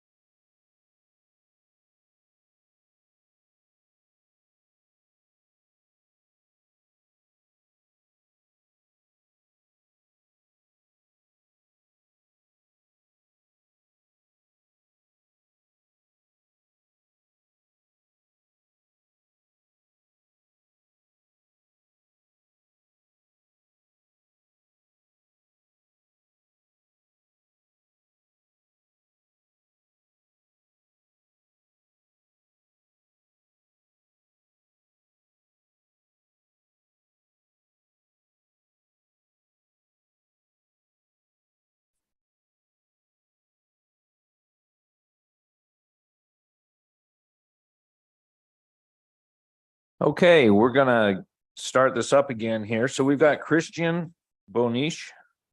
Bonish, excuse me. Oh, it's Burnish. Oh, there's no R in my For spelling the here. record. Yeah, there isn't an R in the spelling, but there is in the pronunciation. so Okay, I'm I've learning apologized. how to read. I had to apologize to my kids when they came home from school the first time and said, Dad, no one can pronounce our name. I said, I'm sorry, just get used to it. And if you want to keep correcting them, that's fine, or it's been pronounced all, Life is full of disappointments. Kate. it's been pronounced all manner of ways. The most interesting one, I think, most recently is someone pronounced it as Boanisha. Yes. And they actually broke it into two words. You gotta go out of your way to do that. No, it was capital BOE space, capital NISHA. Book it. How you got there, I don't know. I don't know. So anyway, I know you're running behind schedule. I'll answer whatever questions you have, but I'll also try and roll through this as quickly as we can. If you're ready to get started. Page 255. There's not a lot of, Just 1 second, Christian. sorry. Oh, sorry.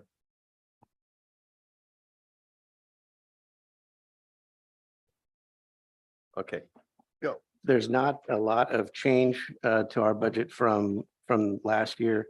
We had a pretty good beginning fund balance. We're still fully staffed with 4 FTE. That's 3 attorneys, including myself, Assistant County Counsel 1, Colton Totland, and Assistant County Counsel 2, Jody Gallahan, and a legal assistant. We've been fully staffed since January of last year, and I'm happy to bore you individually with all of the ways in which that's been very, very helpful in getting caught up on a number of projects that were much more difficult to do when there were only 2 of us. We were a lot more reactive.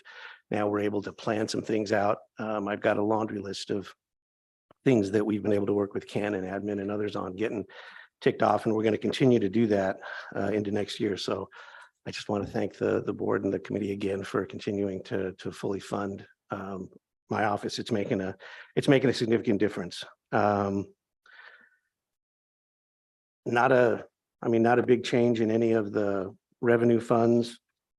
Now, like I said, the FTEs still 4 FTE that reflects step increases for the staff.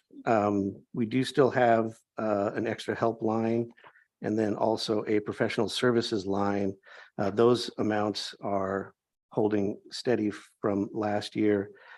Those are funds that, if need be, we use to hire outside counsel on any variety of things. We are currently bargaining a number of union contracts.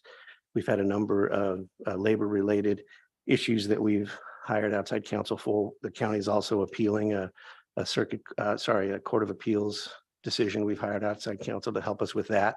So that's what those funds are for. And those are unchanged from last year. Besides that, the other expenses are pretty consistent. There are some slight increases on a number of lines year over year. And with that, it still leaves us with a pretty healthy projected ending balance. It's about 15 to 20% below this year's balance, but still looks pretty good. So unless you've got other questions. I do have a question, Chair. So do you technically work overtime? I have the same question for Ken. Do you technically work overtime, or where do those extra hours go in your budget? The extra hours. Like the ones I sign off on, basically. Is Nope. that not that? We're not overtime. Like when you see I think what you're referring to is when you see the extra hours, the comp hours, the Okay. hour for hour comp hours. We do have a policy for non-bargaining management staff are able to bank comp time hour for hour. It has no cash value. Okay. So there's no cost, and Yeah, that's a carryover from the YCEA contract, no, isn't it? Where that's allowed under the contract. So you No. get the same benefit. No, it's different. Non-bargaining. It's a separate. it's completely separate, it's completely not different. There's a reflected in the budget, standalone though. county policy that allows for non-bargaining That's it. managers to comp. up to a limit, like we have a 40-hour limit. Okay. So. So that's it's a different way of compensating for, It's basically documenting trade time, we are truly salaried, Okay. but in the interests of, transparency and for tracking to see the hours that that we'll use that quite a bit just to document the hours that we are working in case there's questions about, well, why are you off on Friday and you're not using FET? Well, it's because, the number of hours. We're salaried, but we're here way beyond I know Christian's here all the time. yeah. So the benefit is really to use it as like a personal time. Yeah. It's okay. Yep. Okay. But you can't bank it and there's no value to it. There's no financially. value. Correct. Right. But you never take the time that you're banking. Does I it do. expire? Or does it just keep I- it growing? It's just, there's a cap in place, like myself, I've probably been at the cap for, I don't know, 4 Yeah, I years. mean, 4 years. It's a 40-hour cap. And, there's times that I'll usually use that, like for vacation time or something like that. Okay. But yeah, there are times the cap, I'm closer to the cap. There are times when the cap, I'm down to zero. So Sure. it kind of depends Yeah. on workload and lately I'm getting up closer to the cap because it's been a busy, spring so far. Yeah. But yeah, no, that's not reflected anywhere in the Yeah. budget. Yeah. Well, the reason I ask is, for us, it helps us understand your workload, Mm. right? So if you're maxing out at that 40 hours every week, then that tells me you need another lawyer. Yeah, no, I'm You know. not, I'm sorry, maybe I didn't explain it right. I'm not sort of maxing out on those extra 40 hours of comp time every week. Yeah. I'm approaching that cap now, but for example, last week, I think I earned, I don't know, half a dozen comp hours and I probably took half a dozen. Okay. So I'm trying to use it as it's intended, Gotcha. which is if you put in Yeah. extra time on the weekend or after hours that you trade it and I'm- spend it back And I'm down. the So, opposite, like Mary was saying, I don't use it, but I don't have any Yeah. expectation I'm gonna get anything more than what Yeah. I've already hit the cap on. Yeah. So, yeah. Okay. And it's been, I've been having to spend fewer hours in the office again, largely because we're up to 3 attorneys now, plus Noella, we've been able to make a lot of progress on a number of projects and so that's been a real improvement. Yeah. Well, I started when you had the skeleton crew. Yeah. And now you have Colton and Jody. So Yeah, we've been fully Um, staffed since January of last year, which has Yeah. been no, really positive. they've been great additions. So, Yeah, I would wholeheartedly agree. Where is the extra help line? I mean, it's just, we know you use more than 15,000 for outside counsel. So I think historically, and Ken maybe can help me, the professional services, I think, was more targeted for hiring outside counsel. Extra help was in case we needed to bring in like a part-time Correct. contract. that's the distinction. Attorney. If it's a contractor or if it's outside legal counsel that we've entered into a contract with. Yeah. That we're hiring from the outside, they would come under professional services. If Christian decided to that there was a recently retired attorney or a legal assistant or somebody's going to come in and help with a week of filing, that would fall under extra help. But again, he has the flexibility that, well, he's not hiring somebody, so he's not going to spend the 15 there, but he needs it down in professional services. He can still do that. He can underspend that 15,000 Mhm. and overspend in the professional services as needed. Okay, thank you. Hopefully I explained that. Yeah, no, Because I it's your think budget. that's how it's been. That's how it's been historically. And those numbers we've been able to maintain at that level, I think, for the last several years at least. Mhm. So without getting into specifics, some of these sort of larger cases that we work on Mm, in general, that's not coming out of your budget. some of it is Some. and some of it isn't. We've used some different funds for Right. different types of outside legal related expenses. For example, if we if HR receives a complaint and we need to hire an investigator to investigate the complaint on some of the more complicated investigations, we might hire an attorney. Right. Those expenses have not historically come out of this budget. Those would come out of risk reserve. Risk We'll reserve. utilize risk reserve. Sometimes the department may pay for it depending on where the investigation is. We may do a cost share. Another one is we'd have some funds in non-departmental. If it's something like in the past, if it's related to something that's larger in scope that has an impact to every department, like labor in the past, we might use non-departmental for that. So we have a few areas that we can access professional services. Yeah. This would be used for contracts like when we hired Tyler last year. And when we've hired Harang Long a couple of months ago to assist on the appeal of that civil forfeiture case. That would be this. That would be this, Okay. that would be this fund.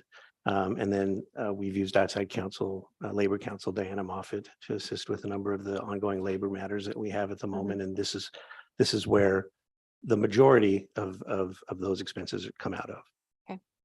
We work together on that Yeah. to help. Because knowing that, it depends on how many matters Christian has going on and what the needs are. So we have other areas in the budget that we can also access and utilize for legal support. It all depends on the matter. Yeah. What we don't have is a dedicated in-house litigation attorney. And so that's oftentimes where we're needing to go outside. We are all generalists. Colton and Jody handle most of the civil work in the courthouse here that we have, as well as the land use. Most everything else we're able to handle pretty well internally. But if we get into a complex civil matter, that's when we need to usually bring in a trial lawyer.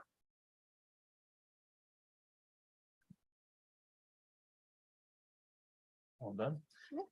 Thank you, and I Okay. apologize for butchering your last name. Not a Thanks, problem. Christian.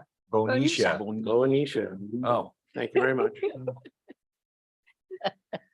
yeah, it's not, okay, anyways, so we're up to Chris Bledsoe, treasurer. And she's joining us remotely. So I'm not sure which one. I would start with the one that says county treasurer.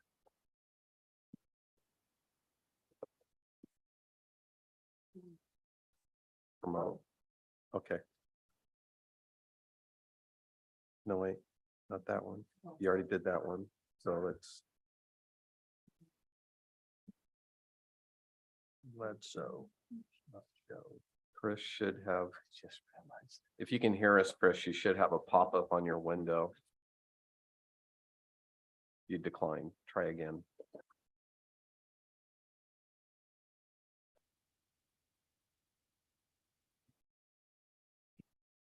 This will be page 252. Here we go. She's coming in. Oh, here it is, the one that says treasurer.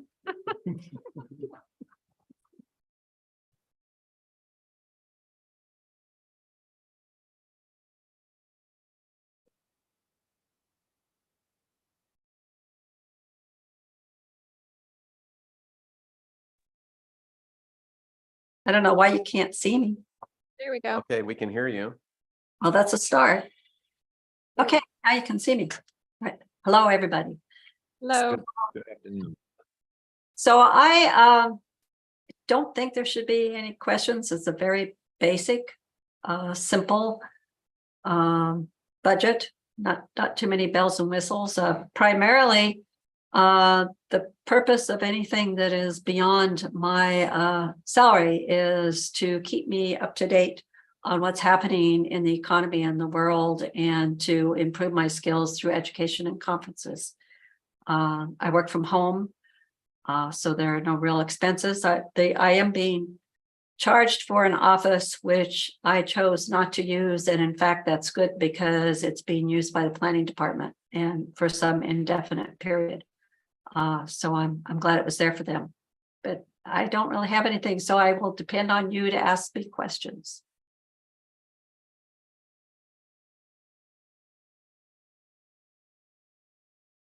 Any questions? She stipulated good questions, so I'm staying out of this one. I just talked to all the commissioners just a couple of days ago about our current finances in the world, and we don't need to go into that today. Thank you, Chris. We appreciate the information you send out. Mhm. You're welcome. Thank you. Okay, so, thanks, Chris. Thank you, Chris. Yeah. That's it? You're done? We're done. We're That done. was easy. You made it easy. Okay, all right. Well, I hope everybody else goes through as quickly as I do, so you can all go home and have a nice. Ship sailed along. Bye. Bye-bye. So it looks like we've got Derek Wharf up next. Well, speaking of. Easy, Mary. Good morning. So now we'll start on, Wait, We skipped one. Did I skip one? Oh, Carrie. I missed Carrie. Oh, you're gonna be sitting there. Harry, are you sure about this? Do you have any idea what you just said? What's going on here? Let's talk about where the money comes from instead of spending it. This is good stuff. Derek, welcome. I apologize, Carrie. Are you okay, Carrie? She has nothing going on these days. No, she yeah. doesn't have an election. coming up. No biggie. page 240. 240 is where the Up again. budget numbers start. While we search for that, I want to just give a public thank you to my management team for their work with Mike and the finance team on getting us onto this new platform. They spent hours and hours and hours in conversion efforts and months and dialed us down to just a couple of pages. I used to have a binder, so cool. Thank you for that.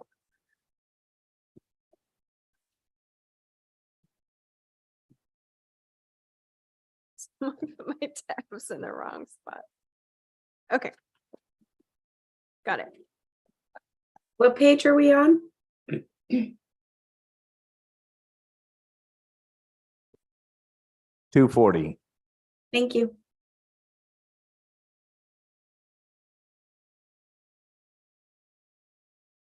Ready? All right. So thank you. And thanks for the opportunity to be in person. Nice to see those who are here in person. And Doreen, I see you to my far right and left, but hello. Just a quick general, the Yamhill County Assessment and Tax Office is made up of 3 primary divisions. We have the appraisal department, the tax collection department, and then cartography and some GIS work. So we have 3 different spaces we operate in, and we brought them all into one budget. But when you look at it, at times it's important to realize what, who we're talking about, what services are in certain jails and who they support.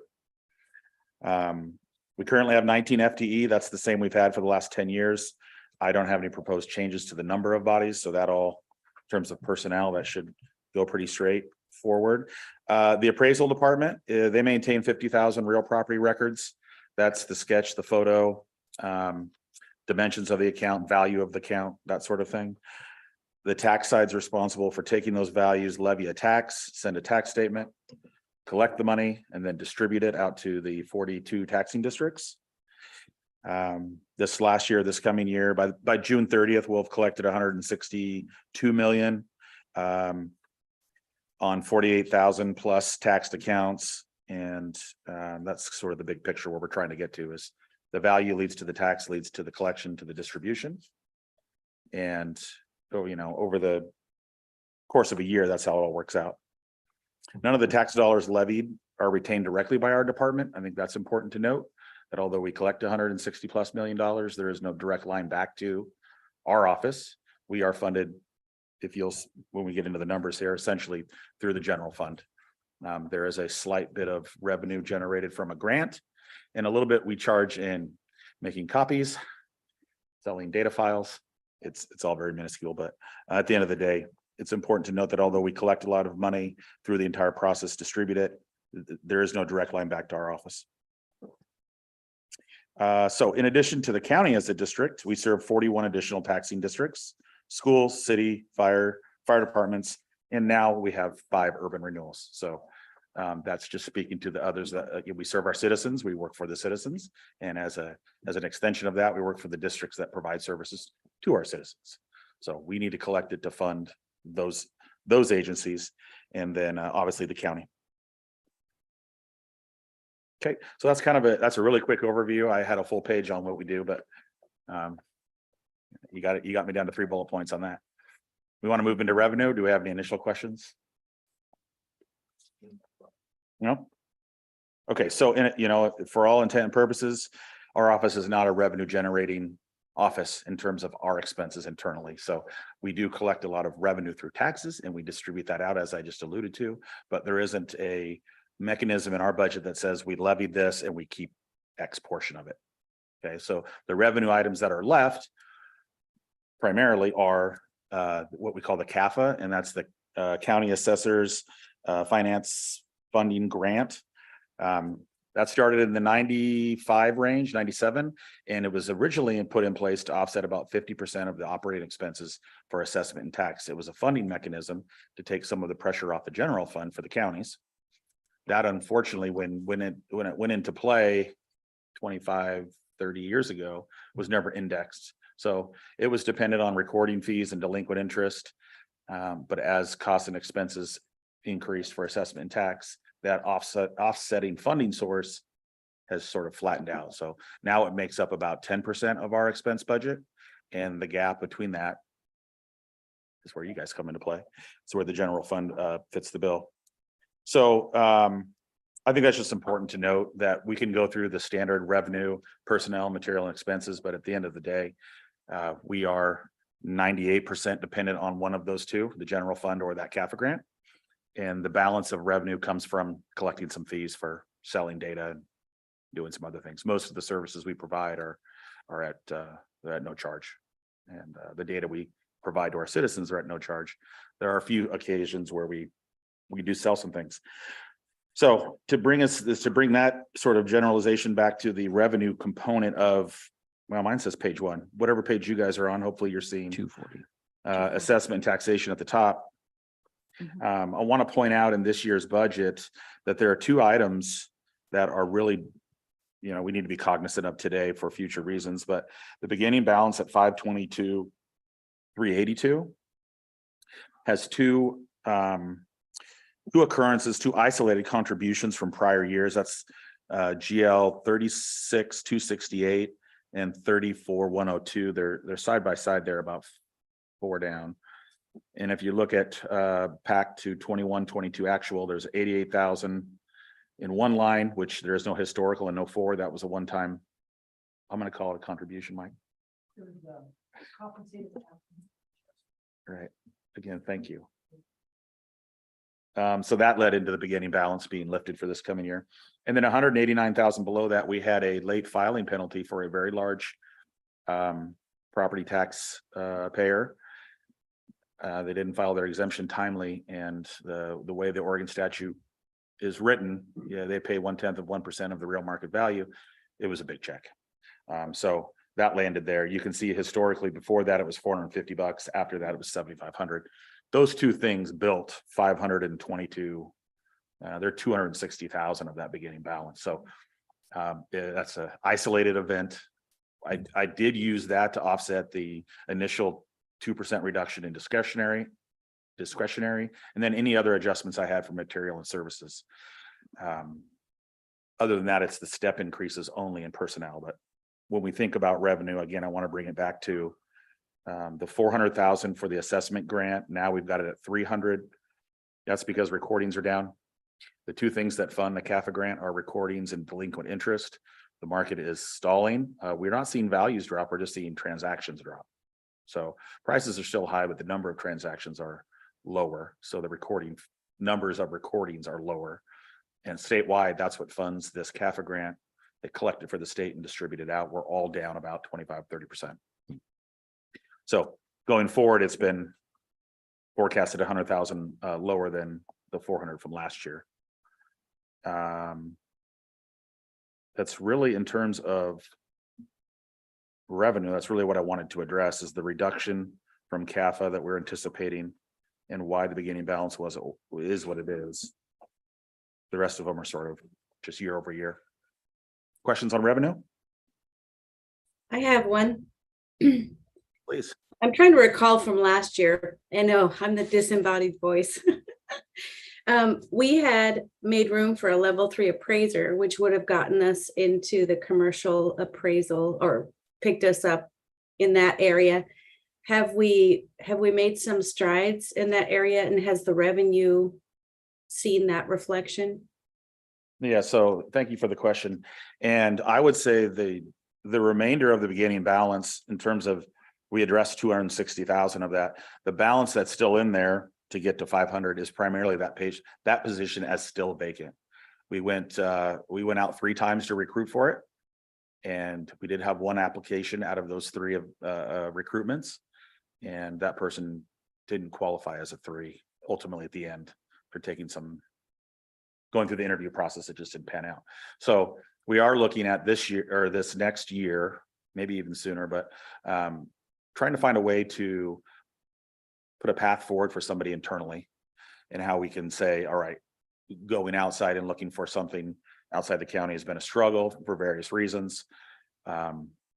Primarily, we compete directly for licensed appraisers with Metro. They're at 25, 30 after their COLA adjustments, probably 35% higher than we are. There's just a limited number of licensed appraisers, and in the geo space that we work in, it's going to be hard to pull somebody to Yamhill County unless they have a specific reason to be here and not 15 minutes one way, 30 another. It's nicer here. Yeah, I sell it all the time. Believe me, it's all my afternoons at any conference I attend is a recruitment effort.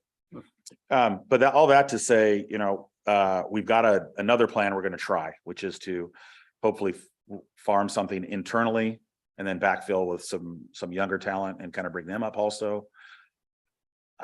We're running out of ways to try to put the package together. So I'm hopeful that will work. The need is still there. In addition to the commercial appraiser volume and the fact that we need somebody to get out there and help with the reappraisal effort, the staff that we have on board right now that are commercial focused or centric, that quite frankly, they're in that retirement window. So we may see a retirement in the next 2 to 5, and not having anybody behind them, let alone now we're going to try to bring somebody up. It's kind of it's a point of emphasis. Is there room in the budget for additional training for someone who might want to undergo that process? Yeah, so and we can talk a little bit about that when we get down to materials and services, but each of the appraisers are required to maintain a license that has continuing education requirements, and all of those classes that we need to keep our licenses are built into that training, travel, et cetera, all those 3 components of getting the training needed. If we had someone in this position, they would have access to all the training they need, given the budget we have now. Yeah, we would just be sending them to different classes to get their continuing education. So rather than a more rural residential farm building, we would send them to commercial classes, commercial capitalization, those sort of things. So is the budget, is it restricted to just continuing education, or could someone in the department be assisted with transitioning into a higher grade of appraiser? Yeah, it's not earmarked specifically, nor not really intended to be. The continuing education can come from the Department of Revenue has to approve the continuing education, but it can come from different sources, accredited sources, the Appraisal Institute or the International Assessors Association. They could issue the credit also and move them towards being qualified. Thank you. So in short, it's in there, could be. It's the right person and the right opportunity is what we need to line up. I don't think the dollars are going to be a problem. So that vacant position is in 40303. It's one of the 2. Okay. I'm looking 303. Yes, it is. Okay. And it also speaks to the fact that it wasn't filled last year. It speaks to the beginning balance because it rolls into there as a vacancy opportunity. Any other revenue? Okay, on the personnel side, I think everyone's on the same boat in that in terms of what's going to happen with potential adjustments. What we did account for is everyone on staff and those that are scheduled for step increases. So anyone who is looking at a merit increase, no other adjustments involved, they were accounted for in this budget. So it wasn't everybody flat at their current step. It was, we anticipate those who are eligible to get a step, the 5% step. And then that was the extent of what we did. Now, that concept has less impact on our budget per se, because I think we have 12 employees that are topped out of the total 18 with one vacancy. I think all but 6 or 7 have topped out. So we didn't have to move personnel much for merit increases because most people are at the very far end of the pay scale already. Great tenure. Folks have been with us for a while. We have very little turnover. So in that respect, personnel is what it is. We didn't, good, bad, or indifferent, the new platform sort of handles personnel for you. When you get into budgeting, they know what the factors are for next year and they plug them in. We used to do that. Now we don't.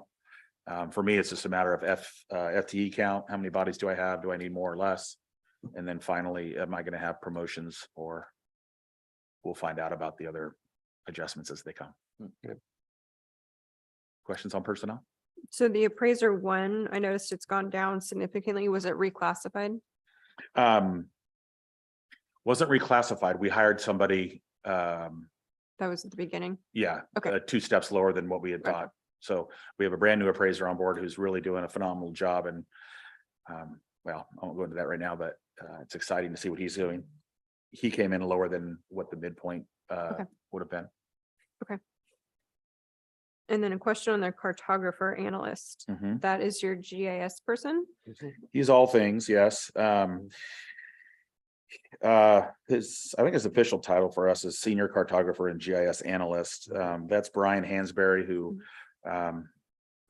he is our senior cartographer and does the majority of the cartography work. He has a couple of folks that support him ahead of the workflow and prepping deeds and ownership changes, but he does the line work in ArcGIS. He also is the one who worked with COG and set up our GIS enterprise server deployment and portal services. That's really technical, but let's just say for our office, we brought our GIS platform from the 2001 to now current. And he did that effort last year and kind of helps with that too. Okay. And if we have data requests that are GIS driven, he handles all of that. So how does that mesh with other departments in terms of their GIS needs? Well, again, like we talked about yesterday, there's different components of GIS that's occurring in different departments.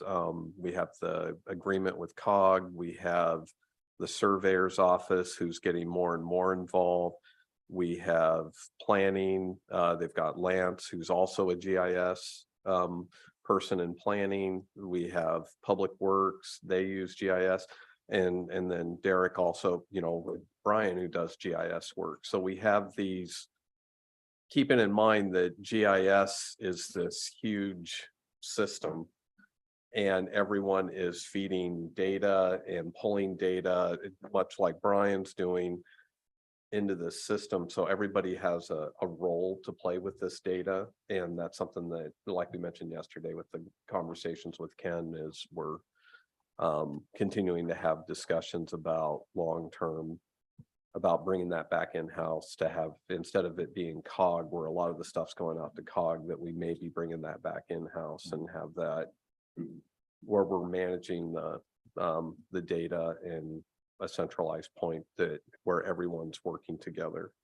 I think that's, everyone works together. I'm thinking on some of the more recent things. I'm looking at Carrie and some of her needs that with GIS support, Brian's been helping, Jason's been helping, Lance has been, everyone, COG's had some involvement with it. So it's, everyone has a share of that. And then I think the big part is looking at the big effort in working with COG that Brian had done to bring for the enterprise was a major leap as well. So that's what's further continuing our discussions about what we're going to do long-term with GIS.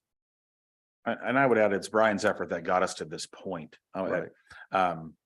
The vision and the effort we needed it, we had to get us there. And there's some statewide pressure to do this because we're losing, we're going to be out of compliance with some things in terms of data sharing with the state. I'm talking just about my office right now. I'm not talking about others, but it got him on a path. And where we are now, which is very promising, is that we've got the infrastructure built to create a countywide collaborative space.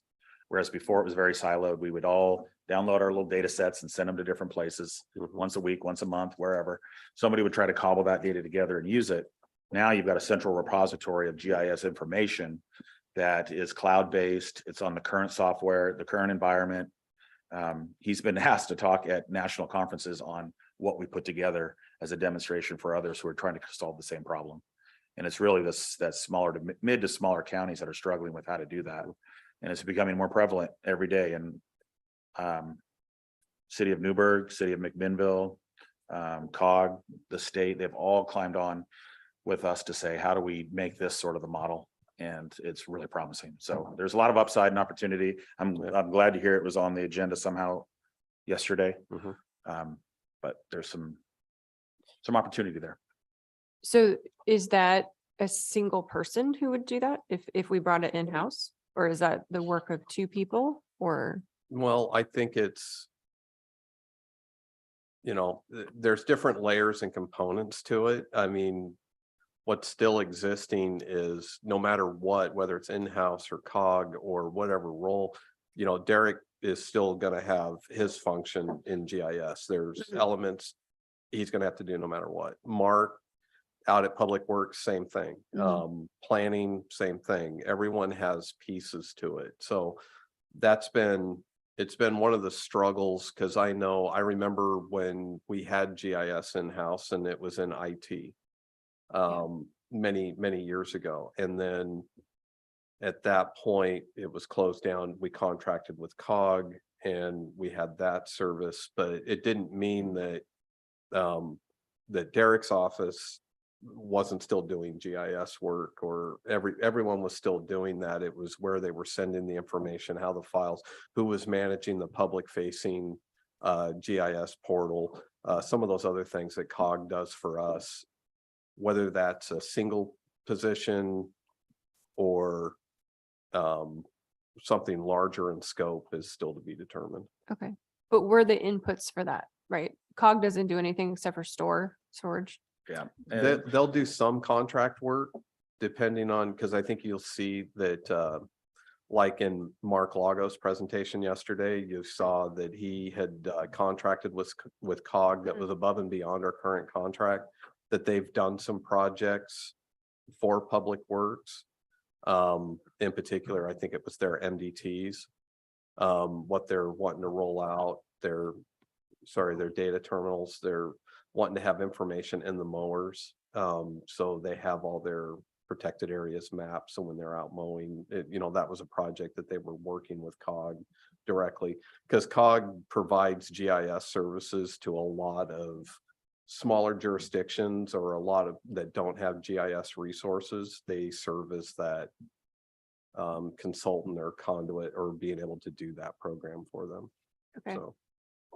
Yeah, I mean, I think I'm open to that. It Right. sounds like we have a lot of disparate sort of relationships for that, but I don't know how much we collectively pay to COG between all of our departments, but 40,000. total. Yeah. Okay. And what it would cost to have, the server capacity or whatever we would need to bring that in-house. I don't even know what that looks like. Well, we if it's on the already, cloud. because it's kind of twofold, because they don't really manage. So we have the cloud-based system. So we're doing some storage. They Okay. do some storage. And it's also keeping in mind that we have our own, what would be the county data warehouse or the data that we manage. But then you also have, we need access to state data, maybe other county data, maybe city, so it ends up with multiple warehouses that may have to come into a single one. So the one person, if we brought it in-house, would be kind of that conductor Yeah. for the file management, who's the central collection point, who manages it, who provides the updates, and making sure I'm not looking at Shane because Shane's like, not in IT. So it is something that we are working on and having discussions. Okay. Sounds good. Thank you. Thank you. Okay, so anything else on personnel? Going once, twice? Sure didn't have you. Yep. Yeah, I do have one more comment on personnel, just as a point of reference. Again, not an ask for anything, but I think it's fair to note that the Department of Revenue has a staffing model that suggests how many FTE counties should have given different functions. And we have, over the last 6 years, since I've been elected, we've operated at 3.5 to 4 employees below their staffing model. And that's really because they're measuring folks that don't use the same technology we do.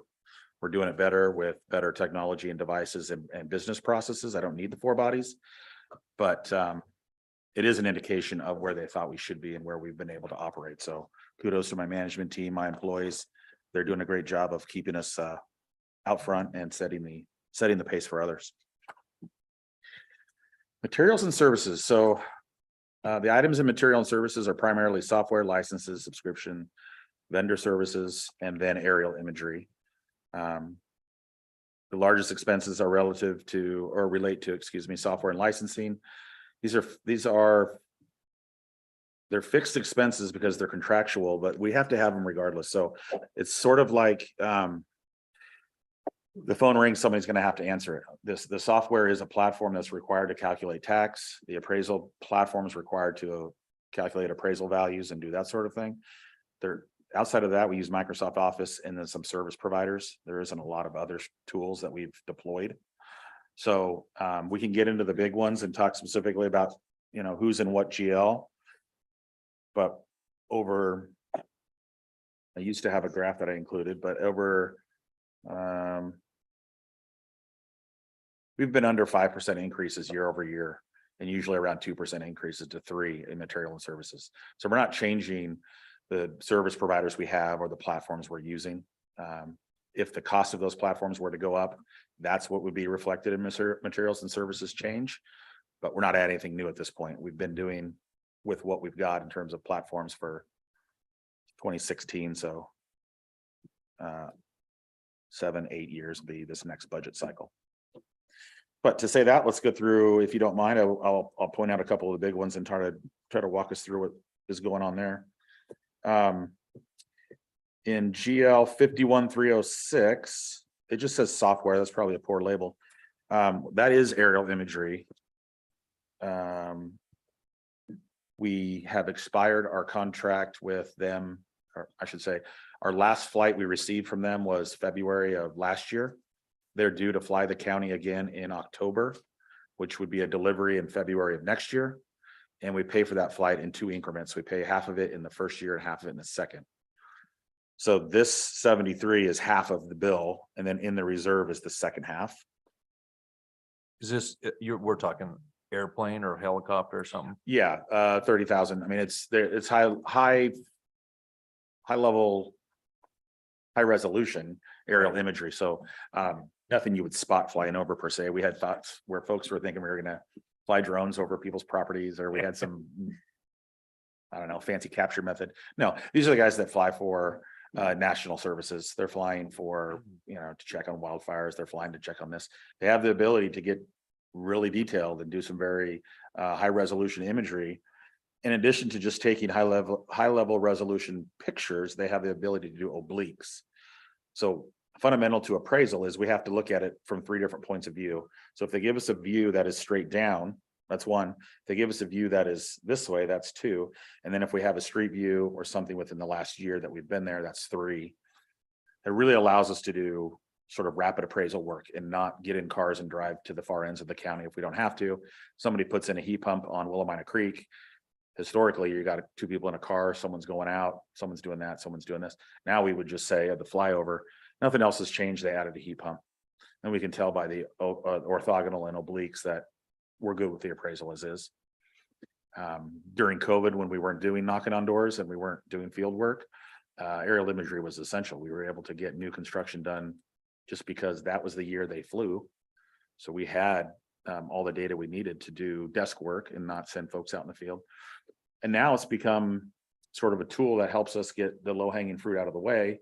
And when we do special assessment, which is farm deferral, forest deferral, or we have to do land use change audits and we want to look countywide, we can look at a patch that says it's forest and then somebody's cut out 40 acres and planted a vineyard.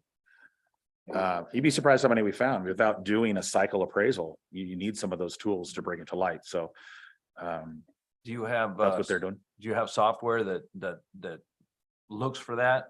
Or do you have to physically eyeball each? It's both. So again, I say that we're always on the front edge. We were able to get this started 2 years before COVID. And so when COVID hit, we were the golden child for the state. They offer a change finder, change detection, which says, here was your last flight, here's your new flight, and then just highlights what's changed. And so that really draws your eyes to different things. We find as many unpermitted buildings as we do those that were demoed and they didn't tell anybody. So we're taking things off the tax roll, just like we're putting them on the tax roll.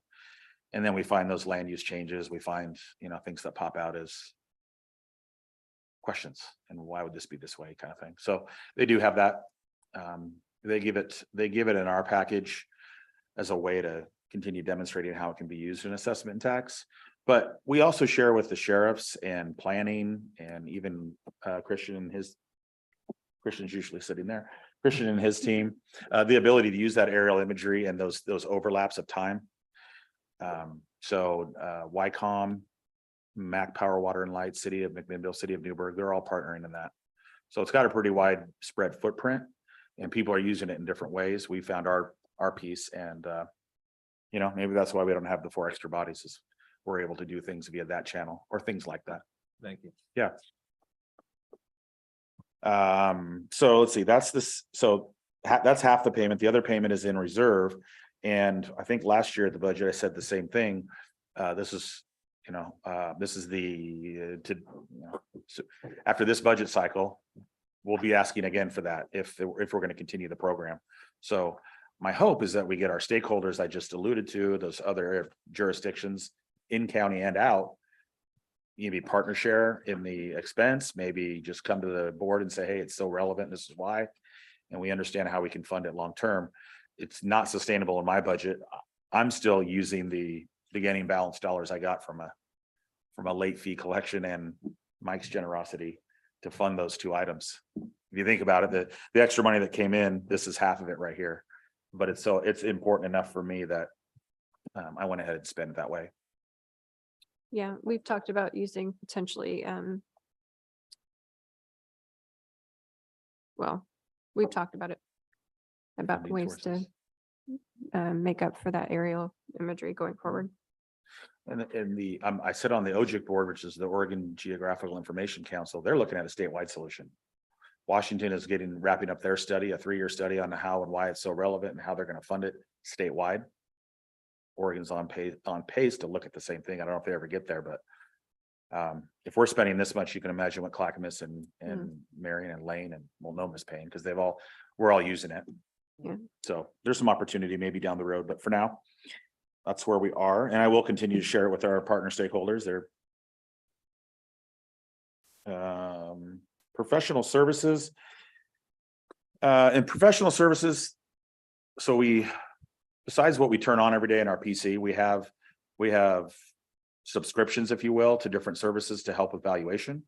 You'll be familiar with RMLS. I mean, you hear everybody talk about that. That is a essential tool. We go onto RMLS and say, we can look at trends. We can look at new builds, houses that have flipped, remodels. You can do a lot of research and develop market trends sort of in niche situations using RMLS. It's a good one. CoStar is sort of the business version of that. I don't know if anybody has experience with CoStar, but CoStar and LoopNet are how you do the same market research on sales and offerings, what's out there. So those are tools we use out of those. Esri is our GIS platform. So we're just talking about GIS pretty extensively. There's a software and a licensing, et cetera, associated with that. I think when you add all of these things together, if you add together the pictometry, the aerial imagery, I should say, and our vendor contracts plus our platform, you're well over 50-60% of our materials and services. So then you're down to training, office supplies, some little things. So I say that just to shed light on, these are tools that although that's a variable expense, it's sort of fixed into the workflow and the process. And absent those, we fill in with humans. So let's go. Now, the final one I was going to address here is 68,307, which is 82,000 and some change. 82,775. And that has to do with licensing. So that's not, that's more every year to use these platforms, we have to pay a licensing and software cost. Again, a variable but relatively fixed expense in my perspective. Those are the big ones. Those are the ones I highlighted. Any other questions on materials and services? Doreen, are you still there? Yeah. I am. Your question would relate to it's under 61201 and 202, training and development in schools and conferences.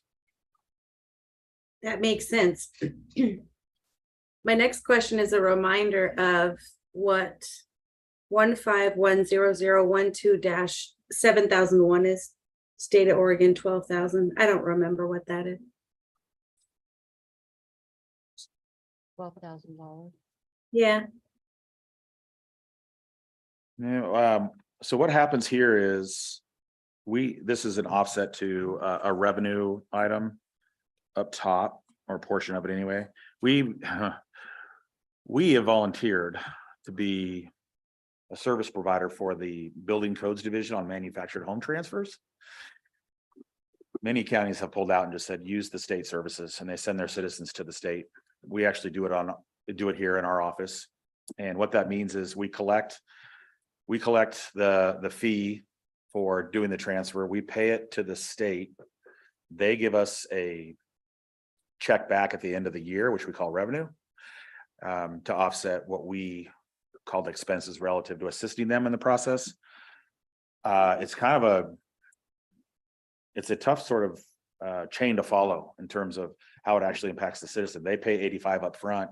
We take 85, send it to them. They send us 25 immediately, but 55 later. And it's really just an exchange of dollars for the fees that they charge to transfer a manufactured home.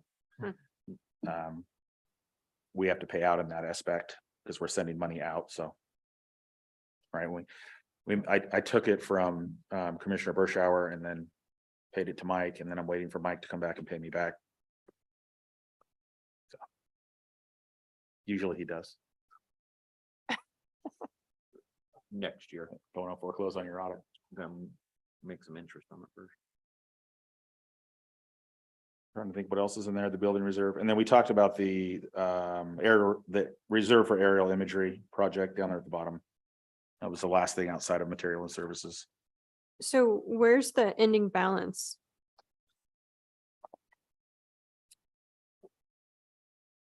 Ben, can you help me with that? I'm looking at a printout from just the EPM. It's all in. Is the bottom line? There's no ending balance. The only ending balance would be the 990-26 reserved. So he has it in a reserve for future line, which is still an ending balance, but it's a restricted reserve ending balance. Okay. So Otherwise, he's got to be budgeted. It's a zero ending balance. something. All that to say it balanced, is that what we're getting at? Yeah, you're- well, I just, I think about next fiscal year, so it's something to consider.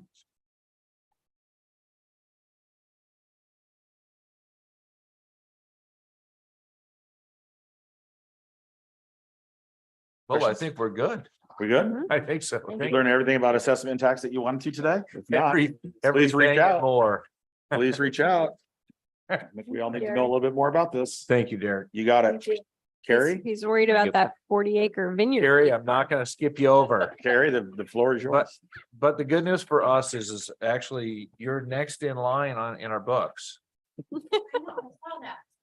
Thank you. And thank you for, Thank you. Thanks, Derek. for your service on that. Thank Thanks, you. Derek. Thank you. Hello. I thought I recognized you when you walked in, but I wasn't sure. I know, too many This is our faces. clerk. Yes. Too many faces. Okay, so I think we're on page 242, It's Something? 244. 244, okay. Yeah. Yeah, you're right. So basically, this fund, we call it, well, I'm used to calling it the old numbers, so sorry. I'm not Oracle trained yet. It's all right. Fund 10, this fund has the 4 primary functions that we provide services for. And it's elections, recording licenses and passports, and then our BOPTA that we conduct once a year. So as the assessor alluded, recording is down considerably. So our revenues are, we only get $5 for every document we record, but it is part of, our budget. But other than that, passports are up. Lots of people are traveling, I guess. Yeah.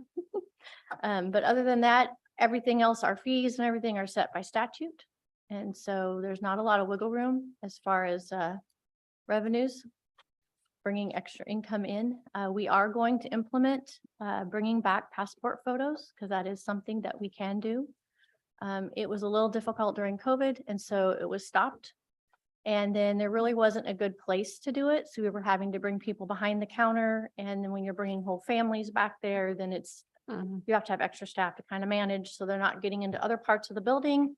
So what we have done is we have designated an area up front now that is a multi-purpose room. It's a former office and you can access it from the lobby. So it's going to be handy where we're going to do photos. We're going to put the observers there for the election. And we're also going to do marriages in there. So we were able to. Which side, on the right? Yeah. Okay. Where your office used to be. Yeah. Oh, you moved your office. I was like, what else was up there? Oh, okay. Yeah. So that will be good. It's hard when you're doing photos, you have to have a perfectly white background and there can be no shadows. Yeah. And nothing bouncing off of what they're wearing. So there can't be any shadows here around your face. And so what we did is we had maintenance paint the entire office pure white. So we're good to go. We can just keep moving around the wall until we get to right lighting. Yeah. So any questions on revenue? So what do you charge for a passport photo or maybe historically? $15. Okay. Can you use a passport still? Or will you be able to, after they implement this real ID for Yes. getting on an airplane? You still can use a passport. Okay, You can. Just have to have one or the other. got it. Mhm. So remind me what's in the beginning balance? That's a fairly large one. Well, there's a couple things that come into play. One, historically, this fund has done pretty well with its beginning balance. There's not a lot of discretionary funds that come into this. I want to say it's 70-some thousand that come into this. Otherwise, the rest of this budget is fee driven. And so if collection vacancies, I know there's been some vacancy savings in here over the last year.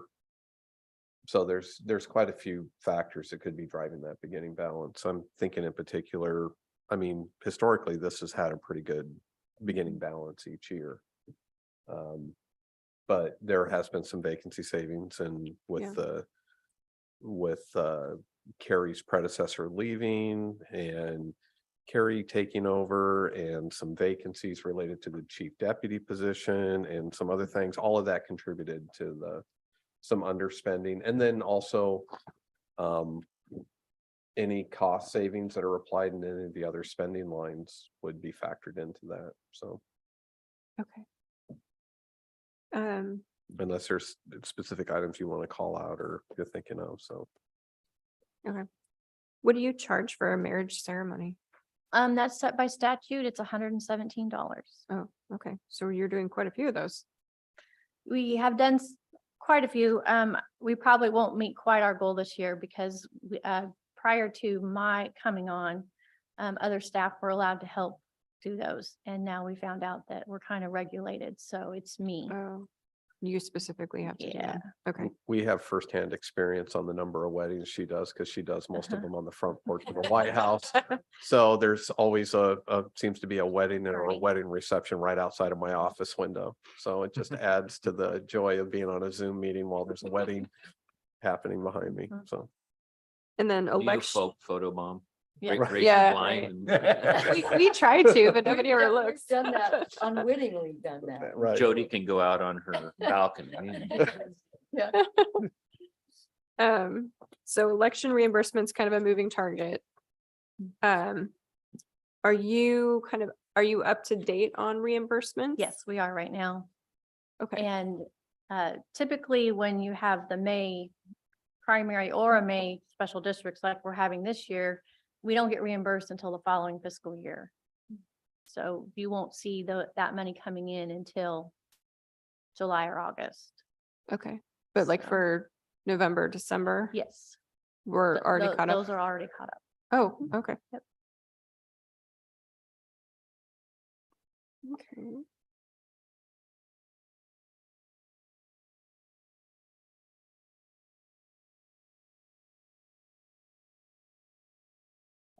Other questions on revenue? Okay. So personnel on page 244, I think. So as you can see, we still have the chief deputy position that was there. Now we have kind of switched gears for the time being. And during this last fiscal year that we're in currently, we had promoted Kara to an election supervisor, which is the program supervisor. Okay. And then we have 4 office specialist techs up front, and we have 1 senior office specialist tech. But the 4 I'm asking for 1 more person so that we can have 4. So currently we have 3, and then we have 1 senior and then Kara. So we would be adding 1 more body. Right now, we are in a phase where we are having to focus strongly on succession planning and cross-training. So we've started identifying areas. I have a spreadsheet and it's already 2 pages long of the different things and the different even day-to-day tasks that have become siloed in our office that need cross-training, because we have 2 employees that will be retiring anywhere from 2 to 5 years or sooner is what I'm told. And so we need to get people trained and able to be point people and not have to rely on just historical knowledge to even help with a day-to-day task. We also are getting a brand new voter registration system that's rolling out in July. It will go live. When it goes live, the old one goes away because it's just not cost effective for the state to run anything side by side. And the platform that the old system is running on is no longer supported. So unless if they pay an exorbitant amount of money to run it for 1 more year and have it limp along, because it fails us now. We don't have connections, we can't get in. So this new platform and this new software is going to go live in July. And so that will definitely alter our day-to-day activities, because we will have to implement new processes, new documentation for how to do simple tasks that we kind of do without thinking about it for the most part. So that is why we're just trying to get bodies in and get people trained so that we can then move forward with the succession planning and make sure we're fully staffed. With long-term employees, as most of you probably are aware, this county has very good benefits. I was an employee once. And so on a good day, we most likely only have 3 people up front, because the time off, vacations, all of those things, there's usually someone gone. So. And then it looks like down here under extra help. My 482, that was my election personnel line, right? But it's called extra help. That's what I assumed. Election workers. Yeah, my election workers. Anyways, so we do try to utilize people from the community. They are, the ones that work day to day are paid volunteers. The people who come on election night at 8 o'clock are not paid. Those are all volunteers. So typically we use about 17 to 25 people to accomplish the day-to-day tasks during an election. At the 8 o'clock one, there's a lot more people than that because we need at least 2 to 3 people in each car to go to each box, and we have 16 ballot boxes. So, but we are utilizing more staff and getting them trained because they had never been exposed to some of the processes that we do. So we are getting them trained to help when we need help, either upstairs or downstairs with our election processes. So that's good. But we still do rely heavily on them for filling in all those gaps. And I hear minimum wage is going up in July, so.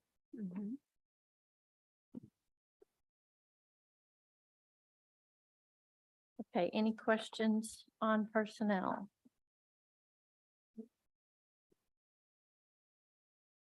Okay. So historically, our materials and services have been fairly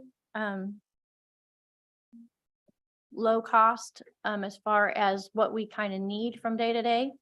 But as everyone is aware, with supply chains and then election costs just keep rising. Our main driver of this going up is election costs. Envelopes alone have gone up probably almost 6% now from just a year ago. So we ordered envelopes last June and they are way more than they were then, but they had already doubled then. So we are seeing a lot of increases in costs. Just postage alone, it went up in January. It's going up another 3 cents in July. So those are the things that drive our costs up. Yeah. And I ran the voter registration numbers today, and as of today, we have 75,098 active registered voters. So Wow. we have reached that mark of 75,000 now. So that's a lot of ballots in one swoop. But yes. We have been able to implement some cost savings. There were some contracts we were able to terminate that were not being used. I'm also looking at more cost savings in the coming year. There are some things that we can do to eliminate some overlap. And also we have outsourced a couple things, and it actually is, we're either breaking even or saving money by not having employees spend hours doing a task when we can just outsource it. One good example of that is we were able, so as you probably are aware, when you're in an industry like this, where elections is kind of becoming more of a primary function, there's not a lot of vendors. They're their own little group. So when you call one of them up and they're already doing everything from Multnomah, Clackamas, Washington County, they tell you, okay, we'll try you as a trial run. And if it works out, then we'll do it again. So we called and we were able to get a contract with a company to do our voters pamphlet. And that was a huge cost savings for us. And they were able to do it in less than half the time that it would take us. They charge by the page, which wasn't horrible. So for $1,500, we got a voter's pamphlet instead of paying 2 employees to spend probably weekends and nights trying to get it done. So They just assemble it? they design it. Graphically? Okay. Send us the design file, and that's what we send off to the printer. And so that was a huge efficiency and cost savings for us in the long run, honestly. So, and there's been a few other things we've been able to implement. We are trying to use postcards as correspondence and notification to voters when we can. Everything has to be approved by the state. And so when we have those things, we're basically just copying off of another county that's already gotten it approved, but we were able to do that. One of our correspondents, And so obviously that can be sent out as way less postage. It's much easier because before we were having to print a 1 8.5 by 11 page, two-sided in color, and then fold it and then, you know, put it in an envelope and then send it off. Now we have a postcard. Everything's all right there. They tear off one side, keep it, they send the other one back to us, and it's much more efficient. So there's a lot of things like that that we're still doing. We've also been able to eliminate unnecessary phones and computers and combine some of our we have a couple computers that we use for certain things. We're able to combine it because you're not using the computer at the same time for the same thing. So we were able to combine that. So that was a cost saving. We also are having upgrades made to our recording side, which is what we call Helion. And that is going to also provide, they're rolling out an upgrade this summer, and that will provide easier access for the public to obtain documents. And there'll also be a mechanism online for them to be able to pay online, and then it will be sent to us. And a notice will be sent to us, so then we can provide them the certified copies they're looking for, or even copies in general. And they can pay online and we'll get it and we'll send it off, and they don't even have to call us really. If they've found the document they know they need, if they found a deed they need, they can just do that. So we're going to be doing that to help make things more accessible to the public and provide better service. Other than that, do you guys have any other questions about materials and services? Okay. So there are some, there is some reserve here, as you can see. Obviously, there's a lot of changes happening. Today, we found out that the Secretary of State has resigned. So the agenda that was being, that she had for the state could change drastically. So the things that we have been prepping for, or kind of trying to, you know, stay in the vein of what might come next, could change depending on who the governor appoints. We could go completely a different direction, or we might be doing ranked choice voting next year. You just don't know. But obviously that will change kind of the future landscape of the goals of the state. There are things though that are coming down the pike. If anyone was paying attention to legislation during this session, there are still election bills out there and they are impactful. We are pushing as the Clerks Association to get as much funding as we can. But as you know, a lot of this turns into a one-time funding, and then the rest is just unmandated. Well, it's mandated, but there's no funding for it. So we end up paying, the county ends up bearing the cost, the brunt of all those costs that are ongoing with those changes. So if any of that does happen, I don't know that we have plenty in the reserve to accommodate that, but there will be security protocols that will be coming out that we will have to implement before the next presidential, which is next year. Those could be minimal or they might not be. It depends on what direction we go, but we are aware that security and then modernizing technology is something that we will have to look at. And it's not just because of the presidential, but it's also because of just the sheer volume. And we have reached that point here in our county where the sheer volume is forcing us to look at better ways to make sure we're getting those ballots in and processed timely and efficiently and quickly.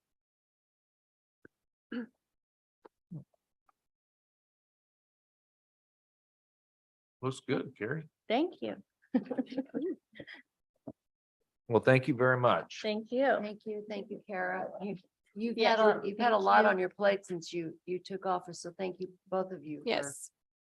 for doing Everyone's such doing a great job. Yes. Thanks, guys. Thank you. Oh, yes, sorry, Fund 12. I always forget about that one, sorry. What We have part? one more fund. Sorry. Oh, It's the clear records? back on Records, page, what page are we on? 249. 249, you got to flip a few more pages. So this fund is just for archiving basically records. It's a statutory fund and a 5% goes into it. And that's all that goes in there. And that's how we archive the records. We have been able to do some cost savings with that. Historically, our office had been keeping 3 films. And we've researched that with the state and with other clerks, and that is not necessary. We can go down to 2 and just indexing and 2 films for each year. But it has gone up, the cost has gone up considerably. And it's interesting with that one too, because the vendor charges all of us a different price, we found out.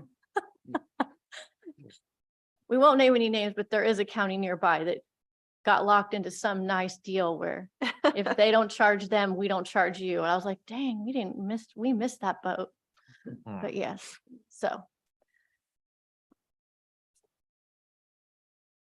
And the only other thing that comes out of that fund is part of the standard building rent, which could be, we're making space in our building to house our records, but that building could definitely, it's on a month-to-month lease. So there's no guarantees that that will still exist in the near future, but part of the rent comes out of there. That's a storage unit that facilities and the clerk rent. It's right across the street from planning, kind of behind the Atticus. Right There's a behind the Walmart Atticus. building. Got it. Yeah. But we've been told that that building is listed for sale, and we've been on a month-to-month for a year now. Yeah, at least. And so we're making plans to Vacate. get stuff out of there. This is the one that's not great for record storage anyway, right?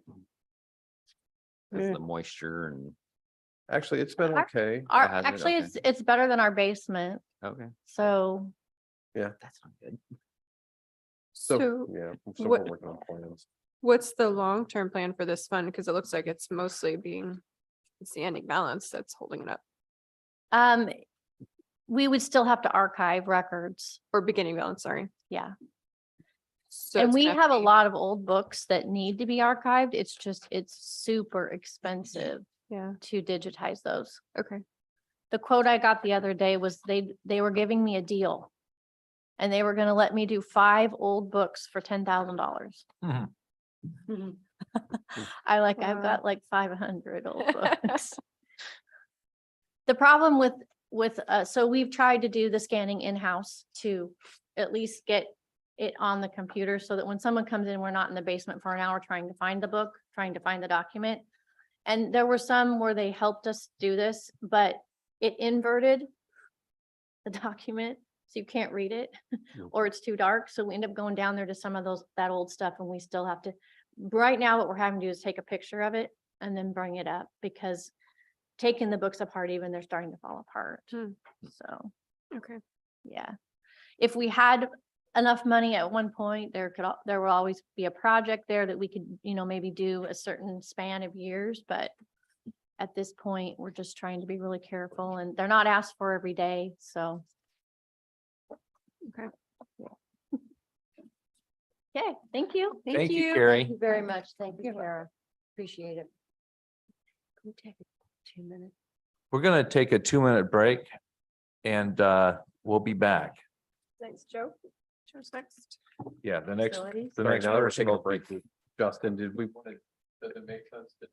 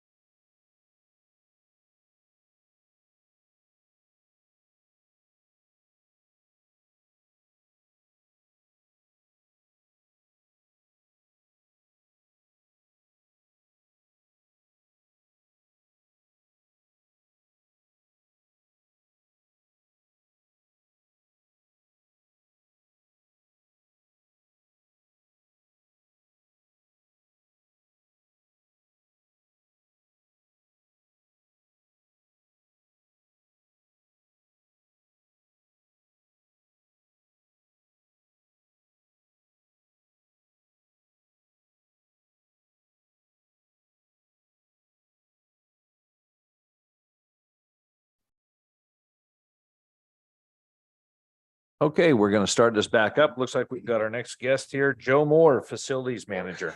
Oh. Shane Oh. first. We're gonna mix it up here, I Yeah, guess. we are. There she is. Yeah, So- so we're gonna take it a little bit out of order from the agenda because when Joe goes, there's kind of a natural transition into some of the other capital reserve accounts that Justin and I will be presenting, so. That's why we figured we'd let Shane go. And also with all of his pacing at the back of the room. Fair enough. Are we ready? Yes, ready. All right, well, welcome, Budget Committee, Board of Commissioners, Administration to the 2023-24 Information Technology and Telecommunications Budget Presentation. Please let me know if you have questions throughout the presentation. As usual, I'm just going to try to cover where there's some big differences in numbers. I may also just jump into a few line items just to give you a quick explanation of what some of them are. And we're on page 231 is where IT starts. All right, 231. All right. Good. I had 230, but okay, cool. All right. So if you guys are all there, let's begin. Page 231. So let's start with revenue. So we have a pretty healthy beginning balance there at account 30101. And that's good because that does tend to trend downward. Account 33429. The assessment and taxation grant, that's money that I get from the tax assessor as part of the CAFA grant. And that's a little bit lower. And that's just, I was trying to be conservative because there's just been a decrease in mortgage activity, as Derek pointed out. So I tried to be a little more conservative with that number. Account 38010 is the 472,000. That's essentially table 4 from the budget instructions, adjusted software. And then account 38024, the 902,000, that's comprised of a few things. So we have table 11, the network charges are in that number. We have some transfers from corrections and HHS for some programmer analysts that they utilize. And we have a transfer from the computer replacement fund. And that transfer is broken up into this. It pays for some of our, or pays for our Windows 10 licensing. It also goes towards replacing some common equipment that both IT and telecommunications utilize. And this year, one of our big capital projects is to look at a robust disaster recovery system for the county. So that's what that line item is. Are there any questions on revenue? Shane, what accounts for the big jump in beginning balance from last year? Did you have a cost savings of something substantial? Yeah, I had some cost savings. I think Ken, though, I think we injected some money, didn't we get from that one fund for the COVID relief? Wasn't that some of that, Ken? Oh, no, you had the 51,000 for the. You got some of those funds from the, go ahead, Mike. Compensated Okay. absences adjustment, so that was 51,000. Some of the other areas, do you have vacancy savings? Yeah, there was as some. well, with a vacant position. Okay. Otherwise, I'll leave it to you and possibly some projects. Admittedly, and you'll see it when we get down into the project lines. We do, working Shane budgets funds for projects, and with his limited staff, sometimes we don't necessarily get to all of them. So they'll be carried over into those funds. So. Gotcha. That's true too, yeah. Thank you. Good problem to have though, I guess, for the time being. So, Just, a high, just before we move on from revenues, this is another one of the internal services program. So his revenue, like he was going over, you'll see the line item here. It's comprised of both general fund transfers. He has a discretionary allocation that comes into this fund, but then he also has charges that go out based on to non-general fund departments like HHS, community justice, some of those that don't get discretionary funds together, because Shane's IT supports every function in the county. So So that's why you have the revenues are gonna look a little bit different because it's a combination of internal charges and discretionary fund, because we don't charge discretionary departments those fees, not, like the network administration fees, because it just wouldn't make any sense, because then they would ask for more discretionary to cover the fee transfer that would go in. So that's why you have the combination of revenue sources. All right, go ahead, Shane. Thank you. I'm gonna stop talking. No, thank you. I appreciate that. I'm teasing. No, like I said, Noted. it is healthy, but it does definitely trend downwards. So is there any other questions on revenue at all? If not, you can turn to the next page and we can talk about personnel. Where's my red pen?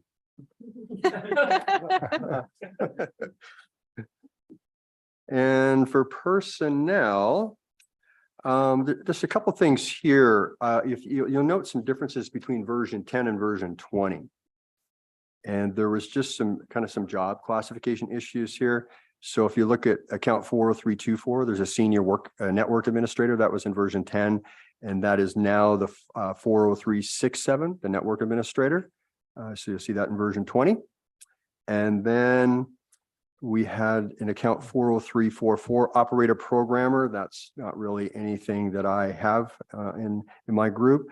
So we broke that up into the senior desktop support specialist, which would be account 40363. And then we have 2 desktop support specialists, and that's 40375. Yeah, this is one of the data conversion challenges that we had with the new system, that it would roll things up into positions that we're not sure why. So you'd see that in version 10. And so it was something that we had to work together and kind of clean up. We had this throughout the budget. Hopefully we have it fixed, and in future years, we won't have this issue. So you're going from 2 to 3 senior programmer analysts? I have for the senior programmer analyst, it says 3. Actually, if we get technical, that should actually say 2. And then I have one person that is actually a senior programmer analyst DBA, which is the 40376. Which that's blank, because that's one that's going to be fixed, because they really are, all 3 of them are in the same range, same classification, same, it's just that one is a DBA. And so that's going to be a fix going forward, that, budgetarily, we would have that broken out, but personnel wise, I mean, these positions, except for a slightly different job function, they still are, like I said, the same wages, same bargaining unit, same classification, it's all the same. So that's why that's moved up there. And historically, like Shane was saying, before it was the senior program analyst DBA.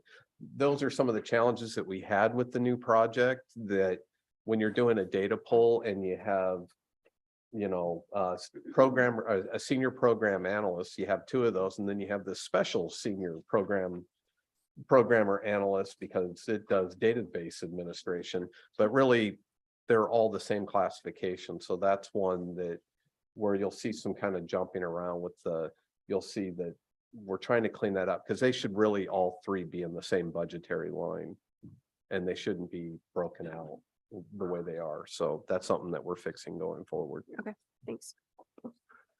And that's really all I have to talk about for personnel for that, unless somebody has any questions. Because otherwise, there's actually no FTE changes at all. It's a status quo as far as your FTEs and Status staffing. quo, yeah, because we were approved for the other desktop support position last budget cycle, and that person started last September. Yeah, and is currently still with us. So yeah, so nothing else really to talk about unless you have questions. If not, we can move to materials and services. And I had it on page 231 and 232. So you're probably 232 and 233. Okay. So the first one I'll call out is 51306 software. You notice a jump there from 5 to 15,000. I put a placeholder there because right now we have a CJIS project. CJIS stands for Criminal Justice Information System. And we have a compliance project, and as part of that project, it looks like we're going to have to buy some software to stay in compliance, to monitor some things. So I wanted to set some funds aside for that initial purchase. And yes, the big one, 68307, software licensing and maintenance.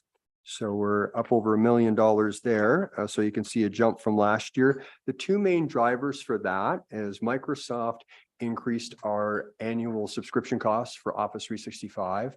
They went up about $44,000. And then the big one is now we're going to pay for the ongoing Oracle licensing and maintenance costs through IT. I think that's around 300K. I think something like that. So those are the two big drivers for that number jumping.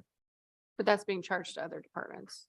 Yes, that's Yeah. part of all the fees that we collect, that we charge out to all the departments and the discretionary together. That helps cover the licensing Yes. costs.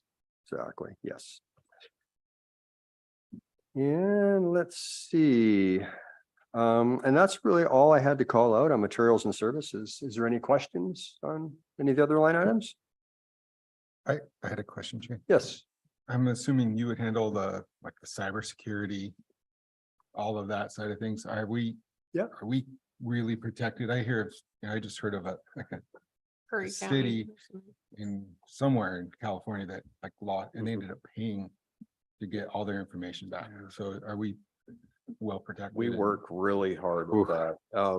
Backed up somewhere in the cloud where I'll let Shane, you explain it. Yeah, as far as backups, on-premise cloud, we have all that covered. And, we have weekly meetings to cover security. And then I always have a section on that for the Board of Commissioner updates that I talk to. And it's always a constant concern. We just had a meeting yesterday morning. We had an email that was sent out with, with a couple of counties that just got hit, and they're looking at, these are the indicators of compromise. And so we're looking at those, and there was a really good checklist, and either some of the stuff we completed or it's on our radar and we're working on it.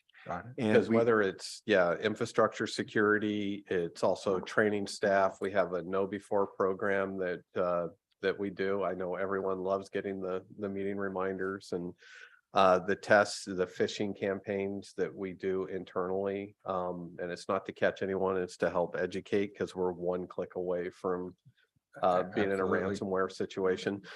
So we have an approach both looking at our security infrastructure, making sure all of our licensing and all of our devices are up to date, training programs, backups, recovery, everything. Shane does an outstanding job in trying to help us make sure we're in the best position possible to prevent that. Yeah. I'm not gonna, in a public meeting, drop the gauntlet and issue any challenges to anyone who may be watching out there. But we work really hard, and Shane and his team do an outstanding job trying both keeping us up and operating and in a safe environment. So yeah, we do take the training program really serious, like for the end users. I report out at department head meetings, when we have our phishing tests, and if we have people that are repeat offenders, the department heads have been very supportive. We try to help those people. We post those best practices for people. So we're there, and if they're unsure of something, reach out to us. That's what IT is there for, to do the best we can. Because that's the one area that keeps me up at night a little bit. So it's dangerous. I have a fraction of the people, and it stresses me out. And I just was curious how. Well, and especially because right now trends are, I think it's been all over the news and everything, that they're really targeting local, smaller governments. They're especially counties, cities, states.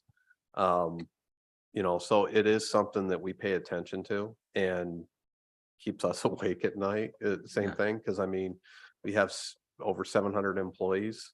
Almost all of them have access to the computer, and that's our first line of defense, is making sure that someone doesn't click on a malicious link and potentially open exposure to the entire network. So okay. Yeah. And like I said, weekly with my systems administrator and network administrator, we have weekly projects meeting, and then we have a weekly security meeting. And we just review where we're at. We have yearly penetration tests and that's basically where they look for weaknesses in your system to see how they can exploit it.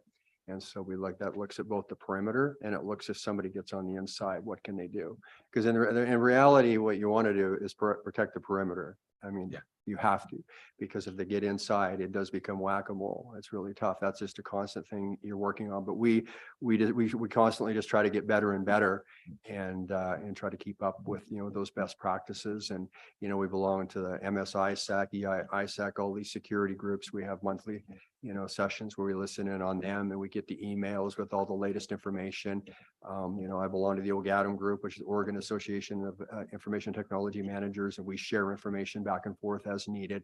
So it really has, our team has kind of expanded to, other agencies. So and it's a constant battle, and we do the best we can and try to get better every day, every week. Very proactive. Do you track the dark web? We don't track it per se on a regular basis, but we do get some emails on that. We have things in place where we will get notified once in a while of activity on that. I didn't even know. I thought this was a myth, but No, it's we had a there. corporate coffee here about a Yeah. month ago, and there was a IT company on there and screenshots of dark web stuff, like guns for sale and drugs, and it was crazy. So Shane, you feel like you have the software or the programming that you need. It's now just about education, sort of that constant education.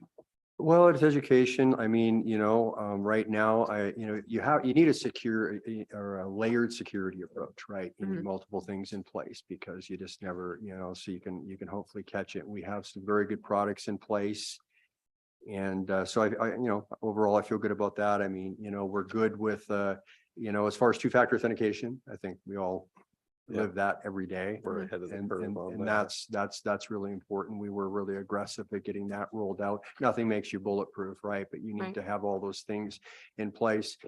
And like I said, really where you need to get to any organization, once you protect that perimeter, what you want to start working on, and we're working on it, is ultimately you want to watch where your traffic's going on the inside at the next level. Because if you get hit and if traffic can only get where it needs to go, then if it gets hit, it's just going to be that maybe a small segment that gets hit versus, a lot of times what happens is if that's if that gets hit, it's the entire network, because it's not segmented off. So that's kind of the next level. Takes a lot to get there, but we're again already working on that. Okay. So. I get Shane's wish list every week. Yeah, and every year there's surprises too, like sometimes we're always evaluating, maybe we need to buy more software. So it's, it's never stagnant. You're never like, hey, we're okay. We're always watching and looking at what's out there, what other organizations are using as well. And we talk about that because, it's sort of like, the security product for sieges, that's some other stuff that we have to kind of similar, where we have to, we're going to be monitoring, any kind of firmware updates or anything. They want a software that's monitoring anything that gets changed, things like that. So yeah, overall, like I said, I feel good. Like I'm kind of with Ken, I'm not challenging anybody by no means. It's just, we're doing the best we can, and we try to be proactive. And we never get too comfortable. Like even myself, when I'm managing my email, I have a little bit of fear every day, and a little bit of fear is a good thing, because it helps you not to get careless, and it helps you to respect, what can happen. And so that's just the world we live in. Yes. So, does that answer your question? It absolutely does. Thank you. Yeah, you're welcome. Okay. Any other questions on materials and services? But you definitely, when they're doing the phishing campaigns, you don't want to be Shane's catch of the day, I bet not. I was not the catch of the day. I just made a list. That's it. All right, so we can move down to 880 capital department equipment that has $324,428 there.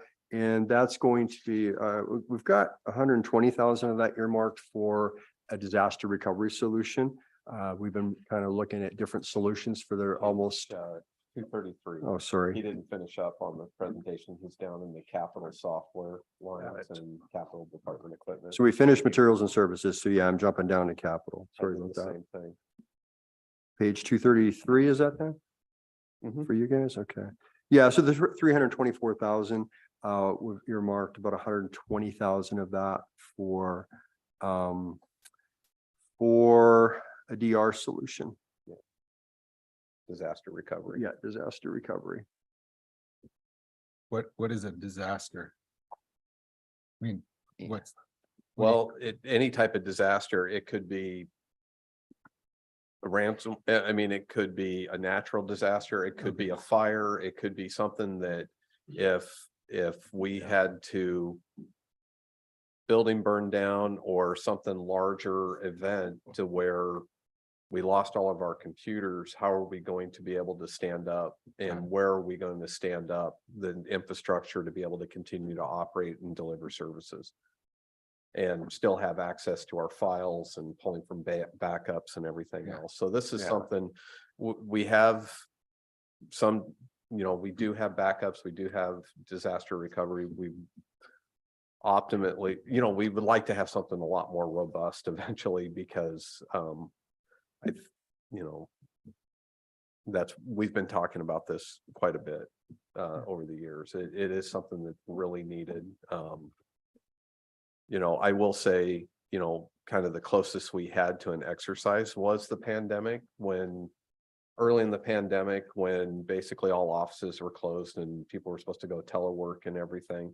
It was actually kind of surprising on how well prepared we were that employees were able to unplug their computers and go set it up in a home office as quickly as we did. And some of that had to do with some of the software solutions and what IT has set up for computers and things, that it gave us a lot more flexibility, because that was something completely new to us. I mean, we didn't have anyone teleworking, and then all of a sudden we went from nobody to 300 plus employees were working from home. And that was something that we could do pretty seamlessly. It happened pretty quickly to accomplish that. So, but we're always looking at because it would be big if it was a large natural disaster, Cascadia, you name it. Community is going to be looking for the county to still continue to deliver services, and how do we prioritize that with and stand up all the networks and infrastructure that we need, whether that's public health, law enforcement, you name it, those critical services that we provide. And so that's something that we're always looking at.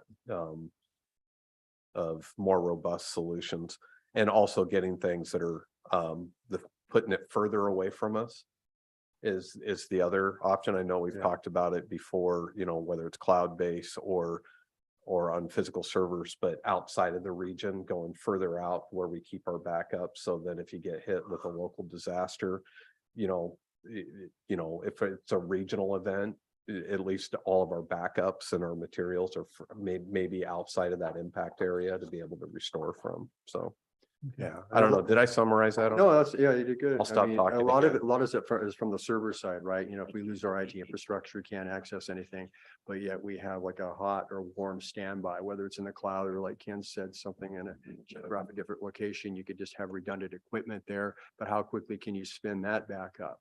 If something got leveled here, if you had a fire or something happened, that's what we're looking at for the next level. Thank you. So good question. We had an email crash you were here for that. That was the year before I got here, I think, 2015. Yeah, for 5 days or so, I think, with a few days of no email, no calendars. When was that? Total email crash. Yeah, it was. I think we've only had an internet outage since I've been here for a day. It was summer 2015. Yeah. Yeah. Mhm. Yeah. Yeah. All right. Is there any questions on capital or the information technology fund? Oh, all right. we can move on to telecommunications. That should start on what, 2:35 for you guys, is that right? Okay. All right, so let's start with revenue again. A beginning balance here, 537,000.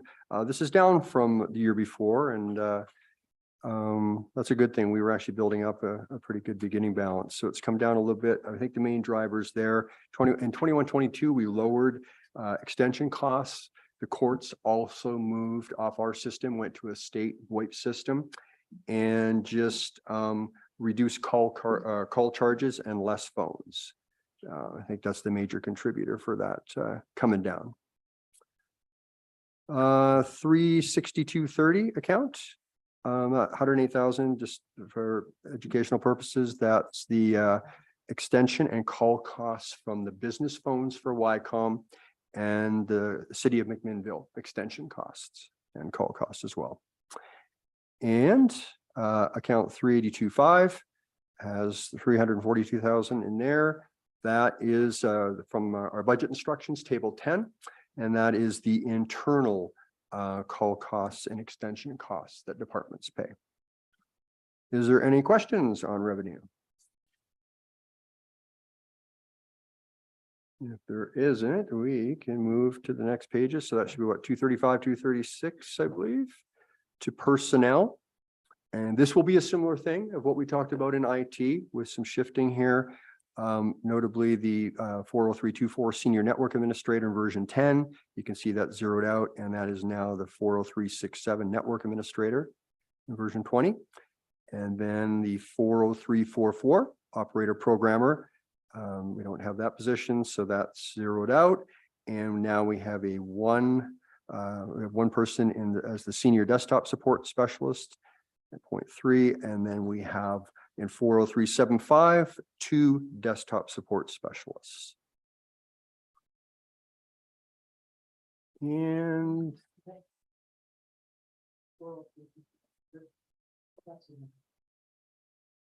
you good?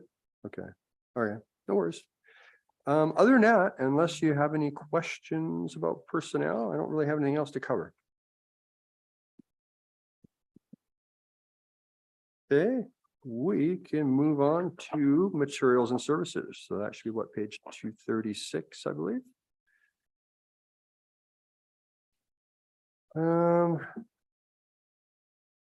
So here, let's see, we've got account 78003, that $11,000. That's essentially table 4 from the budget instructions. And we have 78006. That is $23,480. A small portion of that goes towards paying for IT computer replacements because our computers we manage both IT and telecommunications. So a small amount of that money comes over for that. And then $22,031 is for, that comes across, that's actually going to go out to the computer replacement fund, and that's to help replace common equipment that both information technology and telecommunications utilize. Other than that, I don't believe there's any other really major changes for materials and services. Does anybody have any questions on materials and services? No. Okay, so we can go to page 237 and we can look at let's see, capital communication equipment, 80123, and we have $162,329 there. That's just for anything that might come up. And in the reserve, we have 99003. We got 141,768. We're starting to set aside money for a future Mitel upgrade or replacement. I think we've had that system in place since about 2015, just before I arrived, I believe.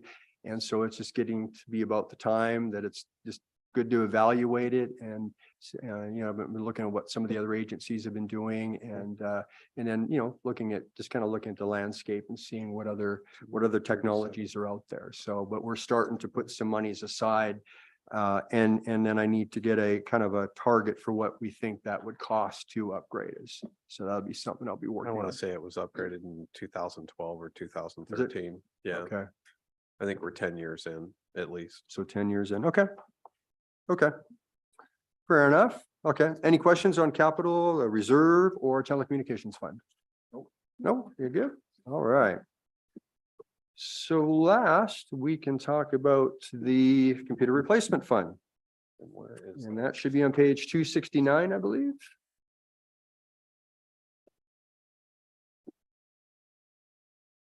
That's a good thing. Am I right? Yeah. 59. Cool. All right.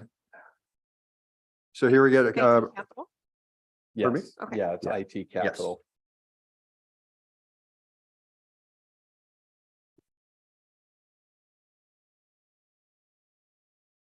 all right. So a very healthy beginning balance there, that 30101. And again, it's mainly our departments that pay into the computer replacement fund. That's what drives the revenue in this account. So Which any- is all departments pay into this. account. Yeah, all the departments pay in. That's correct. And then let's see. So we'll move down to 382.1. The 449,000, that is the table 11 from the budget instructions. And that's basically the computer replacement charges that will be paid by departments. And the 22,031, if you recall, when we were just in the prior budget, that's the money coming in from telecommunications that will build up monies and help to replace equipment that both information technology and telecommunications utilize. I basically have a spreadsheet that tracks the amount that's coming in. And then when it comes time to replace a piece of equipment, we put things on life cycles. And then we'll look at that and then I'll see, well, how much money have we put in that we can take out to replace, whether it's a switch, firewalls, anything that both funds use essentially. Okay, is there any questions on revenue? Okay, we can move down to materials and services. 54301, the $278,175. That is what we're targeting to spend for the next fiscal year for our computer replacements. We have what laptops are on a 4-year life cycle. We have desktops on a 5. And so just with the amount that we have coming due, that's what we're targeting to spend.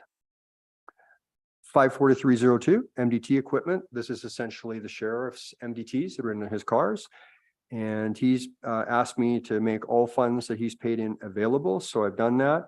And he has moved to some new MDTs that essentially is a leasing program. And so he will take some of this money and use it to pay for that yearly lease. And then whatever's left is left. I'm not sure if he covered this. I think the yearly lease is about $59,000 a year is what I think it is. Yeah, he's changing the model. The sheriff wants to, instead of where we had it on a replacement site, with these MDTs are pretty complicated. These are the mobile data terminals. So when you look at a patrol car, they're computers that they have in those patrol cars. That's what these MDTs are. Yeah. So changing from where we would purchase them, get them installed, and then put them on the replacement, he's going, sheriff is switching to a lease program, Right, to where he would have them on a lease program, and then when they're due for replacement, they would just swap them out.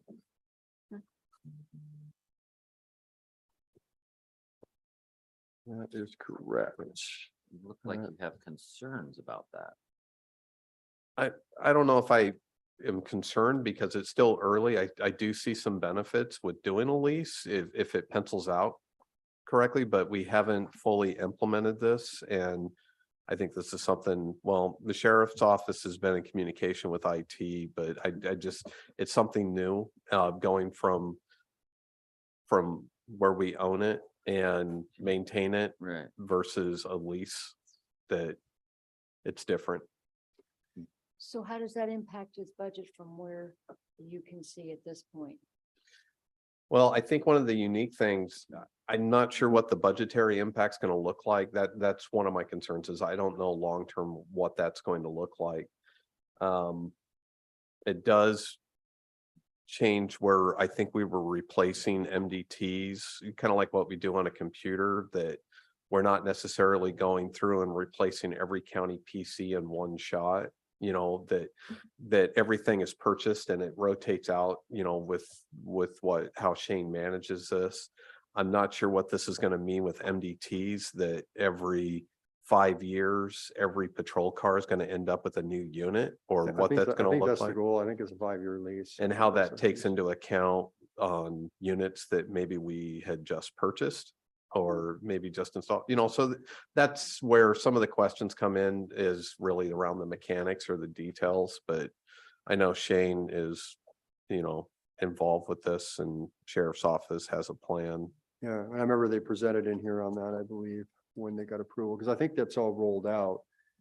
Did they already do it? Yeah. Okay. Because I remember the presentation, I watched it. And I mean, yeah, the MDTs themselves have been have been flawless. I mean, they've been working great. And I know that we're involved talking to some other agencies that have implemented the same line, and then they're very pleased with it. And I will say that we struggled over the years with the MDTs, because I want to say it was 5 years ago or 6 years ago that really the Sheriff's Office really wasn't paying into the replacement fund on MDTs. That was something that we implemented, you know, like I said, about 5 or 6 years ago with the new model to, because they're also expensive. It's one thing to replace the head unit, but if you have to do the complete purchase for the entire car, that gets really expensive. There's a lot of things that are built into that. And so this was somewhat of a newer, the whole MDTs and the replacement, you know, like I said, we weren't charging computer replacement. They weren't. And so a lot of times we get this request, or we have these bad devices that we were having issues with, and we really didn't have a plan or a budget put in place to replace that. And I kudos to Tim and working with Shane on the program that we have now, but now we're wanting to go a little bit different direction because they're wanting to have the updates a little bit more frequent. So it's different. This is something that's evolved over time. So it's something we're going to be keeping an eye on and see how it pencils out. Hopefully it'll be successful. All right. All right. Okay, we can, let's see, let's move down to line or account 7815. $223,000 there. And that's going to be transferred to the information technology budget. And I talked about that in that budget. That's going to be paying for Windows 10 licensing, the DR solution, and to replace some of the equipment that both IT and telecommunications use. Just to give you some numbers, I think the Windows 10 licensing is about 70,000, and the DR solution is 120,000 roughly. That's what we're targeting. We're of course not sure yet on which direction we're going to go with that. And then let's see, the help to replace the common equipment for both IT and telecommunications, I think that's about 33,000, just to give you some dollar figures. And then of course 99029 reserve for the future. So we have $947,000 there. So essentially that's just for future computing device replacements and any funds that are available for common equipment replacements in subsequent years. You know, as part of our computer replacements, we have some little surcharges built in that does help pay for the Windows 10. And then again, that also helps pay for some of those that common equipment as well. But yeah, and I think that's all. Yeah, I covered most lines in this one, but it's just kind of good to make sure everybody understands kind of what's happening. It's not a lot of line items here, but anyhow, is there any questions? But big dollars. Yeah, big dollars. Any questions on material services, reserve, transfers, or the computer replacement fund? No? All right. Well, with that, I guess I am done. I just, before I go, I would like to, I always like to say thank you to my team. They're amazing. They work hard every day, and they really are dedicated to technology and to providing great service. I think they do a great job. I hope everybody else thinks so. And I'm proud to work with them every day. And I want to thank everybody up here for all the time that you spend and the support that you give the department heads and the departments. And And that's, and all the time that you spend going through and listening to all these budgets and making those tough decisions. I appreciate what you do and thank you thank you for everything that you do as well. So, Well, thank you, Shane. Thanks, Shane. Yep, good job. thank you. Thank you. Are you done talking, Shane? That's good. Yes. I'm unsure. Next is Joe Moore from Facilities. Okay. I'm. Okay. Continue. Okay. Good afternoon, Joe. Mr. Moore. How we doing? Well, I think it's on 258. 259 All is where the report starts, yeah. You're It's in the close. neighborhood. It's close. Oh, yes. Yeah, it's 440. So I think most of you know how facilities is funded. Majority of it comes out of table 8. You have the maintenance fees and then you also have the building replacement funds. That's where our revenue mostly comes from. If you look at our beginning balance this year, it's a little bit less than about half of what it was last year. I'll get into that a little bit on the personnel side. But we did some changes, things around this year, trying some different ideas with how we're doing our janitorial services.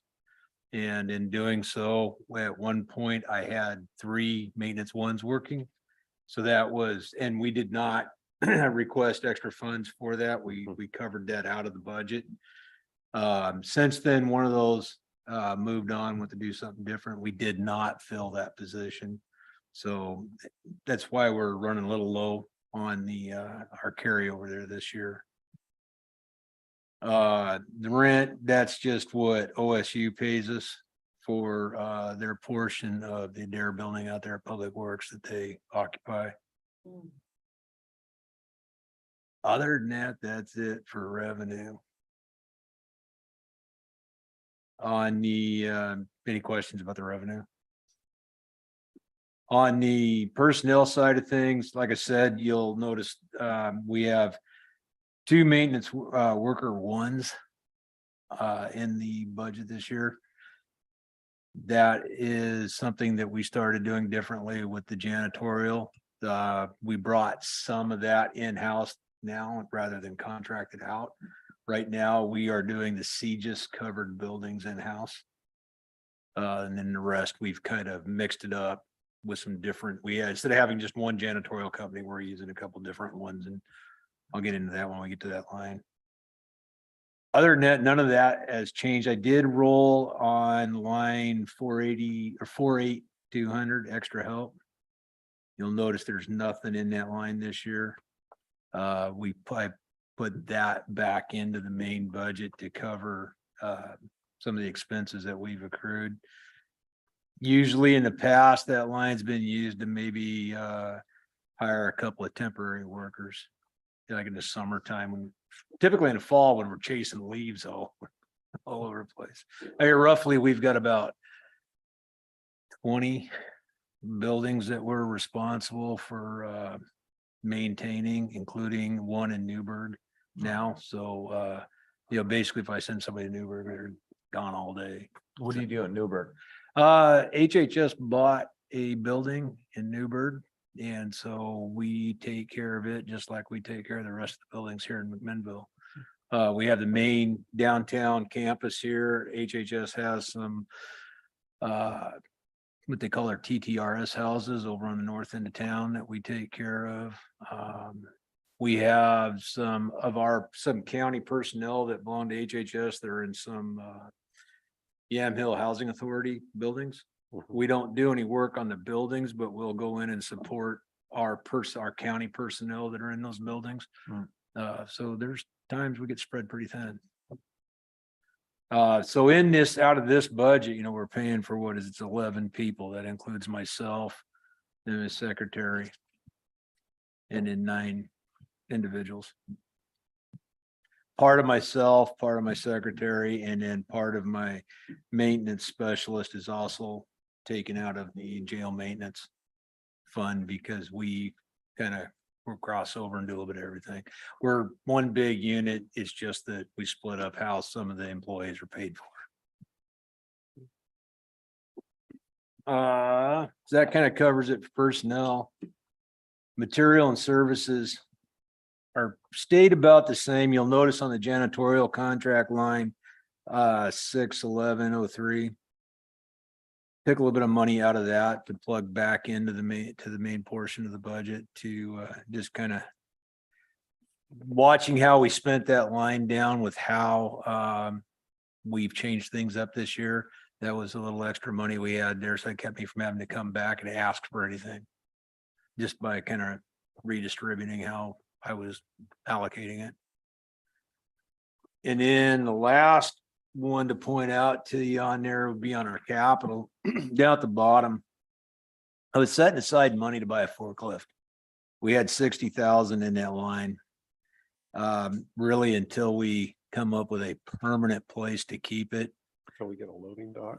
Yeah, it's really kind of made the decision that, you know, we'll just continue to either steal from Public Works or rent one where we need to right now. So we rolled that money back over into the budget. So that's about where we're at. There's really not a lot of changes this year. One question, I know it's consistent, but heat, lights and water, do you guys just cover everybody's? Yeah, Every so building that you guys maintain? so you except guys- for a couple of buildings, we pay the water and light and sanitation for all the buildings. Okay. Cool. Any questions on that one? So that's the general all around county buildings. Next one, so if that was one page off, you're what? 260? 262, all right. So this is the jail maintenance fund. And in that, on the revenue side of things, it's other than the transfer from community justice was, you know, they cut it a little bit. And then of course, we cut back a little bit on the general fund this year. Other than that, it stays pretty much the same. Personnel wise is the same. That 306,000, you may remember from Jessica's presentation when she was going over the 1145 funds in 2141. Showed a transfer, it paid for 2 deputies, but then there was a transfer for facilities maintenance. That's the amount right there. So, all right, sorry, Joe. Oh, We that's all talked right. about it That's earlier all right. today. Personnel wise, like I said, myself, my secretary, and then our facilities maintenance specialist, part of us is in this fund. And then we have 3 individuals that we try to maintain up in the jail. That nobody is specifically, that's their job. It's just like I said, we're one big unit. It's just that they pay for 3 of our personnel. We've had one person in this move on. So at this time, I'm in the process of recruiting for another maintenance 2. As far as personnel goes, there's nothing has really changed on that. And as far as the materials and services, that's all the same. Nothing's changed there.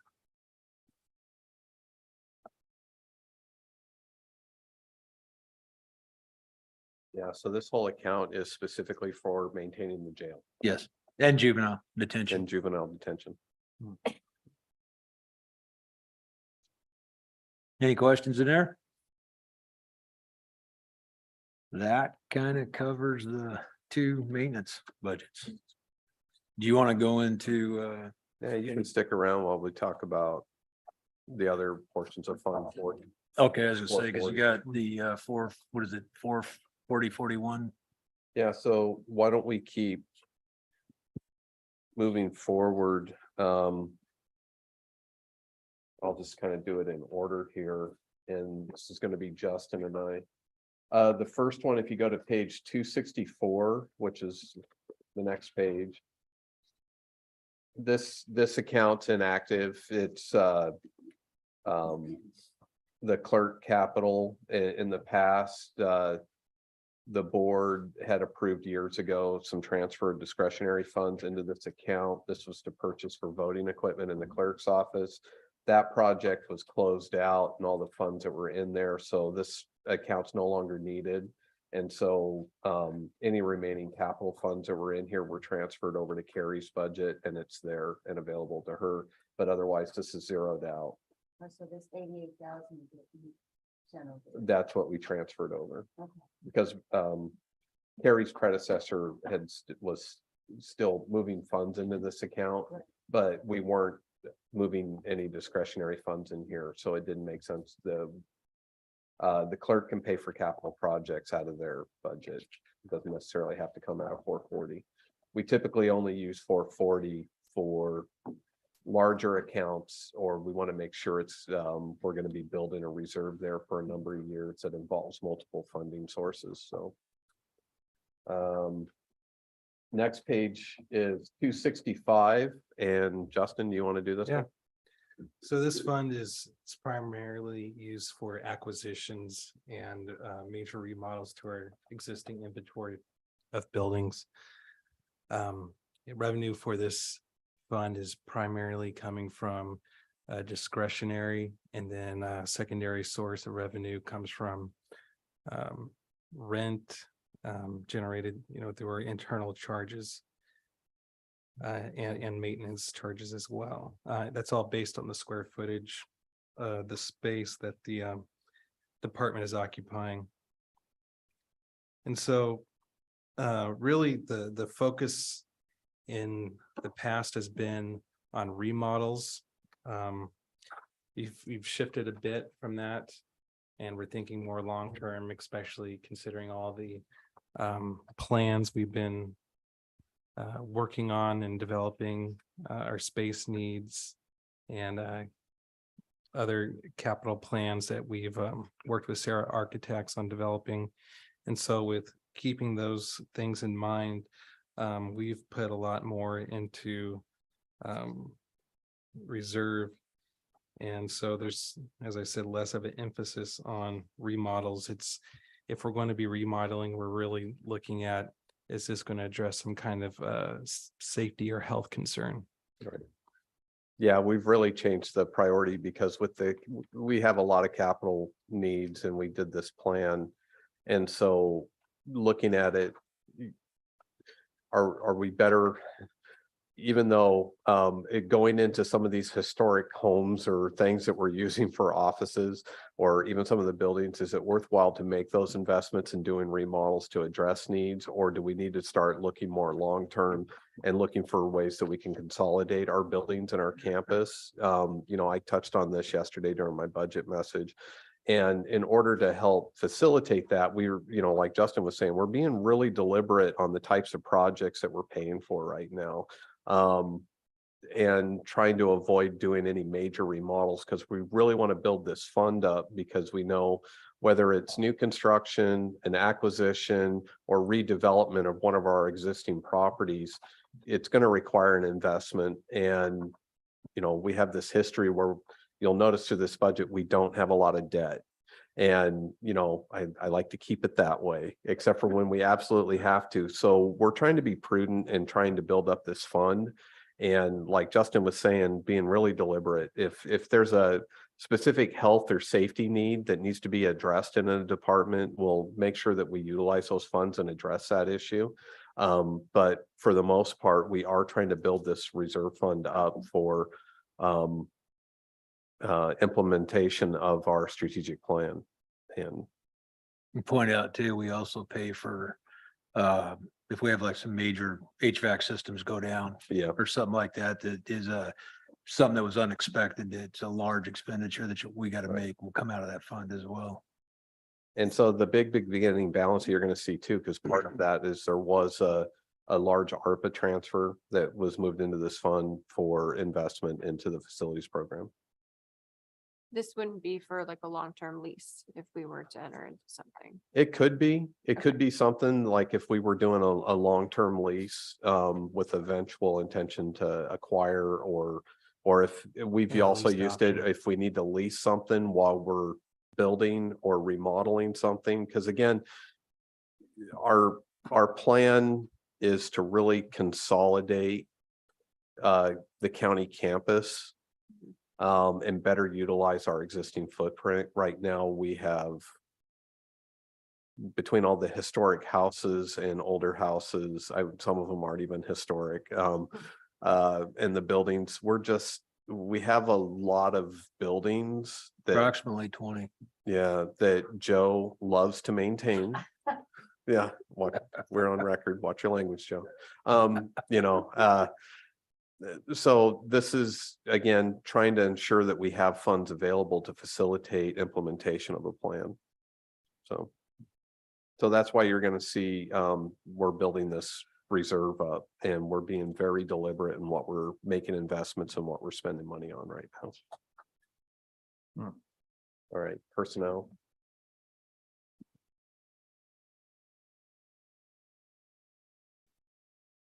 Personnel is pretty straightforward. Yeah. There's really not anything that has changed in personnel at all. Who is it? That's just Me.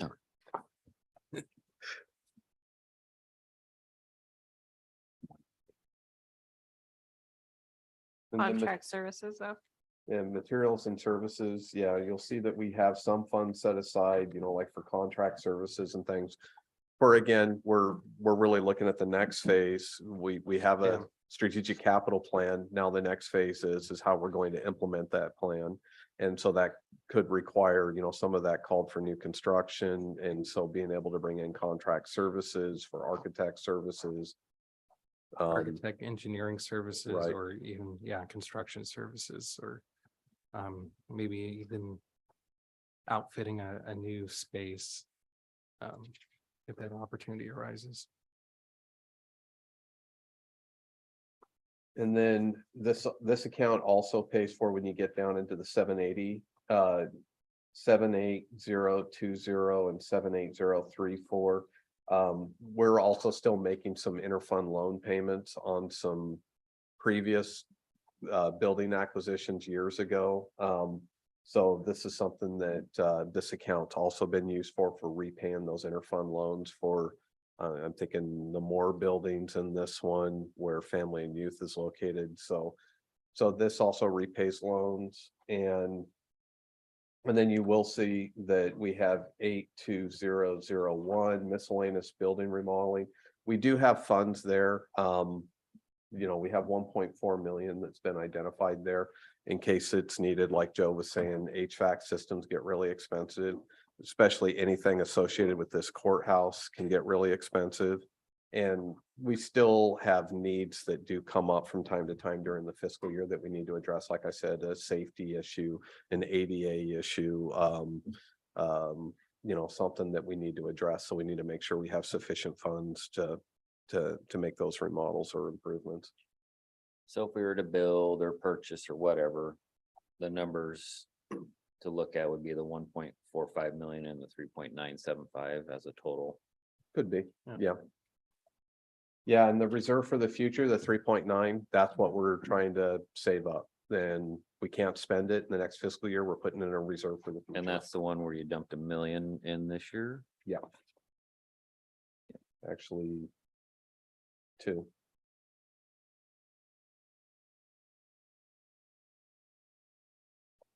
The 2.2 million was transferred. Oh, no, wait, that was $1 million. That's right. Fund balance reserved.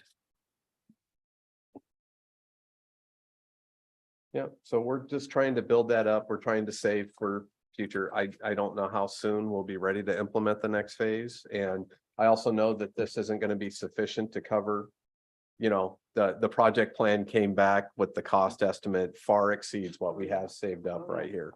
I think, but this isn't taking consideration of vacated properties. Right. For sale and whatnot. Right. That, and then we may have to do some borrowing depending on if it's new acquisition, or especially if we're talking a new HHS building. That's a pretty big building. But either way, we're going to need to have the funds, even if we go out for bonds or if we do something along those lines, we're still going to need stuff to facilitate the actual move in, any type of improvements, you fill in the blank. So that's why we're trying to build this fund up. It's specifically for that. Because we're busting at the seams. And as far as space, we've maximized every square inch we could maximize right now. As far as our properties go, and our properties and the types that we have, one, I don't think they're very efficient for the public in getting access to services.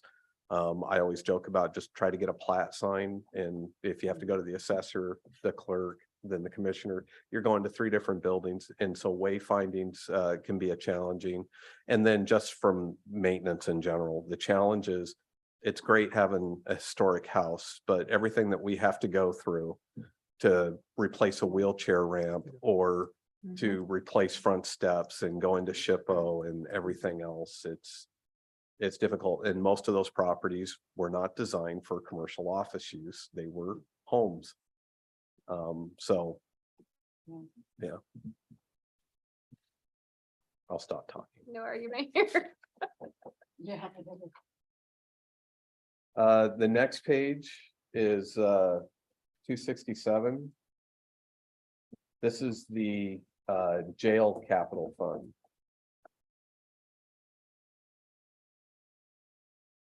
So we do have funds that are being transferred in both from the general fund and from 1145 monies that are coming into this account.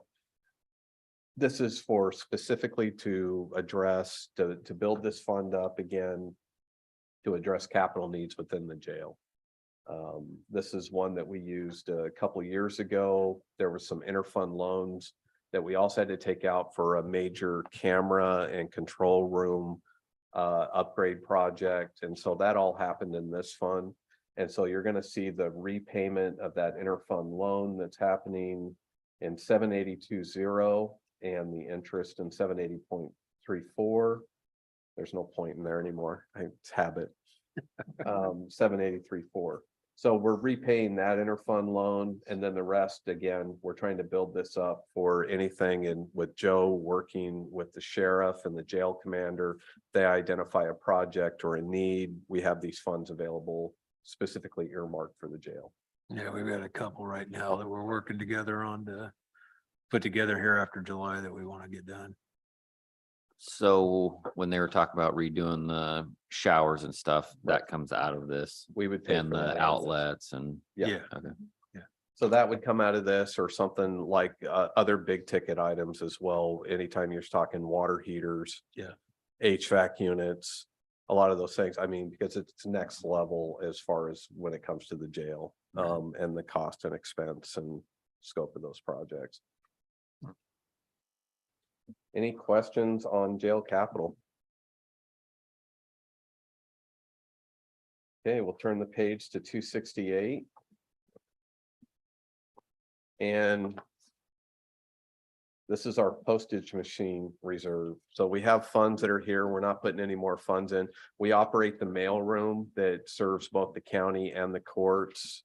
And so we have funds in here for replacement and upgrade of our postage machine when necessary. So we haven't moved any funds in. We're just carrying this 35,000, and I think we replaced the postage machine 3 years ago, maybe 4 years ago. I believe it was 4 years ago, Yeah. but we will need to, there's a, post office has a new rule about mail has to be scannable or something, so our machine is not compliant, but we have, I think, until 2025. We've spent a lot of time looking into it. It's really frustrating that. Okay, It's only a 6-year-old machine. okay, great. Thank you, can talk Postal more later. Service. Any questions on postage machine? That's an exciting one. Let's see. Did we already do IT capital? We did that. Yeah. Okay. Page 270 is our software reserve. So this had a large amount in it, but this is what the account that we used to pay for our Oracle project. And so what you're seeing is what's left in that account. Anything to add, Mike, Justin? This will be used to wrap up the Oracle project. Right. There's no questions. We can turn the page to page 271. Okay, this is our special capital projects. Also known as our special capital grants in the past. It was our capital grants. So this is one that we used in the past for large homeland security grants, Yamhellis Westsider Trail grants, things like that. Is because it wasn't attributed to a specific department, this fund was set up. So we have this account that's available for large capital grants that aren't necessarily affiliated to one particular department. So we still have this fund. What you're going to see is a pretty substantial beginning balance at $2.6 million. That beginning balance includes two major buckets of funds. The first one is this is where we're doing the repayment to the Connect Oregon grant for the bridge. That was the bridge grant as part of the Yamhellis Westsider Trail. We moved in discretionary funds to repay that grant agreement. And so there's a remaining amount. We're paying that back over 3 years. And so that's including that amount, but the bulk of the funds that are there, approximately, I think it's the 2.3 million. $2,320,000. That was an ARPA, a state ARPA allocation. So American, the ARPA funds that we received, the state also received a direct allocation. Senator Boquist earmarked these funds for Yamhill County for a rural broadband project. And so right now we're currently engaged with an outside consultant using our own ARPA allocation to help develop a plan and a grant program on how and come up with a program that'll are going to come and present to the board that the board will have the final decision on how we're going to use this and how we're going to invest this $2.2 million. I'm sorry, I took my $2.3 million in rural broadband. Forgot about that. That seems like a long time ago. Right, so the funds are here. Right now, we're just waiting on a plan and then eventual discussion with the board on how we're going to spend those funds. It's something we're keeping an eye on because it's subject to ARPA timelines as well. It's just that this wasn't a direct allocation to us. This was an allocation to the state, and then the state released these funds to the county for this specific purpose. How many people are we trying to give service to? With this is $2.3 million? That's a good question. That's what we're looking forward to with this part of the plan on how much of a investment or how much headway we'd be able to make to underserved rural parts of the county. I know we did a lot of planning efforts, including an RFI, a request for information. We went out to all the various ISPs and said, you know, give us projects or give us ideas where you think the investment. Admittedly, the response, all the various internet service providers gave us a response, and the dollar amount was like, oh my gosh, a lot more than 2.3 million. And so that's why we needed to bring in we have consultants that we've engaged with. They've done these types of plans for all kinds of jurisdictions to help provide some recommendations on how best we can spend the 2.3 million and where that investment needs to be made. Do you think that it's more than 21,000 properties? I have no idea. This is one of those, so when it comes to rural broadband, I don't know. Well, they were saying, basically, we talked to, it's got a long history, but basically we're just in the mapping stages to determine what parts of the county they could conceivably include, but they've even told us not everybody, there will not be 100% coverage in this county. There just can't be. No, it's way too expensive. And topography wise. And you have to meet per ARPA minimum upload download speed requirements. Which is what? Because I'm wondering, satellite, is that considered broadband? That's where I'm going, Yeah. because this seems like a waste of money. Or a waste of time when there are other alternatives that are substantially cheaper and Well, that's More what we're cost hoping to hear effective. from the plan, that they're gonna come out and they're gonna say that maybe it's satellite, maybe it's fiber. But maybe is it's- satellite considered broadband? Does anybody know? I have no idea. So I think they mean fiber Like, in the Yeah, but ground. fiber isn't even an option in most of the county. right, and to run it. That's the struggle with these is like, by the time we get around and do it, it's probably gonna be outdated in terms of the technology. Right. Yeah. Yeah, and I don't remember the upload, download speed requirements. I know we had that in the RFP and everything else, but I don't remember that off the top of my head. So 2.6 come in, 2.3 go out, but you're still sitting at 2.7. But where does the two, you were talking about in the very beginning, this 2.6 comes back out again because it's grant funds Well, for the no, I was talking the beginning balance is what we had left after last year with any expenses that were recorded here. So we had the 2.6 million. And then we do have a placeholder, that $150,000. That's just a placeholder in case we get some other grants. We've Okay. just historically always had a placeholder in here. So then that takes it to 2.7. And then when you get down below, you'll see that we have some funds available for contract services. We have that placeholder, 150,000. And then we have the repayment, which is the final payment for the Connect Oregon 6 grant, yeah. that 229. And then we have 2.3 million that's held in reserve. So there's 2.6 or 7 million then in this special projects that could go towards buildings or no? No, not for this. This is strictly that there's $2.6 million, but 150,000 of that is a placeholder. 229,000 is the repayment of the Connect Oregon Yep, grant, I see and then that, the yep. 2.3 million is for the rural broadband. Okay. Got it. So I don't remember Connect Oregon. It looks like we paid almost a double payment last year. No, we budgeted the full amount, the full expense authority, what we had there. So the 229. The actual payment was 229, Oh, but in okay. order to keep it full expense in case there was a change, that instead of waiting till year 3 to pay it, that if we decided to pay the whole amount, we could Oh, I see. pay the whole amount. Okay. So this fiscal year is the final payment It and is. this will drop off. Okay. It'll be next February.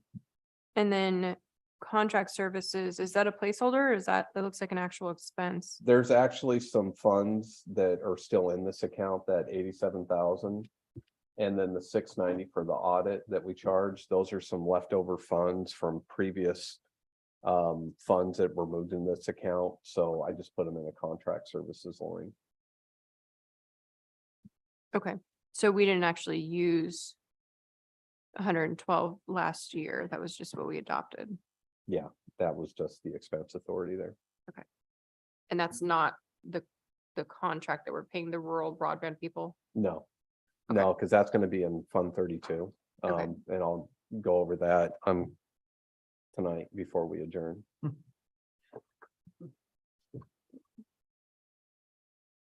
Because that contract services, those are some remaining funds that were part of some match funds that some reimbursement, and it's actually specific for the trail. We've only been using that periodically if we need to bring a contractor to do some mowing or do some work in the railroad corridor. We've been using these funds, Okay. So those are restricted then to the corridor. kind of. Okay. That's what we've been using it for. It's not really restricted, though. Okay. Any questions on this grant fund? Okay. How are we doing on time? Does everybody? Because I know we're way past 5 o'clock and Are we? I would just request, Are you done with me? Yeah. I think we're okay right Okay. now, but I would just request that we Thanks, Joe. not Sure. get into like Have a nice evening. county commissioners, because that's gonna be a long. don't stay up too Okay. late. Thanks a lot, Joe. See you later. Take care. Thank you. Thanks, Joe. all right, thanks, Joe. So the question, so we still have a lot of internal service funds that we have to go over, which includes admin, commissioners, internal services, which includes Fund 80, our insurance reserve. That's a large one. I'm looking at my list. We just got through all of Fund 40. Because we haven't done admin services. No, General General government. admin. That's a big one. because the one option could be is I can try to get through as many as I can this evening. Let's do it. Let's go for it. Pick one. Let's go. Why And- can't we start earlier in the morning too at 8 o'clock? No. Oh. I would have to notice it. Yeah. This guy. I mean, tomorrow we're scheduled for compensation committee at 9 o'clock. And if folks remember, that can be I didn't say pretty 6. long discussion with compensation committee. Going over all the elected official salaries and coming up with those recommendations. And then we have deliberation and budget approval that starts at 10:30. One option is I could try to hammer through some of these, and if folks have, because I also recognize that people have lives outside of this. I'm fine with time. I I am mean, fine with time. I'm Let's- fine with time. Let's Well- rock through this. Doreen, Be respectful of staff too. I just have physical limitations, like, so I don't know how much longer I can go. oh, All right. because the other thing is, we could also do internal services tomorrow morning after compensation committee. Usually we do compensation committee, we adjourn that, and then we go straight into deliberations where you act on the compensation committee recommendations. What we could do is do compensation committee prepares your recommendations. And then instead of going straight into deliberations, we can go through all the internal services and admin discussions. And then as soon as we finish those presentations, then go into deliberations. Have significant. Is people with there anything after that? grandchildren and Stuff like that. And, Did we, so we have lunch planned for tomorrow, but We do. was there anything after deliberation? No, typically we have deliberations and budget approval scheduled from 10:30 to noon, and then we put on there at If 1:30 if needed. And it sounds like it might be needed. If Did we have more this year than normal? Because usually the last few years, we've been getting out. Kids spoke. Yeah. kids had just too many Honestly, questions. There is a change. There is a change. Got it. There is a change, that's for sure. Honestly, I think there's been a lot of great questions. I think we've tried to, and I think departments have done a great job in trying to further explain what goes into these budgets. I think with the narrative, this is all good. I think all the information, I think we did run through it a lot quicker in prior years, but I think honestly, we've had some great discussions and a lot of great questions. And so that's why I didn't necessarily want to be the taskmaster and say, no, move on. Kid doesn't have any more questions, so he's good. And we have some challenging things. I mean, the conversations around the else gonna be sheriff's tough. budget and so, those required some additional time and thought You and know, questions. Tomorrow for compensation asks, is there a lineup? I mean, usually we know. Is there? I I haven't seen any can't memos or imagine. requests. It's really up to the elected officials. I think I saw in some of the numbers where maybe one or two elected officials may be asking for an increase, so. Okay. But I haven't seen anything in particular. Okay. And then Patricia from HR, you may remember, she comes and does a presentation to the committee with the study, the comps, Yes. and everything. So a question about that, the sheriff made a comment or mention of Patricia in terms of having made recommendations regarding his. Is that probably not something we want to ask Patricia? Okay, let's move on here and get going because. I will be ready to respond to those questions about the HR things. Got it. Well, do you want? So what do you want to do? Doreen, how much time would you like to give to this? I think she needs to go. Are you ready to call it quits for the evening? I mean, I could now, but if you guys want to go for another half an hour, see how much we can bang out, I can probably hang on for that. Thank you so very much. We'll do that. Are there any easy ones we can do? in Okay, a so we half want hour? to, I'll see what I can do. I'm gonna go into speed mode here. Let's So do it. I got 20 minutes. So if you want to turn to page 274. This is an easy one because we had already talked about it during my budget message. So this is I'll give everybody a second. So this is the discretionary revenue. This is where our property taxes during my budget message. I talked about all the numbers that come into here. So you'll see from the revenues, total, we have $31 million. We've dispersed out just over 30. And you'll see based on what, or a little less than 30. And then we have $1.2 million left for reserve for the future. This one, the smaller that number gets, the more concern I get, because that's one of our operational reserves, because this is discretionary fund. This is one that we would use in future years to plug holes where needed. So the smaller that number gets, the more nervous I get. Question. Mhm. So the 887, that was what we quote unquote spent last year's discretionary fund down to, and it's a carryover. It's both. There's Okay. the 1.6 million was the reserve, the balanced reserve, Oh, which I is see. 30102 plus the 887. So Okay, those two numbers is what has been carried over. okay. But now for the beginning of this year, we're down to 1.2 total. Correct. Okay, so any add backs? Any absorption of potential CBAs, the impact of CBAs have to come out of that? Yes. So any add back requests, you may remember when we do the deliberations tomorrow, I have a spreadsheet that I'll put together and I'll share on the screen. And I have all the various accounts that have discretionary funds or what's available to be used. And so if there's a discretionary allocation increase request or anything like that, it would come out of this 1.2 million. But This some, is where I was gonna say, some of the departments though that do have beginning balance, they may be able to absorb some of that CBA cost increase there, Right, But you know. the sheriff, for instance, was budgeting down to 0. right. Any So balance. the sheriff, for example, he has an add back request of just over $400,000. And so if we were to fund that $400,000, if that was approved, that would come out of this 1.2 million. And Okay, quick question, because I'm really sorry. I know you explained it, but when the total revenue is 31.7, where did the rest of that go? I know we're down to 1.239 discretionary, but where did the 29 million go? So that was allocated out to the general fund department. So all the Okay. 110 departments, they all balance to that. And that's why you don't see a line here. Do we back into that? What's that?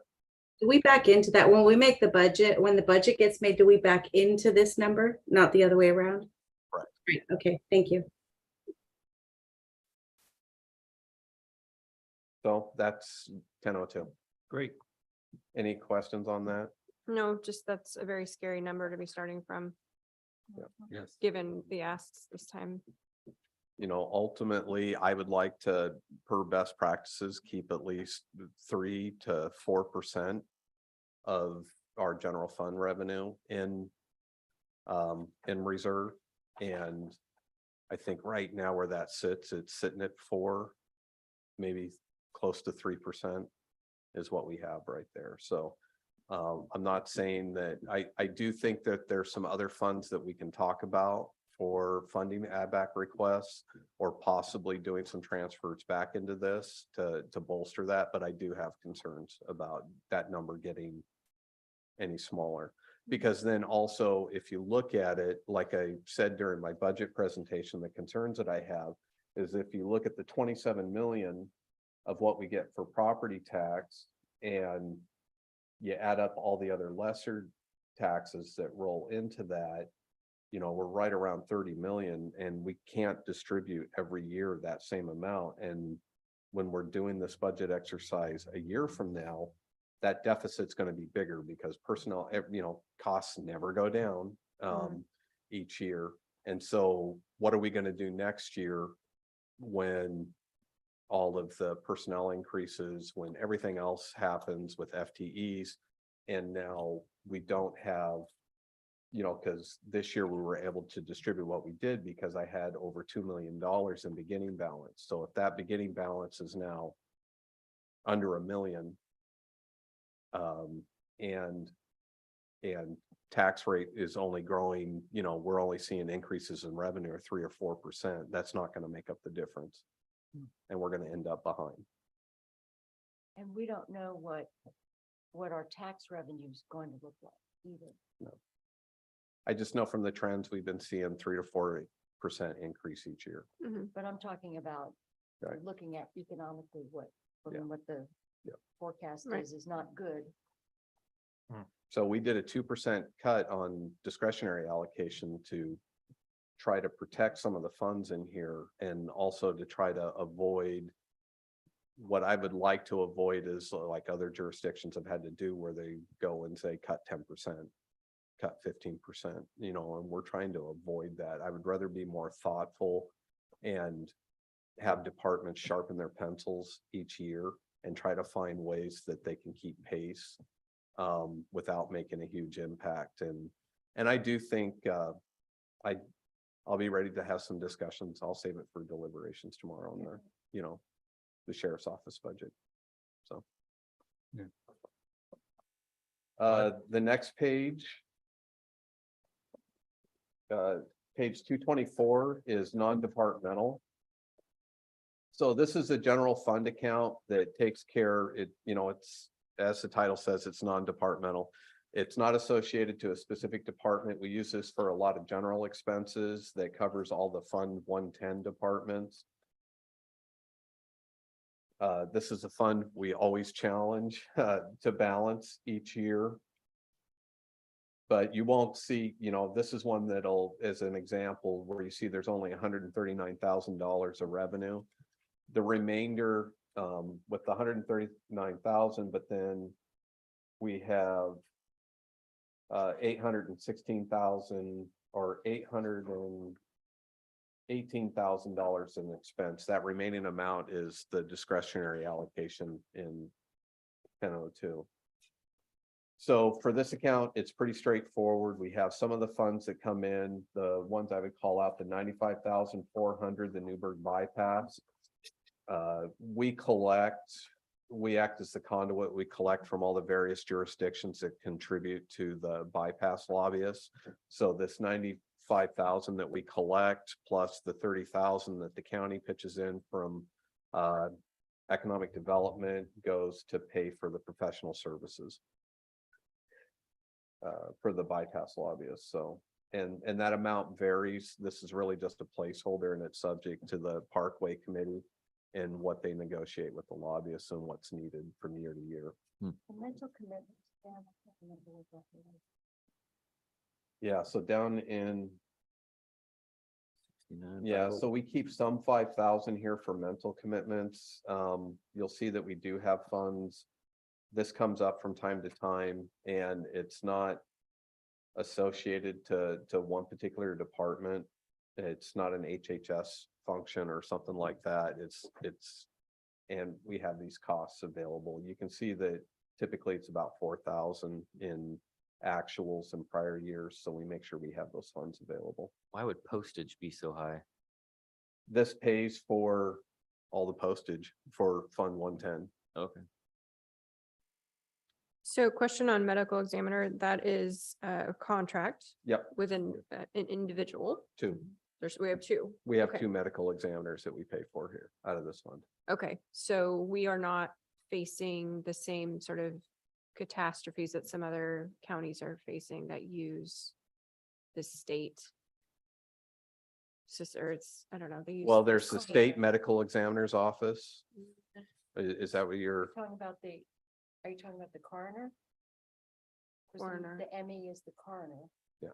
So Yeah. are you talking about that in terms of they're overloaded. There's not enough of them and they're sharing services, but we don't have that issue. We have two. So far, we haven't Okay. had that issue. You know, a lot of times this is unattended deaths or things like that Okay. that require a medical examiner to sign off. And so we have the contracts in place and we pay for it out of this fund. Okay, that's good. And there aren't enough, and there haven't been enough for years at the state level, so if they need to do, if a private person wants to do an autopsy, there aren't even enough medical examiners outside of your county to do those. I mean, there just aren't enough. We Yeah. went through that with COVID. Yeah. So for the most part, this is pretty straightforward. I think the larger expenses is when you get, well, if you get down into materials and services a little bit more, the contracts, you'll see that we pay our AOC dues out of this fund. We, CASA, you know, they have a request for an additional $1,500 that they submitted, but you see that we already, you know, we've approved, they get $6,000. We also have the water master, which reminds me, we need to cut him a check. COG goes up just every year for dues, or is it extra services that we required of? It's their formula and they just revised their membership committee and their dues committee just revised the dues. So we saw a pretty substantial increase or change with that because now they're doing it on population. Now, we do break this up because there are components that we do pay for out of ONC funds and we pay economic development and we use this fund to cover some of the different elements. So we'll break up that invoice when we get it. And then Yamhill County Mediators is another one that annually we have an allocation that's going to them. I didn't see a request this year, which is the first in a long time. That is the first, but where earlier did we have a budget line for mediation? Was there? That was court ordered. That was court ordered. Okay. So that's a little bit different. Yeah, this is your community mediators, which will neighbor disputes and things like that. The other mediation that we have, that is court ordered mediation. Okay. Yeah, so divorces, things like that. This one's voluntary. Yeah, this one's voluntary. What does the water master do? For the longest time, we did not pay this, the state Right. paid. And then the state, and then basically that, they used to actually give us money and we would have a water master here. And then that went away and we had to either pay up or Right. not have one. So we split. Is it still Joe Plum? It is. We split one with. Who didn't know he was supposed to be invoicing me and I owe him a check now. With it's a region, no, Yeah. I know it's Polk County too. Yeah, I can't remember the region, but what the water master, I'm gonna, as far as I understand it, I'm not an expert. I've sat through the presentation.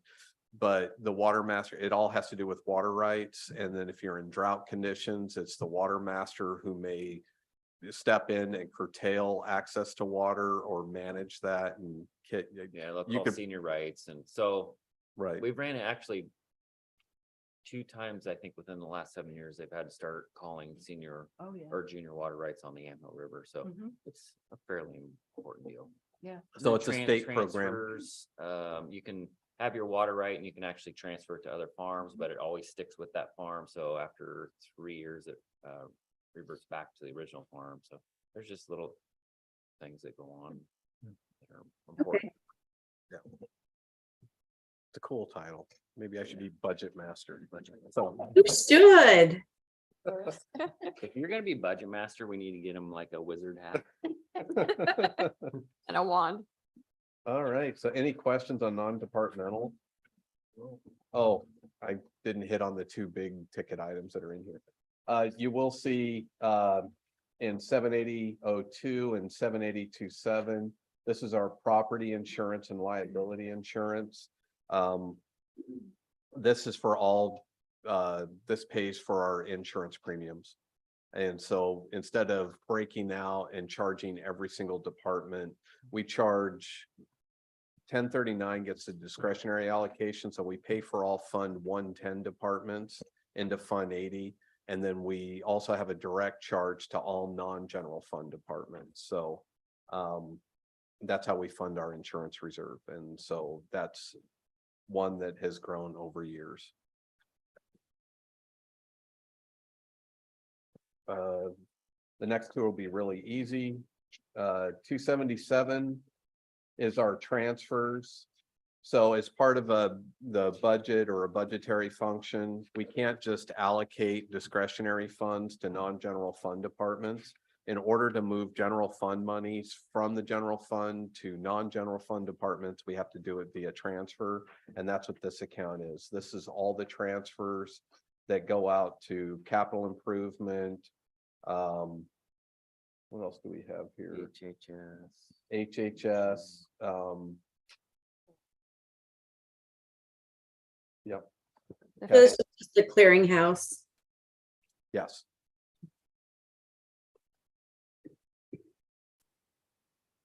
So any questions on transfers? Was that was the wildfire transfer, wasn't it? 20 to 21? 64,000? Or was that the- I believe so. Okay.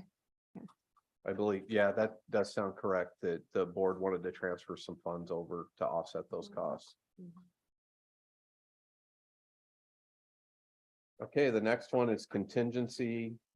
Page 279. Now, I will say we do have a small contingency at 250,000 that we have budgeted here. You don't see a revenue. This is a direct, but this is available to, in addition to the million that I pointed to in the ending balance and then there's 200,000 there. We also have this 250,000 in contingency funds. A lot of times we've used this in the past.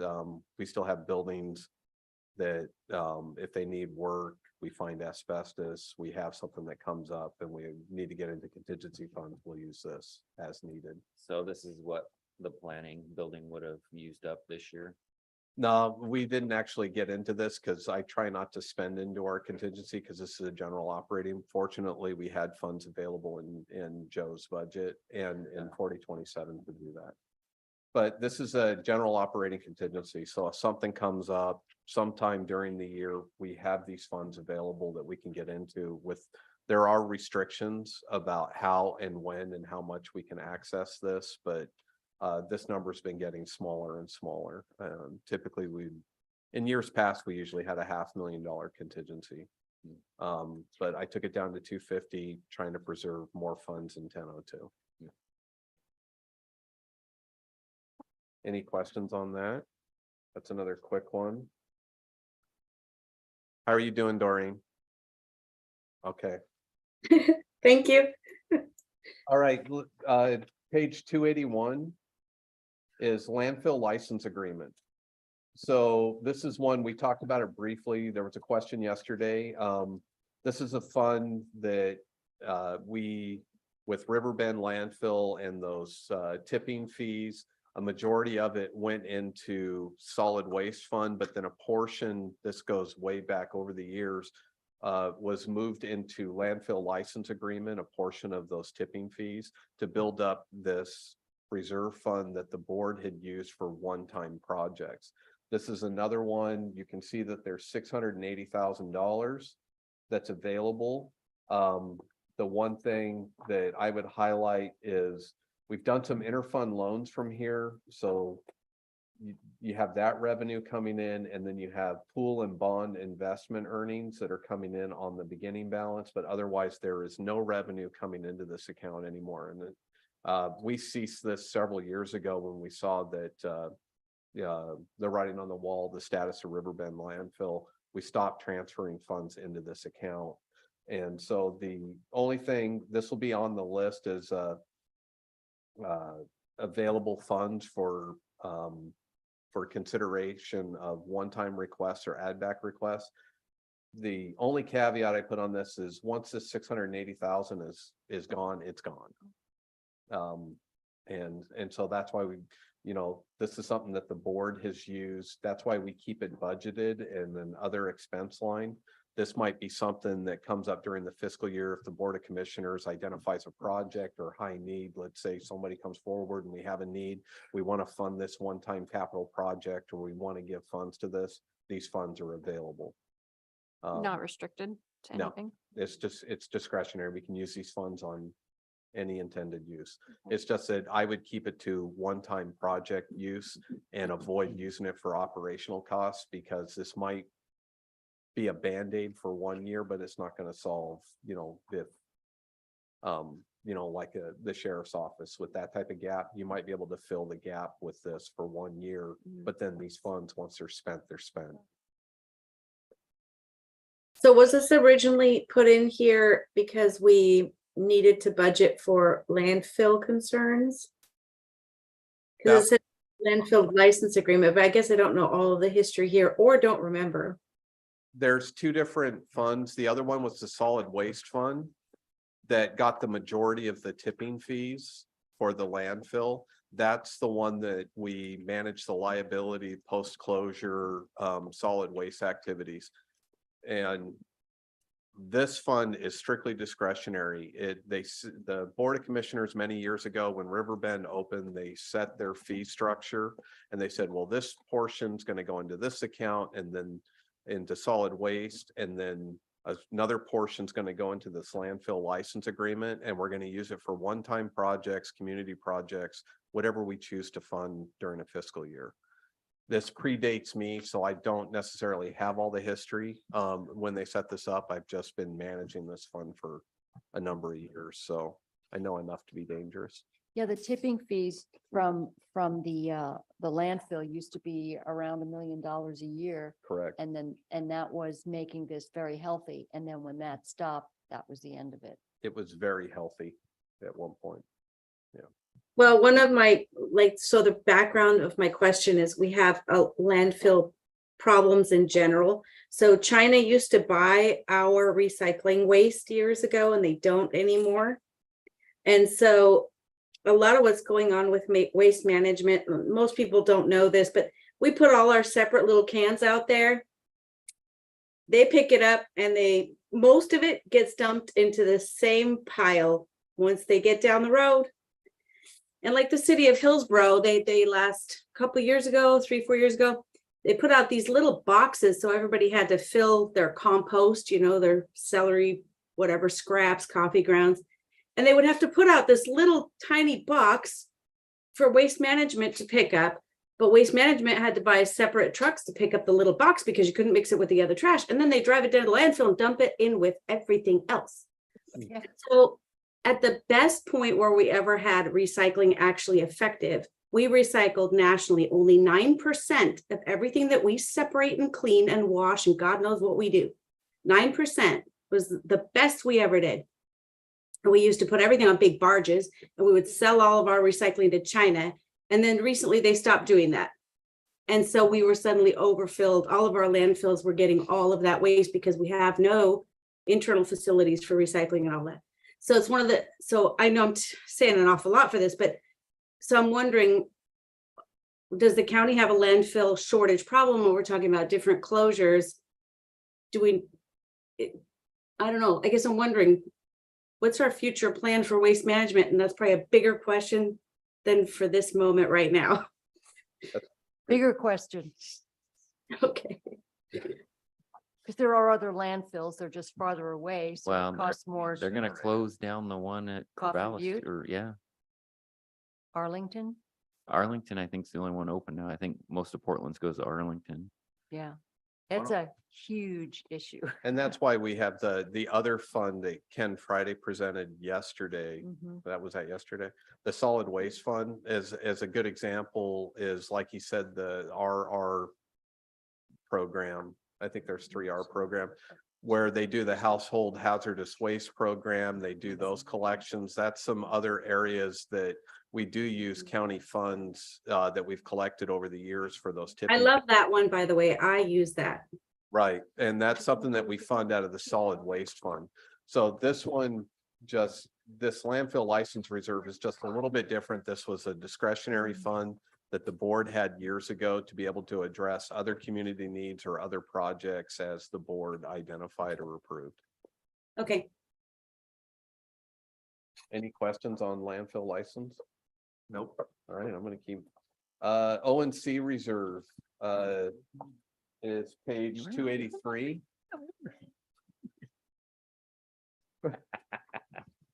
So the ONC reserve, this is another one, that is discretionary.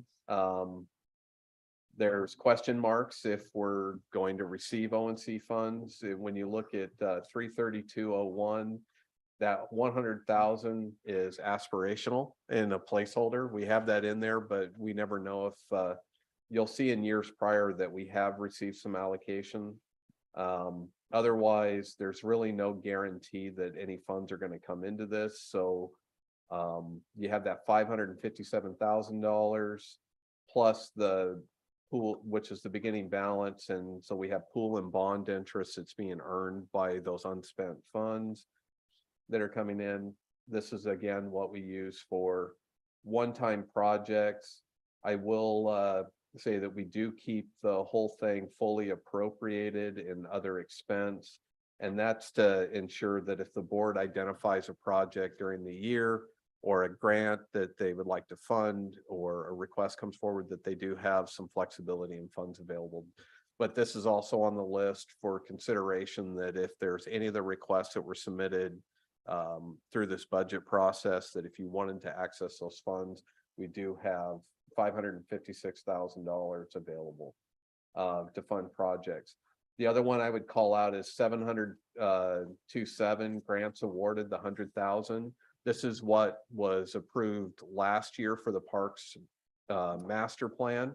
And so this is where I've kept the funds because they didn't spend it this fiscal year. So it's still, I carried it forward into a grant awarded line, and that's where the funds are. And so when they actually start incurring expenses, they'll send me an invoice and I'll pay for it from here. Again, this is just like landfill license. Once it's spent, it's spent. And there's no guarantee that we'll see revenues coming into this. So it's just something that it's available. We typically will use it for one-time projects, not operational costs. Any questions on that one? Nope. And let me know if I'm going too fast. 286, Title III funds. This is another one that this is pretty small. We have $73,000 carrying forward. The ONC funds at $10,000 again, and the federal forest funds. Those are both aspirational. We don't know if we're going to receive any of the Title III funds.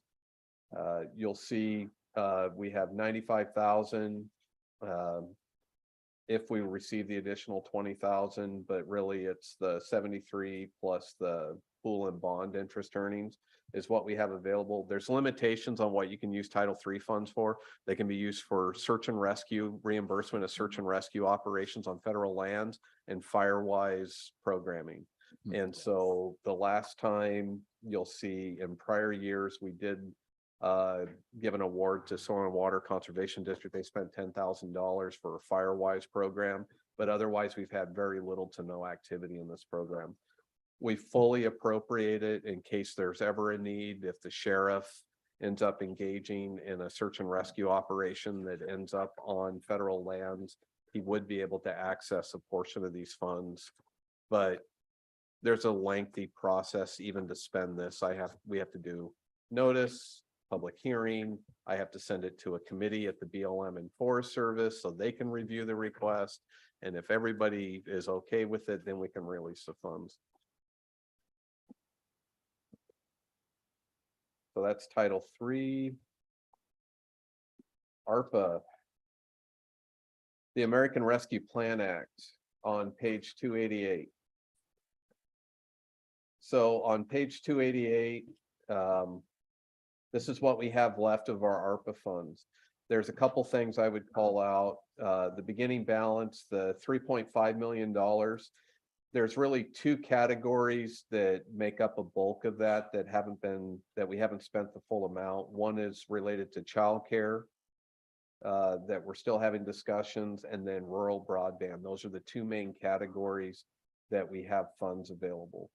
Let's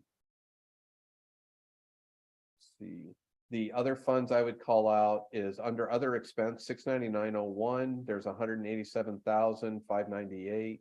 That was another program through ARPA that was released. It's called the state, local, tribal funds. It is discretionary. You can use it on anything. Because it was ARPA related, I went ahead and deposited it in this account. But that is $187,000 that hasn't been earmarked for anything and is available. And I do have that on the deliberation list. So looking at, well, something as an example, if the committee wanted to approve the missions request, you could use those funds to approve that type of project. How, can you go over the restrictions again on that? There's nothing? very little restrictions on this. No timeline? Is there a There's timeline? timelines, and I have to do reports to the treasury on it. And so the quicker we spend this money, the fewer reports I have to do. Okay, This is the 187,598. Correct. Okay. And so I do have that identified as potential funding source for any requests that come forward. Yeah. But otherwise, the rest of the funds that are in here are spoken for. Where was the expense for the grants that we approved a few months back? That would have come out of workforce development. Okay. Oh, okay. Yeah, so this has all been updated to reflect all the grants have been awarded to date. Of course, that could change now if all of a sudden we wrote a check for $2 million or did something with childcare before the end of this fiscal year. I'm figuring, I don't know if we're going to, but this is one I'm really keeping a close eye on because we do have timeline constraints as far as having the funds obligated and when they finally have to be spent. We're still okay, but I'm sweating a little bit, so. And this is where the rural broadband, that 940,000, that was our local allocation. So we're already spending some of that on the consultant. So if you'll take the remainder of what's left after the consultant and that 900,000 plus the $2.3 million, we have close to $3 million looking to make an investment in rural broadband. Drop in the bucket. Yep. It's not enough, but hopefully it'll do some good. Okay. And then you'll see the other one I call out is 780,193. There was some additional amount, that 272,000, which is some of the interest earnings that these funds have earned over the last year. I'm just transferring those to 1002, so it's available to help bolster the general fund.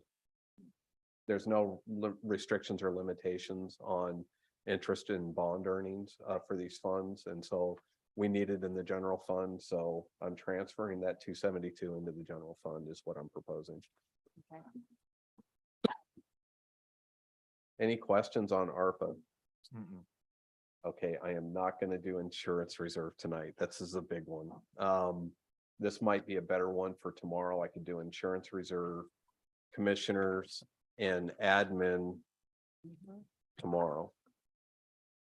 Okay. If that's okay with the committee. Yep. Thanks, Doreen. Yes, Doreen, Thank you, Doreen. you're muted.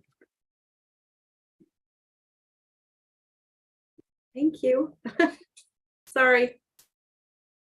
Go to bed I'll see you in the morning. in the All morning. right. Thanks. Okay, we're going to close the meeting. Okay, we're gonna call an end to the meeting today and we'll resume tomorrow morning at 9 o'clock. Perfect.